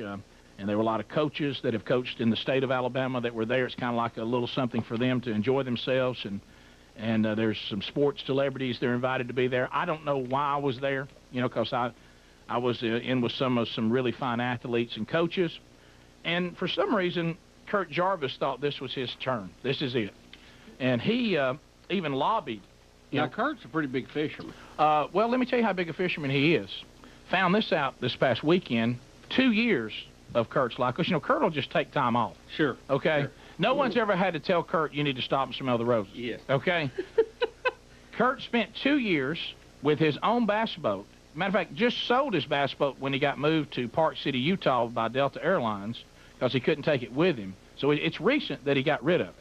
Had his own bass boat, his own sponsors, and was and fished tournaments every weekend for 2 years and won. So he was a professional bass fisherman. Didn't know that till this weekend. Okay. Kept that down. Well, because he thought this was it.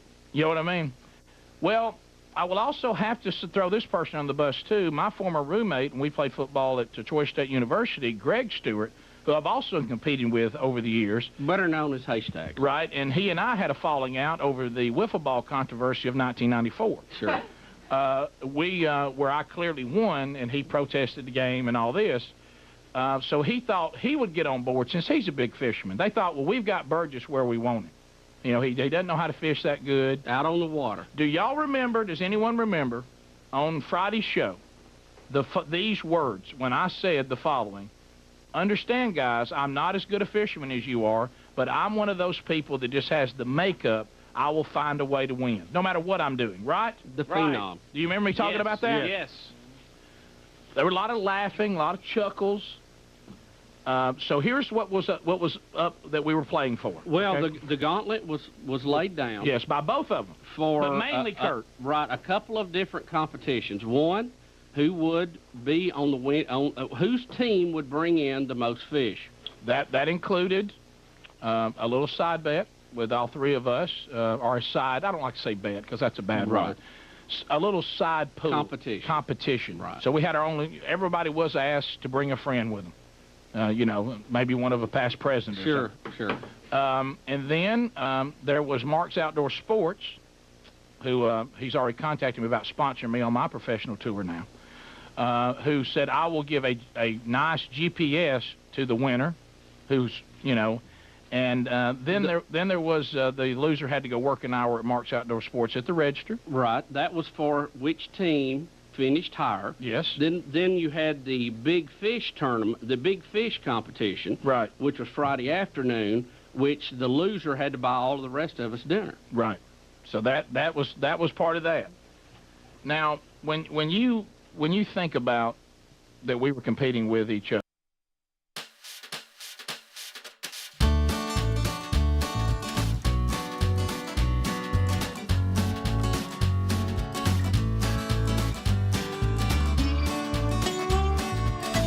Minutes to the top of the hour, Rick and Bubba's show. Thank you for being with us today as we work our way through another one. We've got much to do. Don't forget Rick and Bubba University, the podcast this weekend, wherever you get podcasts.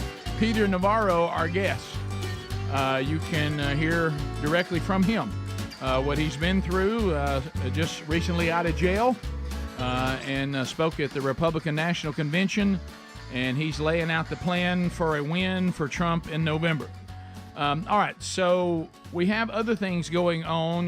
We mentioned early in the program, we are almost to football season. And come on. And if you're a college football fan, in our culture, college football many times is much bigger than professional football. Now, I know that's not the case everywhere, but so we're kind of jacked that we got a 12-team playoff this year, and in the SEC, we have one of the stronger conferences, adding Oklahoma and Texas to get even stronger. Then you've got, I don't know if you know this, not UCLA is moving to the Big Ten, and they're located in Los Angeles. I heard that, but they're not the only one there. So's USC. But so why would you even mention your rival? I don't know. But anyway, so conferences are always shifting and changing. But the bottom line is this: we get a 12-team playoff, and we're fired up about that. And some of the now everybody's into their media days, and everybody's getting ready, and sports talk people in the South finally can have a show now and get a few calls. Yeah. So one of the things that Alabama fans, and we live in Alabama, have been talking about is he was play-by-play for how long? How long was Eli Gold play-by-play? He was our longest Saban was. A really long time. All of Saban's time there, correct? And before that too. And he is not returning as play-by-play guy. And of course, that lends itself. We're familiar with that, with all kinds of rumors and speculation and all of that. And so he appeared on somebody's podcast. Is that right? Yeah, he started in the 1988 football season. Gold became the radio broadcaster for the University of Alabama Crimson Tide. A road Tide. So Eli Gold, time. Is he? There was health issues that were concerned. He did have some health issues. Is that why he's not doing it anymore? And does he shed some light on that? I guess in this clip on exactly what's going on. So this is on AL.com Alabama Football Podcast. Yes. All right, here we go. I don't know what happened. I really don't. I don't know what happened. At one point, I was told that my work last year was not up to par, was not up to standards. And I listened to every broadcast that I did last year when I got home. I get the tapes and I listen to them. And I guarantee you, if I felt that I wasn't doing the job for these listeners out here, he's pointing at if I felt that I was embarrassing myself, the listeners, or the university, I would have stepped down. I was not going to be one of those guys who went on too long. But I felt I had done a good job. I thought, I had done a good job, especially after being off for 22 months or whatever it was. I was satisfied with the work I did. And obviously, I guess the university was not, or somebody was not. I don't know who made the ultimate call, but that's behind me now. So he came back ready to go. And then they were like, "We're moving on." When he said that his job wasn't up to par, was it more not the quality of his work, but just what he was able to do? Because I know he only did home games, right? He couldn't travel, or he didn't travel Did that play into it? Is that kind of what they were alluding to? And Chris, I know he's a Gamecock now. Yeah, he is. He's at Jack State now. Glad to have him. Going to be calling tennis matches. Yeah, absolutely. Yeah, you wait till we play Eastern Kentucky, both men and women. Right, baby. He'll be out there. You are looking live. There's not a 3 in tennis, is it? No, I'm trying to work. Not much. See if you can work 30 love. There it is. There it is. Could that happen? Is there a 3? I don't know. In tennis? Well, 30. I mean, you can can have 30. Yeah. So yeah. So he had cancer and took, I guess it was 2 seasons off with 22 months. That's going to be 2 seasons off, right? That's 2 years. Sounds like it. And so or did he work some during that? I don't know. I mean, I know game speed was tough to keep up with at times, but What's I don't that? know. Game speed. You know how sometimes when you're not, even though you feel better, but you haven't been doing stuff, it's tough to get. Do you look at the tapes? No, I'm You- just you saying. claiming that? I'm trying to figure out what the university meant. So you're by glad that. he's gone? No. Well, no. that's not what I'm saying. It's going to be physically demanding on you if you're going through cancer treatment. There's no way it can't be. Smitty said not up to par. No, I mean, whenever I was listening and out and about and Alabama was playing, I used to hearing his voice, and I would listen a little bit, but it wasn't something I'm normally watching it more than I'm listening to it on the radio. So I don't have a whole lot to say, but I'm trying to figure out what the university meant by it. Yeah, I didn't listen to him enough on the radio to have. I have no idea. I'm like you. If Alabama football, if I'm watching it, I'll be watching it on TV. I don't recall listening to it enough to know. I remember when he was on Rick and Bubba University podcast. At that point in time, he thought he was returning. He said, "I'm not going anywhere." That's right. And then it was similar to Biden on July 12th. It was just like Biden on July 12th. Yeah, it was. Rick, don't call him Biden. I didn't call him Biden. Just remember, he said he was coming back, and then he realized. Okay, in that way, it's the same. And then other people said, "No, you're not." That's all. Yeah, I'm he saying. thought he was. Right. Yeah. So I don't know. I don't know the inner workings, but we now hear from Eli that he thought he was beyond cancer. Yeah. He was back 100%. Ready to go. Ready to go. And the employer, the university, said, no, thank you. So there you go. And he said that's behind him now. And now they had a new coach coming in. Maybe they thought that was a time to make a change because people are very protective of their play-by-play guys. That's their guy. Mm-hmm. They want to hear that voice. So, and Chris had been filling in for him, so you had both of them there for a while. Yeah. And I don't know. I got it. The 3 could be used like maybe counting down, like 3 minutes till game match time or something. Well, there You were counting is down. no none of that. There's no 3. But there would be. There's a chance that we could be up 3-0 or 3-2 as far as the match goes. Oh, I You're see. waiting to get that fourth victory to clinch a match. Oh, looking at the team scores, it's the Gamecocks 3. Yeah. So you can work Eastern Carolina 2. And then end it with steak hockey, Rick. Steak hockey. I think that was Dickie. I believe it was. You did go to Dickie there. I mean, if Eli wants to steak hockey, he can. we got a new day. Road Tide. I know Dippin' Dan was glad to see I you wonder back. where do you think he didn't care. No, he couldn't care less. He's never heard it. Are Bama fans? Are they pro the new guy, Chris, or are they one back? I think the ones I have talked to, I think they seemed as confused as we are about all of it. Now, some people are saying they don't think this really was Eli Gold. It was a guy in a mask. That's true, Rick. We all know that. A deep fake. It's not really him. And Eli Gold, in this particular interview, seemed a little taller. Just a bump taller. It's just a bump taller. I think it's tough for people who, literally grew up listening to Eli being their guy. And they're like, they don't change. Of course, yeah. And then the other side is you think, well, Chris has been there too, and we like him. Is he the future? Is that where you make the change? Or, I mean, you can play out 100 different scenarios. I'm looking at, AL.com Tide is who posted this. I'm looking at the comments just because they would know a lot more than I do. And some people say he lacked a little bit of enthusiasm. He missed a couple of small things, and Chris, the guy waiting in the wings, is one of the best in the league in the game. They say so. Chris Stewart, yeah, Chris Stewart. Good. Well, there's some info from Adler. Well, at least we got clarity from Eli on what the deal was on his part. On his part. Top of the hour. Rick and Bubba, Rick and Bubba. Just the 3 of us. But mainly Kurt, because this was his time to grab his self-esteem and bring it back. I will also tell you how pitiful it's gotten that Kurt has tried to say that Mark Whitlock said that the GPS was between individuals.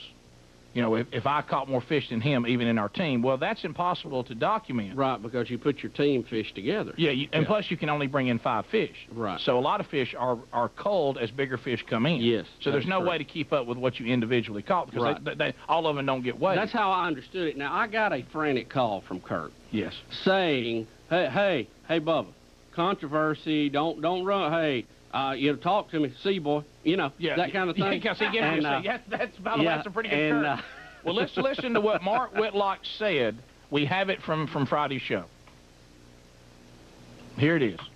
Right here. For the record, we're in a 3-way competition with us, ex-football guys. You're saying, but whoever finishes ahead, Rick or Jarvis, between the two of us, gets a free gift from your place. I'm going to give you a GPS, and I'm going to make Bill give it to you on the air. Okay. Outstanding. Whitlock, you going to be around? I got another question I need to ask. Now, yes. Okay, I'll call you a little. Now, is this Rick and Kurt what they do or what their team does? No, what their boat does. Yeah, their boat. So there it is. Their boat or their team. So, hey, Kurt, goodbye to that argument.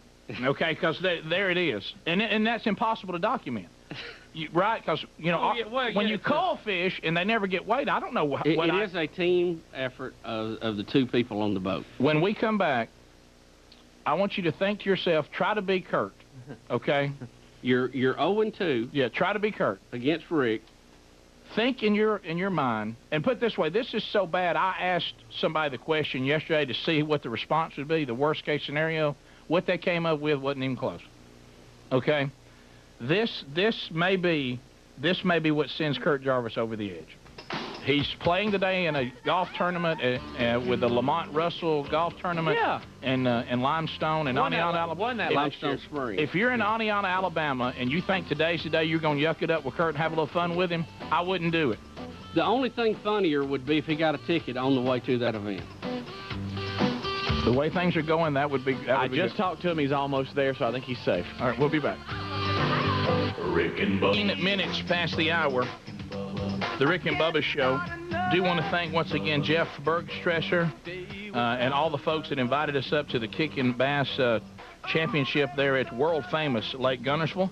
Also thanks to the Orthopedic Center, Huntsville Hospital Sports Center, North Alabama Sports Center, Harbin Ford of Scottsboro, Alabama. All those folks that sponsored that and really set us up for the day. I've got something here, too. I want to thank my guide who went out, Troy Jens. You could probably read about Troy and I's experience together on his website, anglingalabama.com, where he probably will be documenting this day that we will not soon forget. Also, Doug Campbell of Waterfront Bait and Tackle, who was Kurt Jarvis's guide.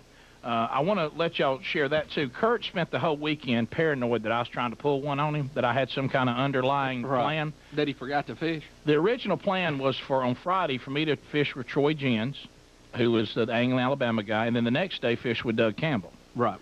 Well, Kurt and him go out Friday, and they have quite a day. They catch a lot of fish, in the exhibition. And Kurt, by the way, finished second in the largest fish, so he did win that.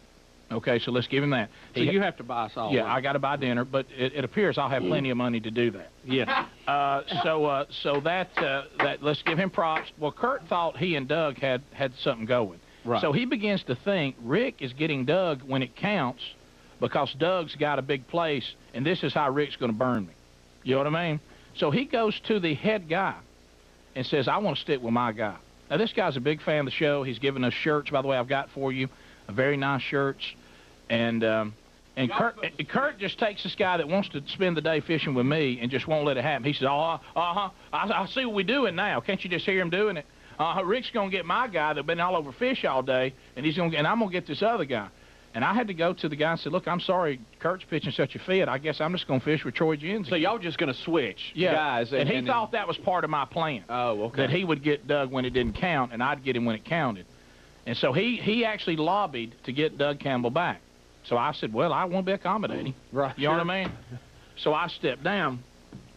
Well, folks, I'll let Kurt come in here in just a minute. He's now on hold, but I have never seen Kurt Jarvis be so confident and to be so ready to finally get this off his back.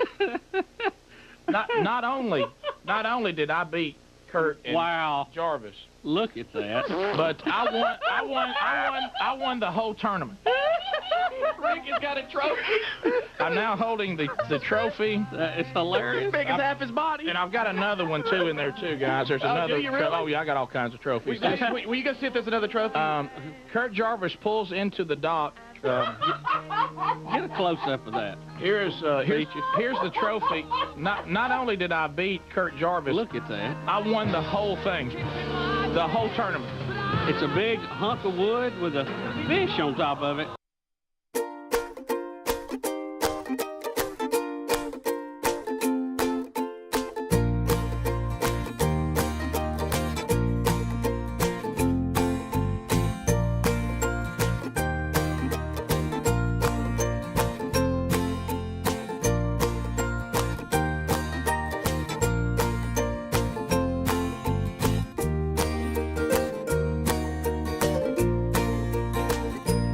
Let's go. 6 minutes past.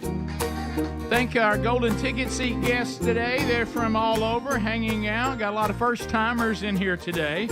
And, Bubba, we will let them have a whack at the wonderful wheel of canned meat.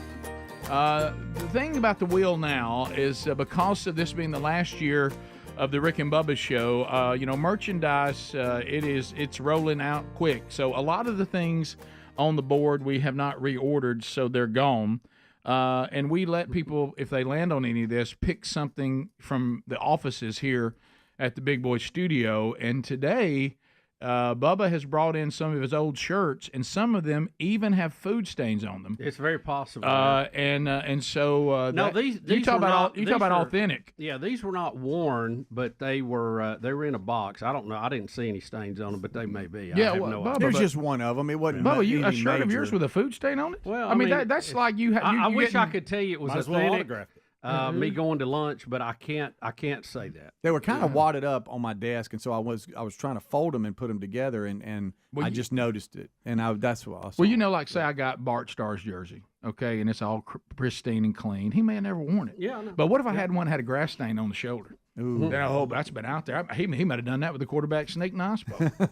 And it's a little different when you go, hey, that's been somewhere. That's done something. Yeah, well, I'm cleaning out. I got some more stuff I'm going to bring, too. Yeah. So, I was trying. I don't think people understand. I got a whole bunch of them about November I'll have. Yeah, but I don't think people understand the number of hats and T-shirts you and I have. Oh, it's unbelievable. It is unbelievable. I love them all, but I never get to wear them all.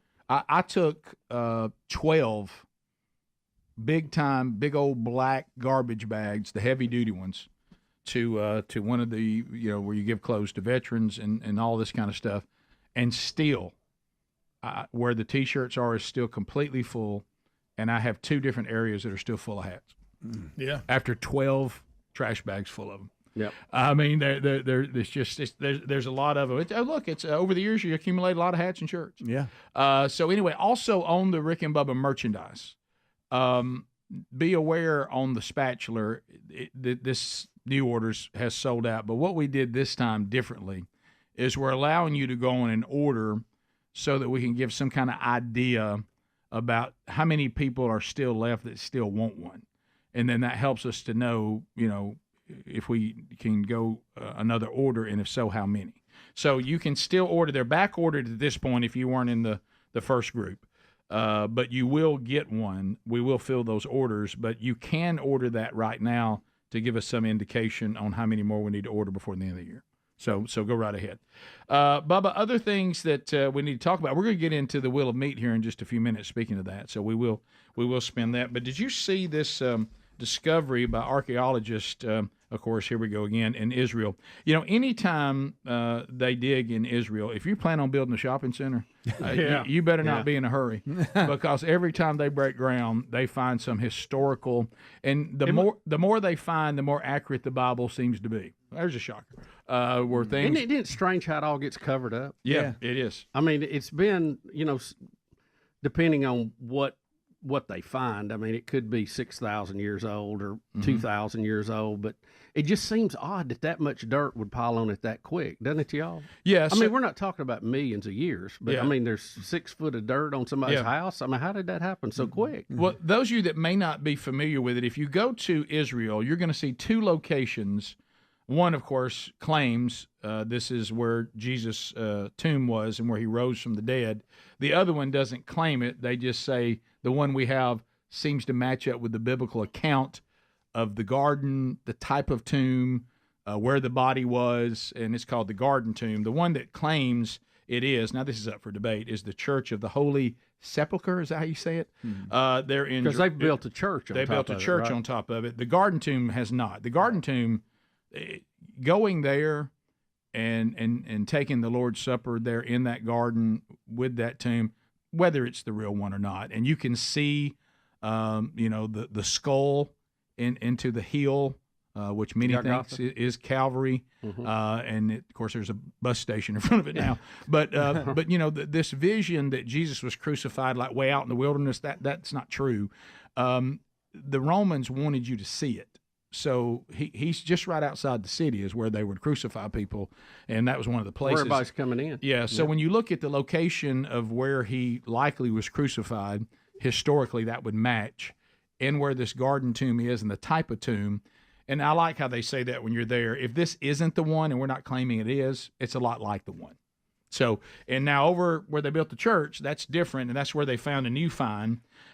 We had some construction workers, and they've uncovered a giant stone, and they were looking at the graffiti leaning up against the wall of the church of the Holy Sepulchre, and it's about 8 feet long and 5 feet wide. And when they looked at to see what this was on the stone, they realized it was ribbon ornaments, which was a Roman practice during medieval times. These distinct markings led the researchers to believe that it was an altar that was consecrated in 1149. Can you? And they think Constantine, was the emperor at the time, and they believe that it's possible it was something that he had done. Now remember, they think that this is the place of the crucifixion and the tomb. Lots of visitors go there. That has not been confirmed, but that is their claim.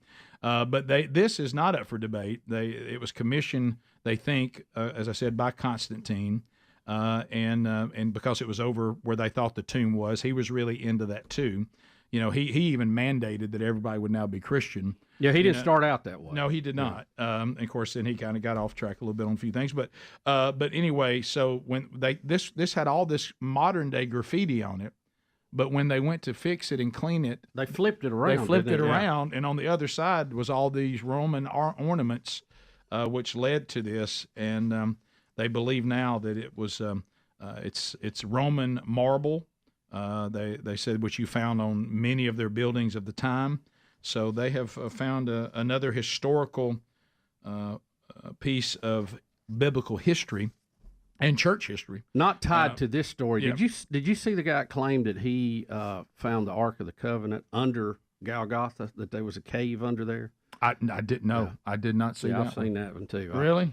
Hadn't seen any proof to it. Does he have it? I don't. Did he do a selfie with it or something? I didn't delve into it that far because I figured if he had really good evidence, it would be out there a little bit more. Well, you remember the interview you and I did on a guy that goes out to these finds everywhere, and he's really something. He's the one that's trying to find the Ark, the Noah's Ark. But he said straight up that the Ark of the Covenant is in Ethiopia. And there's generations of these priests there that guard it throughout generations of their sons and then their sons, and they're ready to die for it. And every Ethiopian driver I've had in a big city, I ask them, and they say, "Oh yeah, it's there." They say, "Yeah, it's there. We know it's there." Sherry and I went to Ethiopia, and I brought it up, and it caused a bit of a controversy. I said, "Hey, do we have time to see the Ark of the Covenant?" And that didn't go over. And the guy we had on said, if I remember correctly, that they have put concrete walls in there like a maze. Yep. And there's so many turns, and the halls are so narrow, there's no way to get it out.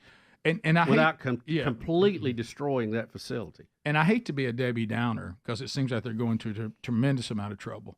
It doesn't have any power anymore. Right.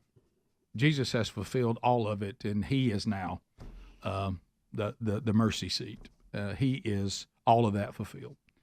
I believe that, but I still wouldn't want to play with it. I would not either. I still would not open it. We all saw Raiders of the Lost Ark. I don't want anything to do. I don't want to be touching that thing. No, I wouldn't open it. Staying way back. I wouldn't. I wouldn't. Just to be safe. Yeah. I mean, I know it sure. doesn't. It's not in play anymore, but just to be safe. I wouldn't sit on it and eat a sandwich. No, nothing like that. No. And plus, I'm not going to get in there anyway because they'll kill me. Yeah, they seem very serious. Yeah, they are. But I'm not saying it is. But this guy has been researching it forever, and he goes, "Oh no, that I don't know if it is or not, but they think they have it." And the goal on both sides of that gopher wood, that thing would be a capacitor. It would knock you a flip, too. Sure. You better be careful. Yeah. That rod that Aaron had, if it's still in there, I'd like to play with that. But, I maybe see it from a distance. Right. Don't want to play with it. 10 Commandments in there. Good. There's a lot going on. I know. Sure. But that's all been fulfilled. We have access. We don't need all that anymore. We'll be right back. Rick and Bubba, Rick and Bubba.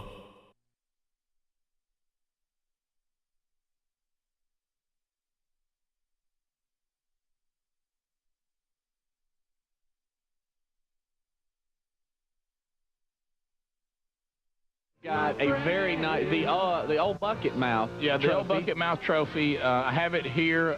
You won the tournament, Rick? Yes, first place. The whole thing. With not only did you beat Kurt, you beat everybody. Yeah, as Kurt said, this is, folks, you're looking at the worst case scenario right here.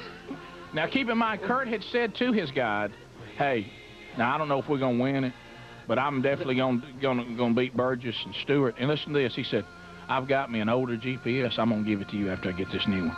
I had already told his guide that as they wheeled in. And then he said he heard on the pier, "Has anybody seen Jarvis?" And he said he looks at his guide and he goes, "That's not good." He said, "I know that voice. I've heard it for 20 years. He's got a lot of confidence for some reason."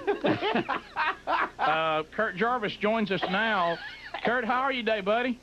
Well, I'm a whole lot better than I was Saturday afternoon, but not much better. Another time. Now, what is that? That's a piece of glass. Yeah, we're getting a shot now of my piece of glass first place in the tournament. Now, I won't show all my money on there because that just seems inappropriate. Right. Sure. But I was handed checks left and right. And if you did win, Rick, if I did win the whole thing, and let's say, that one fish equaled $100. Oh, I had 10, 20 of them. Oh, my gosh. Are you serious? Rick, are you serious? So, look, buying dinner Friday night, I'm good with that. All right, hold on, let me get this right. Oh, Kurt, how can this happen again? Hey, you know what? I tell you what, that Saturday was absolutely the worst day of my life. Hey, this was it, wasn't it? I love the way the fish is talking in the mic. The day that I was laying out on the field at Jack Murphy Stadium, the play that ended my career, I did not feel as low as I felt Saturday. Oh, no! Kurt could not believe it. Kurt, please tell me, Kurt. I know you heard him screaming, floating up to the dock. Where's Kurt? How much? Oh my but gosh. What was the first time you realized? When was the first time you realized? Oh my gosh, he has not only beat me, he has won this thing. Well, when they came in and I saw, well, first of all, when we were driving up, we were kind of easing up to the dock. Rick didn't see me, and so. But I heard him talking, and I just heard his voice because we had talked to him at about 11 o'clock that afternoon, or 11 o'clock that morning. Yeah. And they didn't have anything. We had a few fish in there. All we needed was 2 big bites, and we were going to be okay. So I felt pretty confident. Well, as we pull up to the boat dock, just like he said, I heard him go, "Has anybody seen Jarvis? Has he weighed in yet?" And he was looking around with that grin that he's got, and I turned to Doug Campbell, my pro, and I go, "They found fish." And he goes, "You think?" I go, "Trust me, I know that voice." I go, "They found fish," and that's when I started getting nervous. And then, actually, when I saw he had 19 pounds, I knew at that point there, I go, well, first of all, I knew he beat me, and then I go, he's going to win this tournament. I go, unless somebody just really hit it big, I go, he's going to win this whole thing. Look, here's the part I love the most. You remember Kurt telling me Friday, "You better have 18 pounds, buddy." Yes. He pulls up and I said, "Kurt, how much did I need to get?" And he just looked out and said, I got it covered. look, and his face, let me tell you this. Listen to this, how heavy this thing is. My winning weight, go ahead. That sounds like one of my fish I caught. Listen, my winning weight, 19.85 pounds. Rick. Beating Kurt Jarvis by over 13 pounds. Wow. Kurt, what'd y'all just put the bait in the bag and come on in? Actually, he didn't beat us by 13. We weighed in with like 14 pounds, but it doesn't matter anyway. If he would have beat me by an ounce, it might as well have been by 100 pounds. I was sitting up. I was standing there watching him yuck it up on the mic, and I was going, I was trying to figure out the quickest, easiest way I could end my life at that time. I was trying to figure out which was the best way to do it. Do I just need to jump in the water and drown myself? Drive the truck in? All right, now, Kurt, you're right. I beat you by 6 pounds. I'm sorry. Y'all had 13 pounds.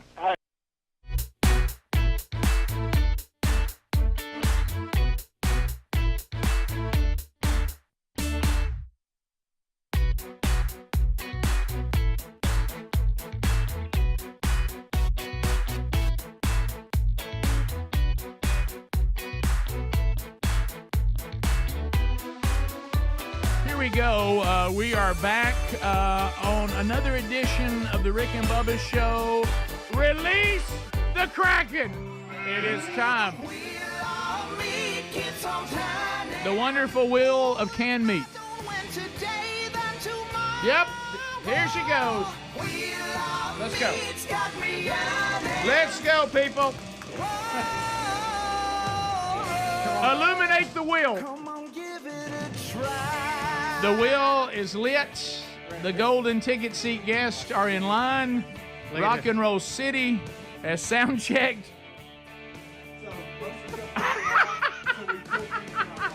I forgot all about that one. Bubba's got some crazy shirts. Some good ones. Some crazy shirts. So you could win something straight up. There ain't a whole lot on there though that's straight up. You can win spam. That's there. A mystery canned meat is there. I think Moultrie you can still do that. Most all the rest of it's going to have you come over and pick something off of the little divider between Bubba and me here. Hello Deli, next to Dave Letterman. David Letterman. Bubba's put a bunch of shirts in here. Bubba, do I have this right too? You also have the plans from which studio? The Red Velvet Lounge. The Red Velvet Lounge that we were supposed to sign off on. Right. We never signed off. We never signed. There's so many things you and I never signed. I know. So anyway, you could actually leave here today with the blueprint of the Red Velvet Lounge. All the technical specifications. Please look at this. And Rick, of course, the Get Out the Vote posters. Oh, Get Out the Vote posters. Everybody's got to have one workshop. I want Michael Adler to have one of these. Just give him one. Just let him have one, so he can put it in his workshop. I want you to see that in your wood shop. Okay. All right. So Bubba, we got golden ticket seats here. They're ready to spin that wheel. Kevin Smith will be the first one to lay his hands on that wonderful wheel. And this is what we say for every person. We say, "Wow, what a wheel!" All right, Kevin, let it go. You got to learn "Wow, what a wheel." You got to learn that. And a big spin. Here comes Kevin. See if we can get a winner right out of the gate here. Rock and Roll City is standing by. Greg's ready to play go. It's his favorite thing. All right, here we go. And yeah. Okay. T-shirt. Wear it. Kevin, we don't have any of those or that shirt. So right here, well, we got all kind of other ones. Buddy, you can just, I hope you don't mind a XXX, but there we go. Better check this out. Rick and Bubba 94 shirt. Well, if they're Bubba's shirt, they're going to be big. Yeah. I mean, that's hold it up. That's my goodness. If I cut the tag out of it, I probably wore it. Yeah, that's a 3X. That's a 3X right You know there. what, though? There's some pajamas for your wife. Yeah. So there you go. I usually cut the tags out of them when I wear them because it itches my back. How about a go for Kevin, Greg? Go!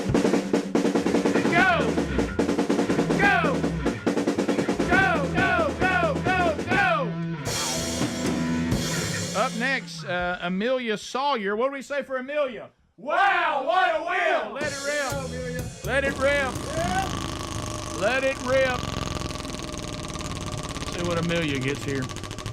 All right, Amelia. And here comes that wheel. Come on around. Oh, no, Amelia, no. Can't have nothing. You can't have nothing. Hey, let me tell you, Amelia, your first mistake was thinking you could have something. Oh, no. The wheel is sometimes brutal. Amelia. Jennifer Krug is ready to go. What do we say for Jennifer? Wow, what a wheel! Let it rip. Here we go. Yeah! Somebody means business. Yep. Jennifer said I'll go ahead and spin it. Jennifer will spin that wheel. Let her go. Let it rip. All right, let's see what happens here. Come on, Jennifer. Coming. Oh, look at here. Look at here. You get bandana. Bandana. Don't have it.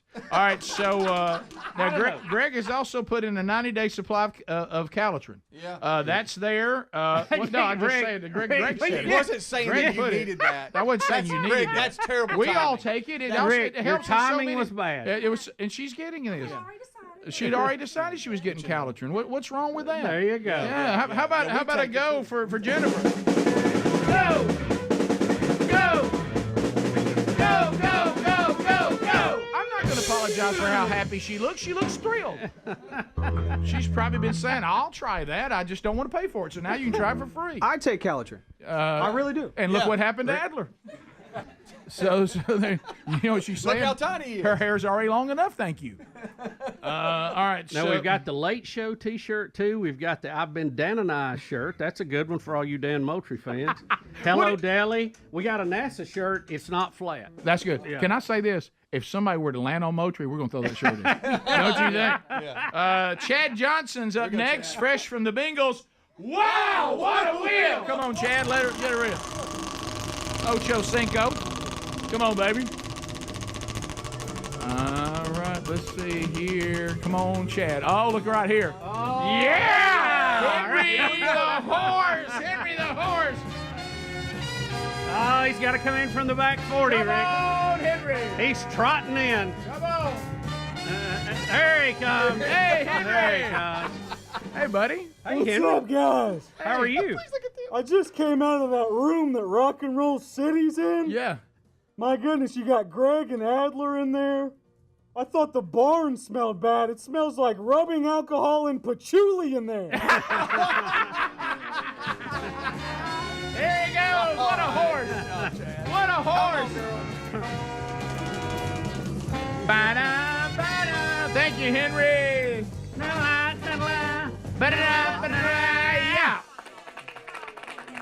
Yeah. You know what? She didn't. Chad didn't win a prize, but the audience won that. Yep. Briley Johnson is up. What we say for Briley? Wow, what a wheel! Let's go, Briley. Let it rip. Little finesse from Briley. Little finesse from Briley. What's going on here? Somebody has scratched. Okay. Oh, yeah. wow, another. Bandana.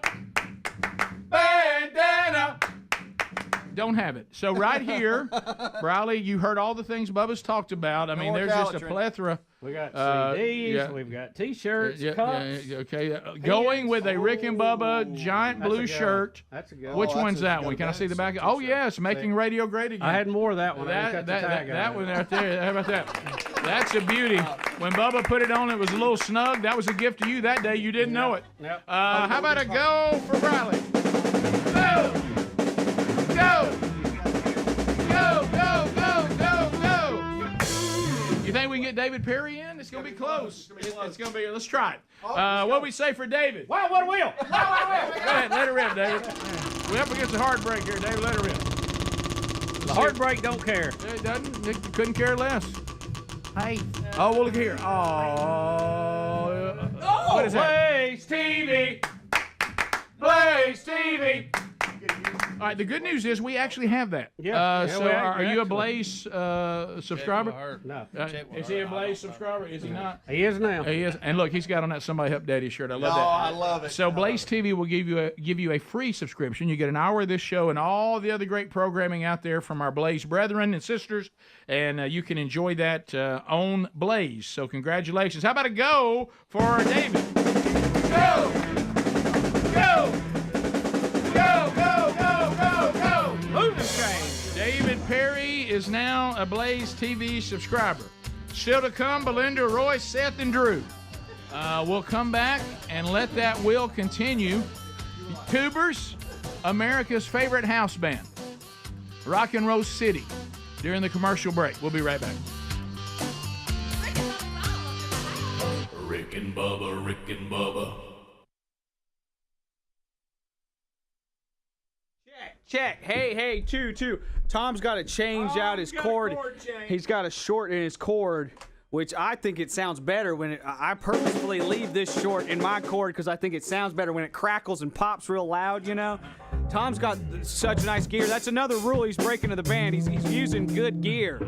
And he's using gear that's newer than 10, 20 years old, which I stole this guitar cord, so, you know, I mean, we just have different gear here in the band. All right, here we go. I'm gonna do a song about what it smells like in here. All right, here we go.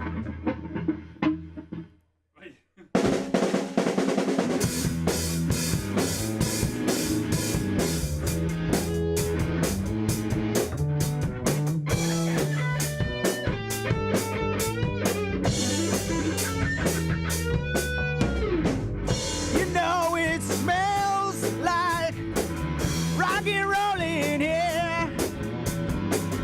You know that it smells like rock and roll in here. Oh, it smells like patchouli and rubbing alcohol, and it smells like rockin', and it smells like a roll, 'cause it smells like rockin'. It smells like rock and roll in here, yeah. Bass guitar. Bass guitar. I said bass guitar.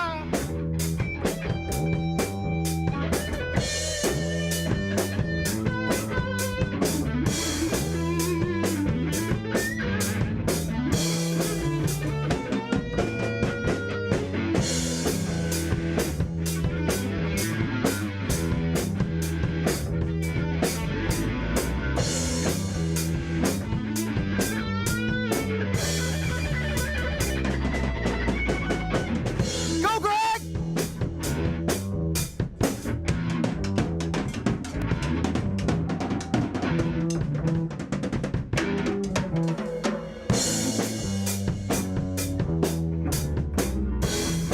All right, hey, let's get quiet really quick. Let's get quiet, and then we'll build it up. Okay.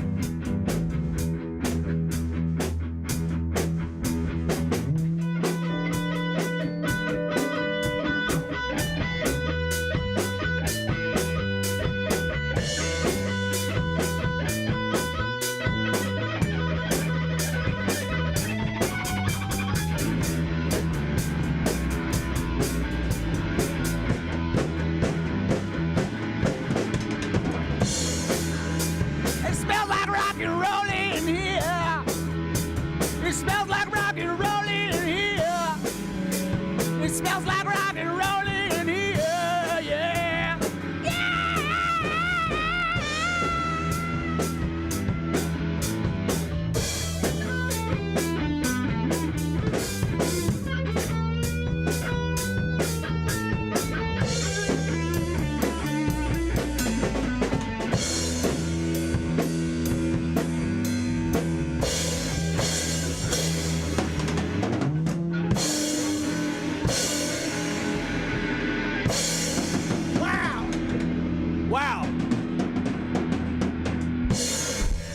Wow. Oh, I'm hung up on this thing. Yeah, wow. That's the best we've ever sounded.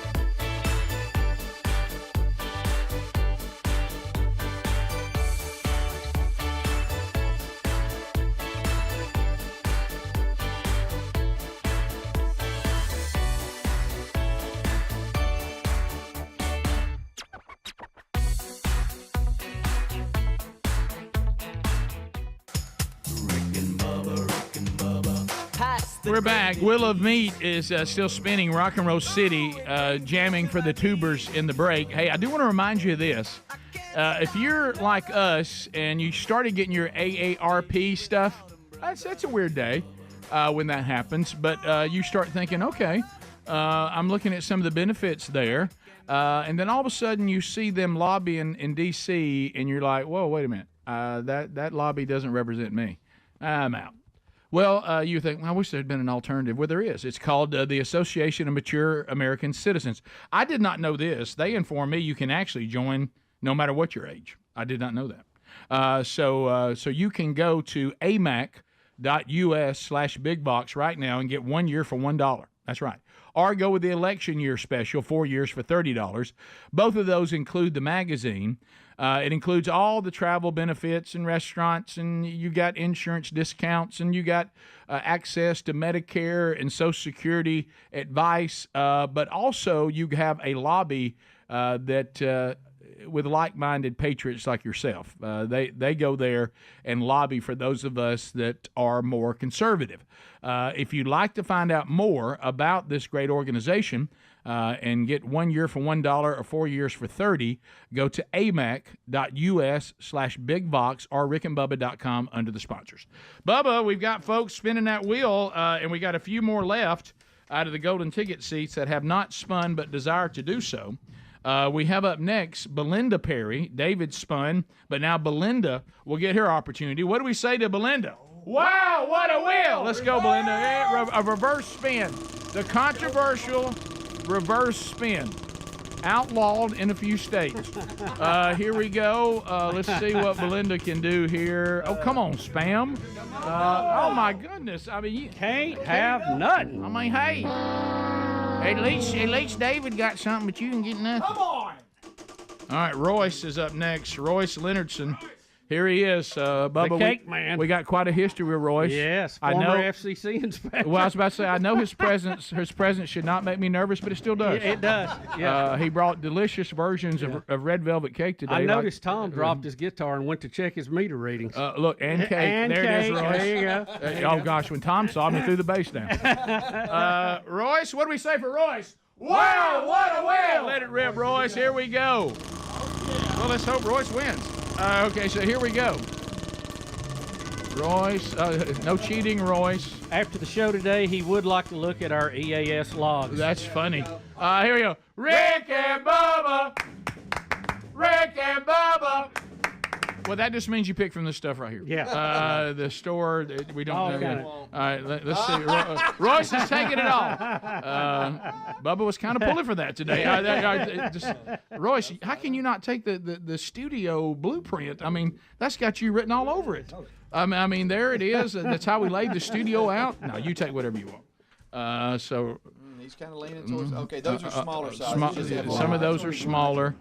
Yeah. Not flat. Yeah, not flat. That's good. You like that one, Royce? All right, you can take that. Of course you can have it. There he goes. Royce gets a CD and he gets himself a T-shirt. The Earth is not flat. We checked from NASA. All right, come on. All right, here comes Adler's cousins. Seth Huntley will spin first. Where's Seth? There he goes. What do we say? Wow, what a wheel! Let it rip, Seth. Now, can this bunch sing too? Can Are they all musical? No. Is Michael going in there? No, he's standing on Big Boy. Okay, here we go. Let's go, Seth. Come on. Oh, what are we doing today? What are we doing to Adler's cousins? No, no. I mean, hey, Seth. I hope you can sing a song because that's all you got.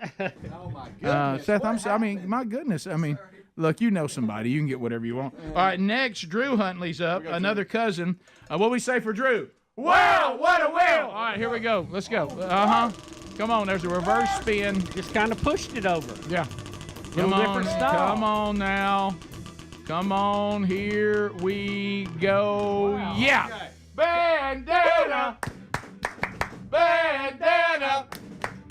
All right, so that we don't have that. So you can come over here. The bandana was hot today. It was. Hunter, you're seeing things here that, your life could change today with any of this. There's a small. You might be one of the few people that could wear that. Only Adlers can pick that. And so our people kin to Adler. So there you go. Rise, kill, and eat on the back. Oh, you got to love that one. I mean, that there we go. I mean, that right. Oh, yeah, that right there. You got to have that one. All right, you, Drew, Greg, well done. Greg, how about a go for Drew? Go! Go! Go, go, go, go, go! All right, now, I know that's everybody, but we have some friends of ours from Cotton Eye Joe's, and they've done a lot of marketing stuff for us. They were the one that sent us that beaver, what was it? When you had that name, Beaver Bite Ridge. Beaver Bite Ridge. They're in town today, and they got here in time to see a little show. If y'all want to spin, we have time. And I mean, if you, Tommy, Jody, if y'all want to come up, all right, come on, all right, Jody, come on up. Let's give it up for that. Here we go, Tommy and Jody. All right, Jody's up first. What do we say? Wow, what a win! Let it rip, Jody. All right, so let's see what happens here. I mean, my goodness, they were just at Buc-ee's a minute ago. I saw they sent me a picture. Let's see. Can we get a win for Jody? Can we get a win for Jody? Oh, yeah. T-shirt, T-shirt, T-shirt, wear it. Jody, I'm sorry. We don't have that. So, but here's some T-shirts here. Here's some CDs. Socks. We got socks over here. Here's the live spots today. If you want those, I'm done with them. No, you got the CD. Okay. All right. How about a go for Jody? Go! Go! Go, go, go, go, go! Tommy makes his way. Tommy Gower. Tommy, you ready to go? What do we say for Tommy? Wow, what a win! Let it rip, my friend. Tommy with a little finesse. I thought he would attack, didn't you? I mean, really, he's probably looking at the logo. And same thing? Wow. T-shirt, T-shirt, T-shirt, wear it. All right, Tommy, just pick out of here. We don't have any. Oh, you going with the sock? He went with the Central Bank sock. I like it. He went with it. Nobody wanted to get the vote out. My goodness. This has come around again. I mean, it's actually timely. It is once timely. again. We ought to put that up again for through November anyway. So congratulations to all of our winners. And the wheel it wasn't as kind today as it has been. A lot of can't have nothings today. The wheel in the sky keeps on turning. Yeah, and people are carrying out some things that I don't know where I'll be tomorrow. No, I don't know where I'll be tomorrow. But you know what? These are collector's items. Yes, they are. I mean, these things are collectors. And if anybody wants get them and varnish them up. That's right. If anybody wants to put up, get the vote out. We got some of those. You'd have to. What is that right there? What are those? That is Artemis pins. Artemis pins? Yeah. What, from NASA? Yeah. Okay. Did you kept one, didn't you? Oh, yeah. Don't give away your Artemis pins. No, I got a bunch of them. Yeah. What are you and I going to do with those coins people's giving us? I keep saying I'm going to get one of those coin things made.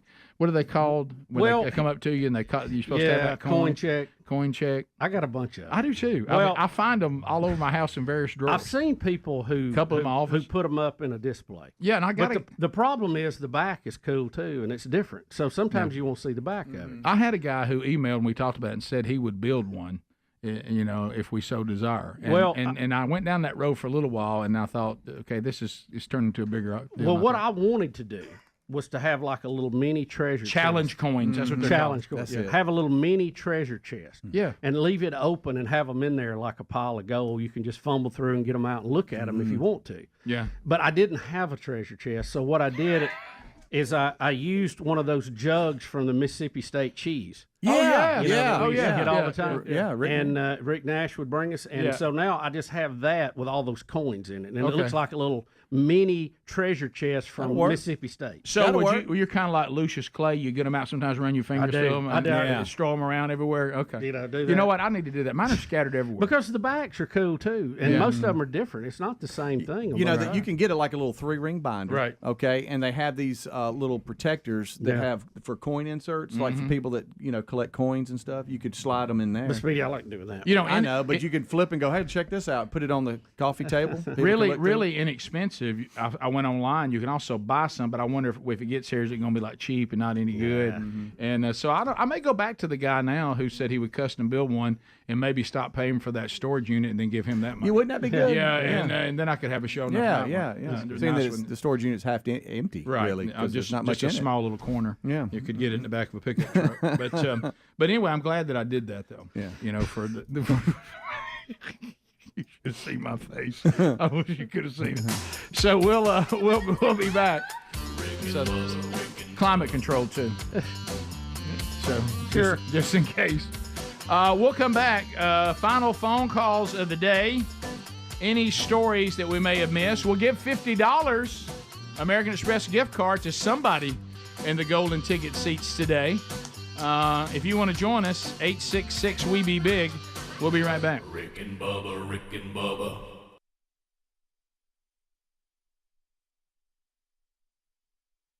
Check. Hey, 2E. It's a key of E.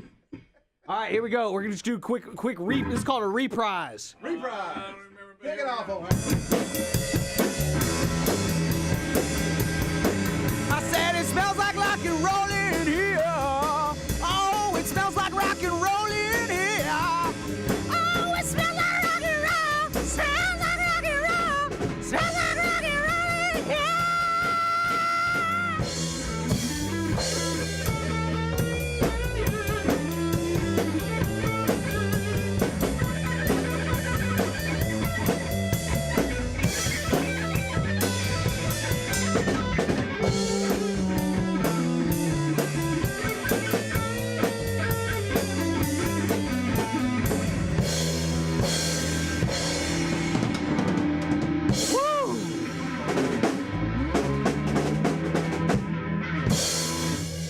Smells like rock and roll in here, you guys. And never forget it.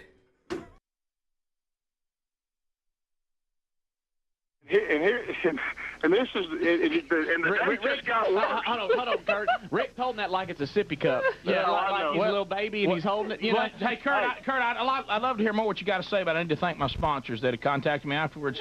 We were using Yum Worms. The Fruger people have contacted me about the reel I was using. I'll also be represented. I got my silver thread patches. I got to get on my new shirt. Troy Jens has put me in touch with all his sponsors. You might know Troy Jens. He's the one that's got anglingalabama.com.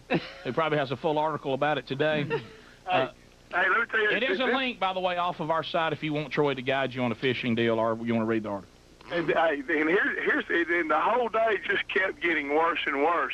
After the tournament, now this is just typical of what was going on Saturday. Then after the tournament, we all come in, we're standing around eating, and I'm trying to choke down a hamburger, but my stomach's just in knots at this point. I found out he's won the whole tournament, not just beat me, but won the whole tournament. So then they start giving out door prizes. This is great. Well, and what they do is they reach in, I guess they reach in a hat and pull out your boat. They got rods, reels. Well, they got rods. They've got $100 reels. I mean, you can't imagine the stuff. What they were doing was, they were reaching in a hat, I guess, pulling out a boat number, and then calling up, and those two people in that boat could go up there and pick what they want. Well, as luck would have it, on that Saturday, we were boat number 37. The last boat to be picked to go up there to pick a prize was boat number 37. So you got what was left over. Hey, when we got up there, there was a medium T-shirt and a pair of pink panties that said "Gone Fishing."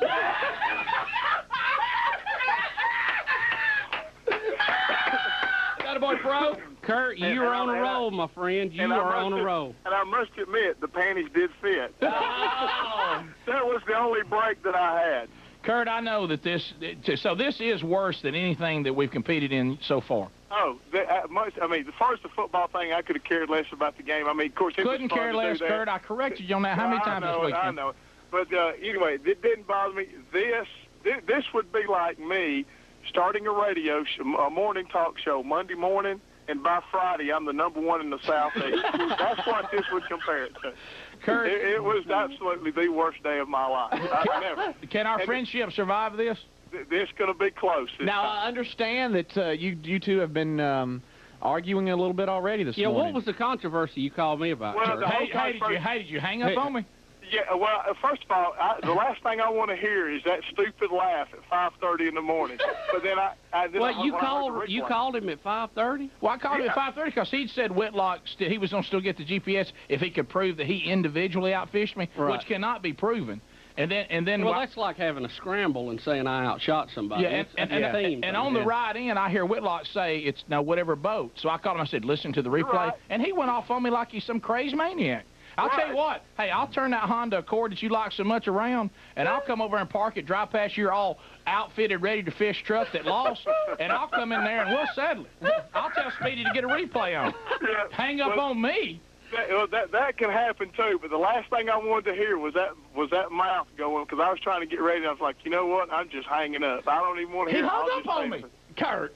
I hadn't had that happen since the last time I talked to Sherry from the fishing tournament. Well, there you go. But first of all, let me tell you, I do want to thank. I want to thank my partner, my pro. He was a good guy. He was Doug Campbell. He did a great job. So what'd y'all finish? Loves the show, by the way. Oh yeah, and I'll be honest with you.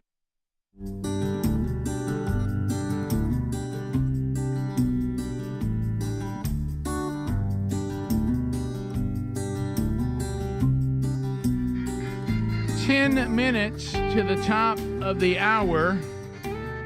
Rick and Bubba's show. Thank you for being with us today. So for a lot of you, we are wrapping up the week together. So let me hit you with a couple of things in case we don't get to talk to you again before Monday. All right, so Rick and Bubba University, the podcast this weekend. Peter Navarro, our guest. Grab that wherever you get podcasts. If you're looking, men, to plug into a man church this weekend to find out where you could be part of the strategy, Boone's Chapel Baptist Church in the land of I-92, Prattville, Alabama. Scott Dawson speaking there Sunday night. You can find those details at themanchurch.com under upcoming events. Bubba, look in those golden ticket seats. There they are. Yep, $50 American Express gift card from Dr. Dudney and the gang is up for grabs. So say hello to Kevin Smith, Chad Johnson, Jennifer Krug, Amelia Sawyer, Briley Johnson, Nathan Johnson, David Perry, Belinda Perry, Royce Leonardson, all in the golden ticket seats today. And Bubba, what I need from you is I need a number between 1 and 9. 1 and 9. Now this is all shuffled up. All shuffled up. What about number 8? Number 8, the winner is Kevin Smith. Kevin Smith! Yeah! $50 American Express gift card from Dr. Dudney and the gang. There you go, buddy. Lunch is on Kevin. Kevin will handle lunch today. And thank you, Dr. Dudney, who takes care of our families. And we have all the fun with him on Fix Mama's Mouth every year. And thank him for providing those American Express gift cards to the golden ticket seats. Bubba, a couple things that we haven't hit on the way out. You were talking about it in the break. The Raiders. The Raiders are in camp right now. We're talking about the Las Vegas Raiders. They'll always be the Oakland Raiders to us, but and I don't acknowledge the L.A. Raiders, but they seem to be mocking the current quarterback that many believe is the best in the NFL, Patrick Mahomes. Yeah. They have a Kermit the Frog doll. Mm-hmm. Yeah. And this is a play off the fact that sometimes when Mahomes speaks, he sounds like Kermit the Frog. And he does. And they're Greg informed us on that. They're taunting that around spring training. Yeah, we're having a good time with it. But you know, I don't think I'd want to make him mad. Really. There you go. Yeah, I think I'd save my look. I mean, they've even put a Chiefs jersey on it. Oh, that's funny. Oh my goodness. Yeah, that's pretty funny. You got to give him that. It is funny, but you know, wouldn't you just rather show it on the field and not give him anything to get him more focused than he already is? You reckon he'll do the puppet hand if he scores on him?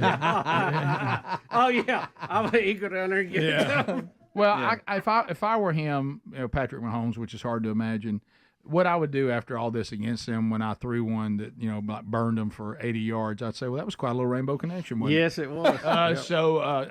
Then you start doing Kermit lines, yep. and so that's it. Don't you think that this will be taped up on the locker? Yep. When they start their training or when they play the Raiders. Well, and what you have is a lot of times, and we've said this over and over again, when someone is really, really good or a team is really, really good and they've been good for a while and they have gotten to the point where you expect them to win, your best chance to beat them is for them to beat themselves through apathy. Yeah, complacency. Don't fire them up. I mean, let them get complacent. Let them think that all they got to do is show up to win. That's when you got a chance. When you motivate them, man, they'll mow you. I mean, you don't want that. I mean, that you might as well be poking an injured dog in the corner. Yeah. Yep. Also, this was talked about a long time ago on the show today, so some of you may not have heard that. Chick-fil-A, why are they having to insist that their waffle fries are not going anywhere? There's rumors. I was kind of hoping they were. I was too. I don't like waffle fries, but so they were. Was there a rumor they were getting rid of them? Yeah, it was or one of something? these influencers that happened to work at Chick-fil-A that kind of started hey, they're discontinuing the waffle fries, and it freaked everybody out and had like 3.2 million views on TikTok or something. I don't know. So they've had to come out and said, hey, what we're doing, the recipe, we're trying to play with a little bit just to make them more crispier. That was their response, but we're not doing away with them. So they are tampered. They are tampered. Well, it needs to be tampered. That made Greg happy. Yeah, I can help it. You don't like them? I'll eat them, but they're not my favorite. Yeah, I'm about a 5. I mean, I'm not going to throw them away. No, I mean, all of us that have been considered some of the greatest eaters of all time and really have an appreciation for food. Yeah. I mean, if they're in the bag, we're going to eat them. Yeah. I mean, but would I go looking for them, or would I like them a little more done? Yeah. My favorite are the ones I have. That's right. If I have those, I like those. Yeah. If I have the crinkle fries, I like them. Yeah. If I have the rigid ones, I like them. If I have the steak fries, I like them. Look at me. I'm not real picky. No. Well, you really are, surprisingly. It's just not when it comes to that. Honestly, I'm not I have to have fries eater. I like a good now, fry. if I end up with them, fine. But I don't go out of my way to get them. All right, let me ask you this: you're at a restaurant and you've ordered some sort of sandwich, whether it be a hamburger or whatever, right? And the people say you can have chips or fries. Would you take potato chips or fries? Most of the time I would take fries. Would you? That, okay. Yeah. Every now and then I go. Sometimes I get rice, or sometimes I get. I try to eat broccoli if I can. We got that. Right. Yeah. And that's a better choice. A much better choice. Yeah, it is. Not as much fun. No. But a much better choice. Here's what's weird: if it's a hamburger, I'm always going to go with fries if it's a choice. If it's just a regular sandwich, I'm gonna go with chips. Yeah. Yeah, I never really thought about it that much. Yeah. So, but a waffle fry to me is probably my least favorite fry. Now, you know what? They grew on me because I like the fact they hold a lot of ketchup in the webbing of them. Those are the kind of things you got to think about. Well, you do. You do. The regular fries, you can coat them, but those fries, they hold a lot. It's like a little basket. It is. Don't like seasoned fries. Don't like seasoned. I like curly. Don't like curly fries. Ooh, I like them. Don't like curly fries. I don't want any breading on my fry. Them curly fries are good. I don't want breading on fries. Yeah. No, sir. You're crazy. I won't even eat a curly fry. Boy, I will. Boy, that's I nuts. like McDonald's the best. Calm down. McDonald's is the best. It's simple. It's good. No, they're just a little string fries, isn't it? What do you call it? A stringy fry? Yeah, and they're good. Them Freddy's fries are a little small. Have you tried them? I like Freddy's. I've never had a The Freddy's. fries real small. Yeah. Never had a Freddy fry. Greg loves sweet fries. potato fries. He loves them. Sweet potato fries? No, I wouldn't eat that if I was starving to death. You wouldn't eat a sweet potato fry if you were starving to death? That's not true. You just mean you don't like them. No, I really wouldn't. I wouldn't Starving eat to death, and you wouldn't eat one. Greg, you eat this, you live. If you don't, you don't. I'll see y'all. I'm out. I'm out. That's Don't quite like a 'em. stand against a sweet potato fry. They don't look right. You They're like not the Freddy's crispy. hamburger? I love that. It's good. That's a good one. How about I've never had one? I get the jalapeno burger. They give you a big, and it hangs over the bun. Is that place that has frozen custard? Yeah. Is that what that is? Oh, yeah. I know they have milkshake. You came alive on that one, didn't you? I bet you eat that if you're starving. Boy, oh, yeah. You wouldn't eat a sweet potato fry if you're starving? You would too. But you're starving. You'd be like, help me. Freddy's does look good. It looks like a smash burger. Ooh, Yeah, it is. Come on. Yeah. So you think those fries are too small? They're eatable, but they're kind of small. You remember them? We used to buy the potato sticks in a can. Yes. They're almost that little. Did you like Well, those? I will say this: from our time in the restaurant business, our 1 year, the love of the French fry is very diverse, and it doesn't matter what you have. Everybody wants what somebody else has. Yeah. I'm not big on the crinkle I can tell you cut. that. Crinkle fry? I'm not that big. I'll eat it. Don't get me wrong. How about steak fry? Yeah, A little heavy. Least. And if it favorite. gets slimy, you got a problem. Yeah. If I'm eating a steak. Yeah, remember them potato sticks? I didn't like potato Oh, yeah. sticks. They were good. We used to have them for a snack every day, probably. They roll up on you. You're in the desert, about to die. You're laying in the sand, and they go, "Man, we got some sweet potato fries." Well, which makes me feel good. They probably, if they got sweet potato fries, they got something to drink. How about they got water. Yeah. Just give me water. I got sweet potato we don't fries, have that. sir. We just got sweet potato fries. Thank you for being with us. If the week's wrapping up, enjoy the weekend. If you have more Rick and Bubba today on an archive, or your affiliate carries the show in a different order, enjoy that. Rick and Bubba, Rick and Bubba.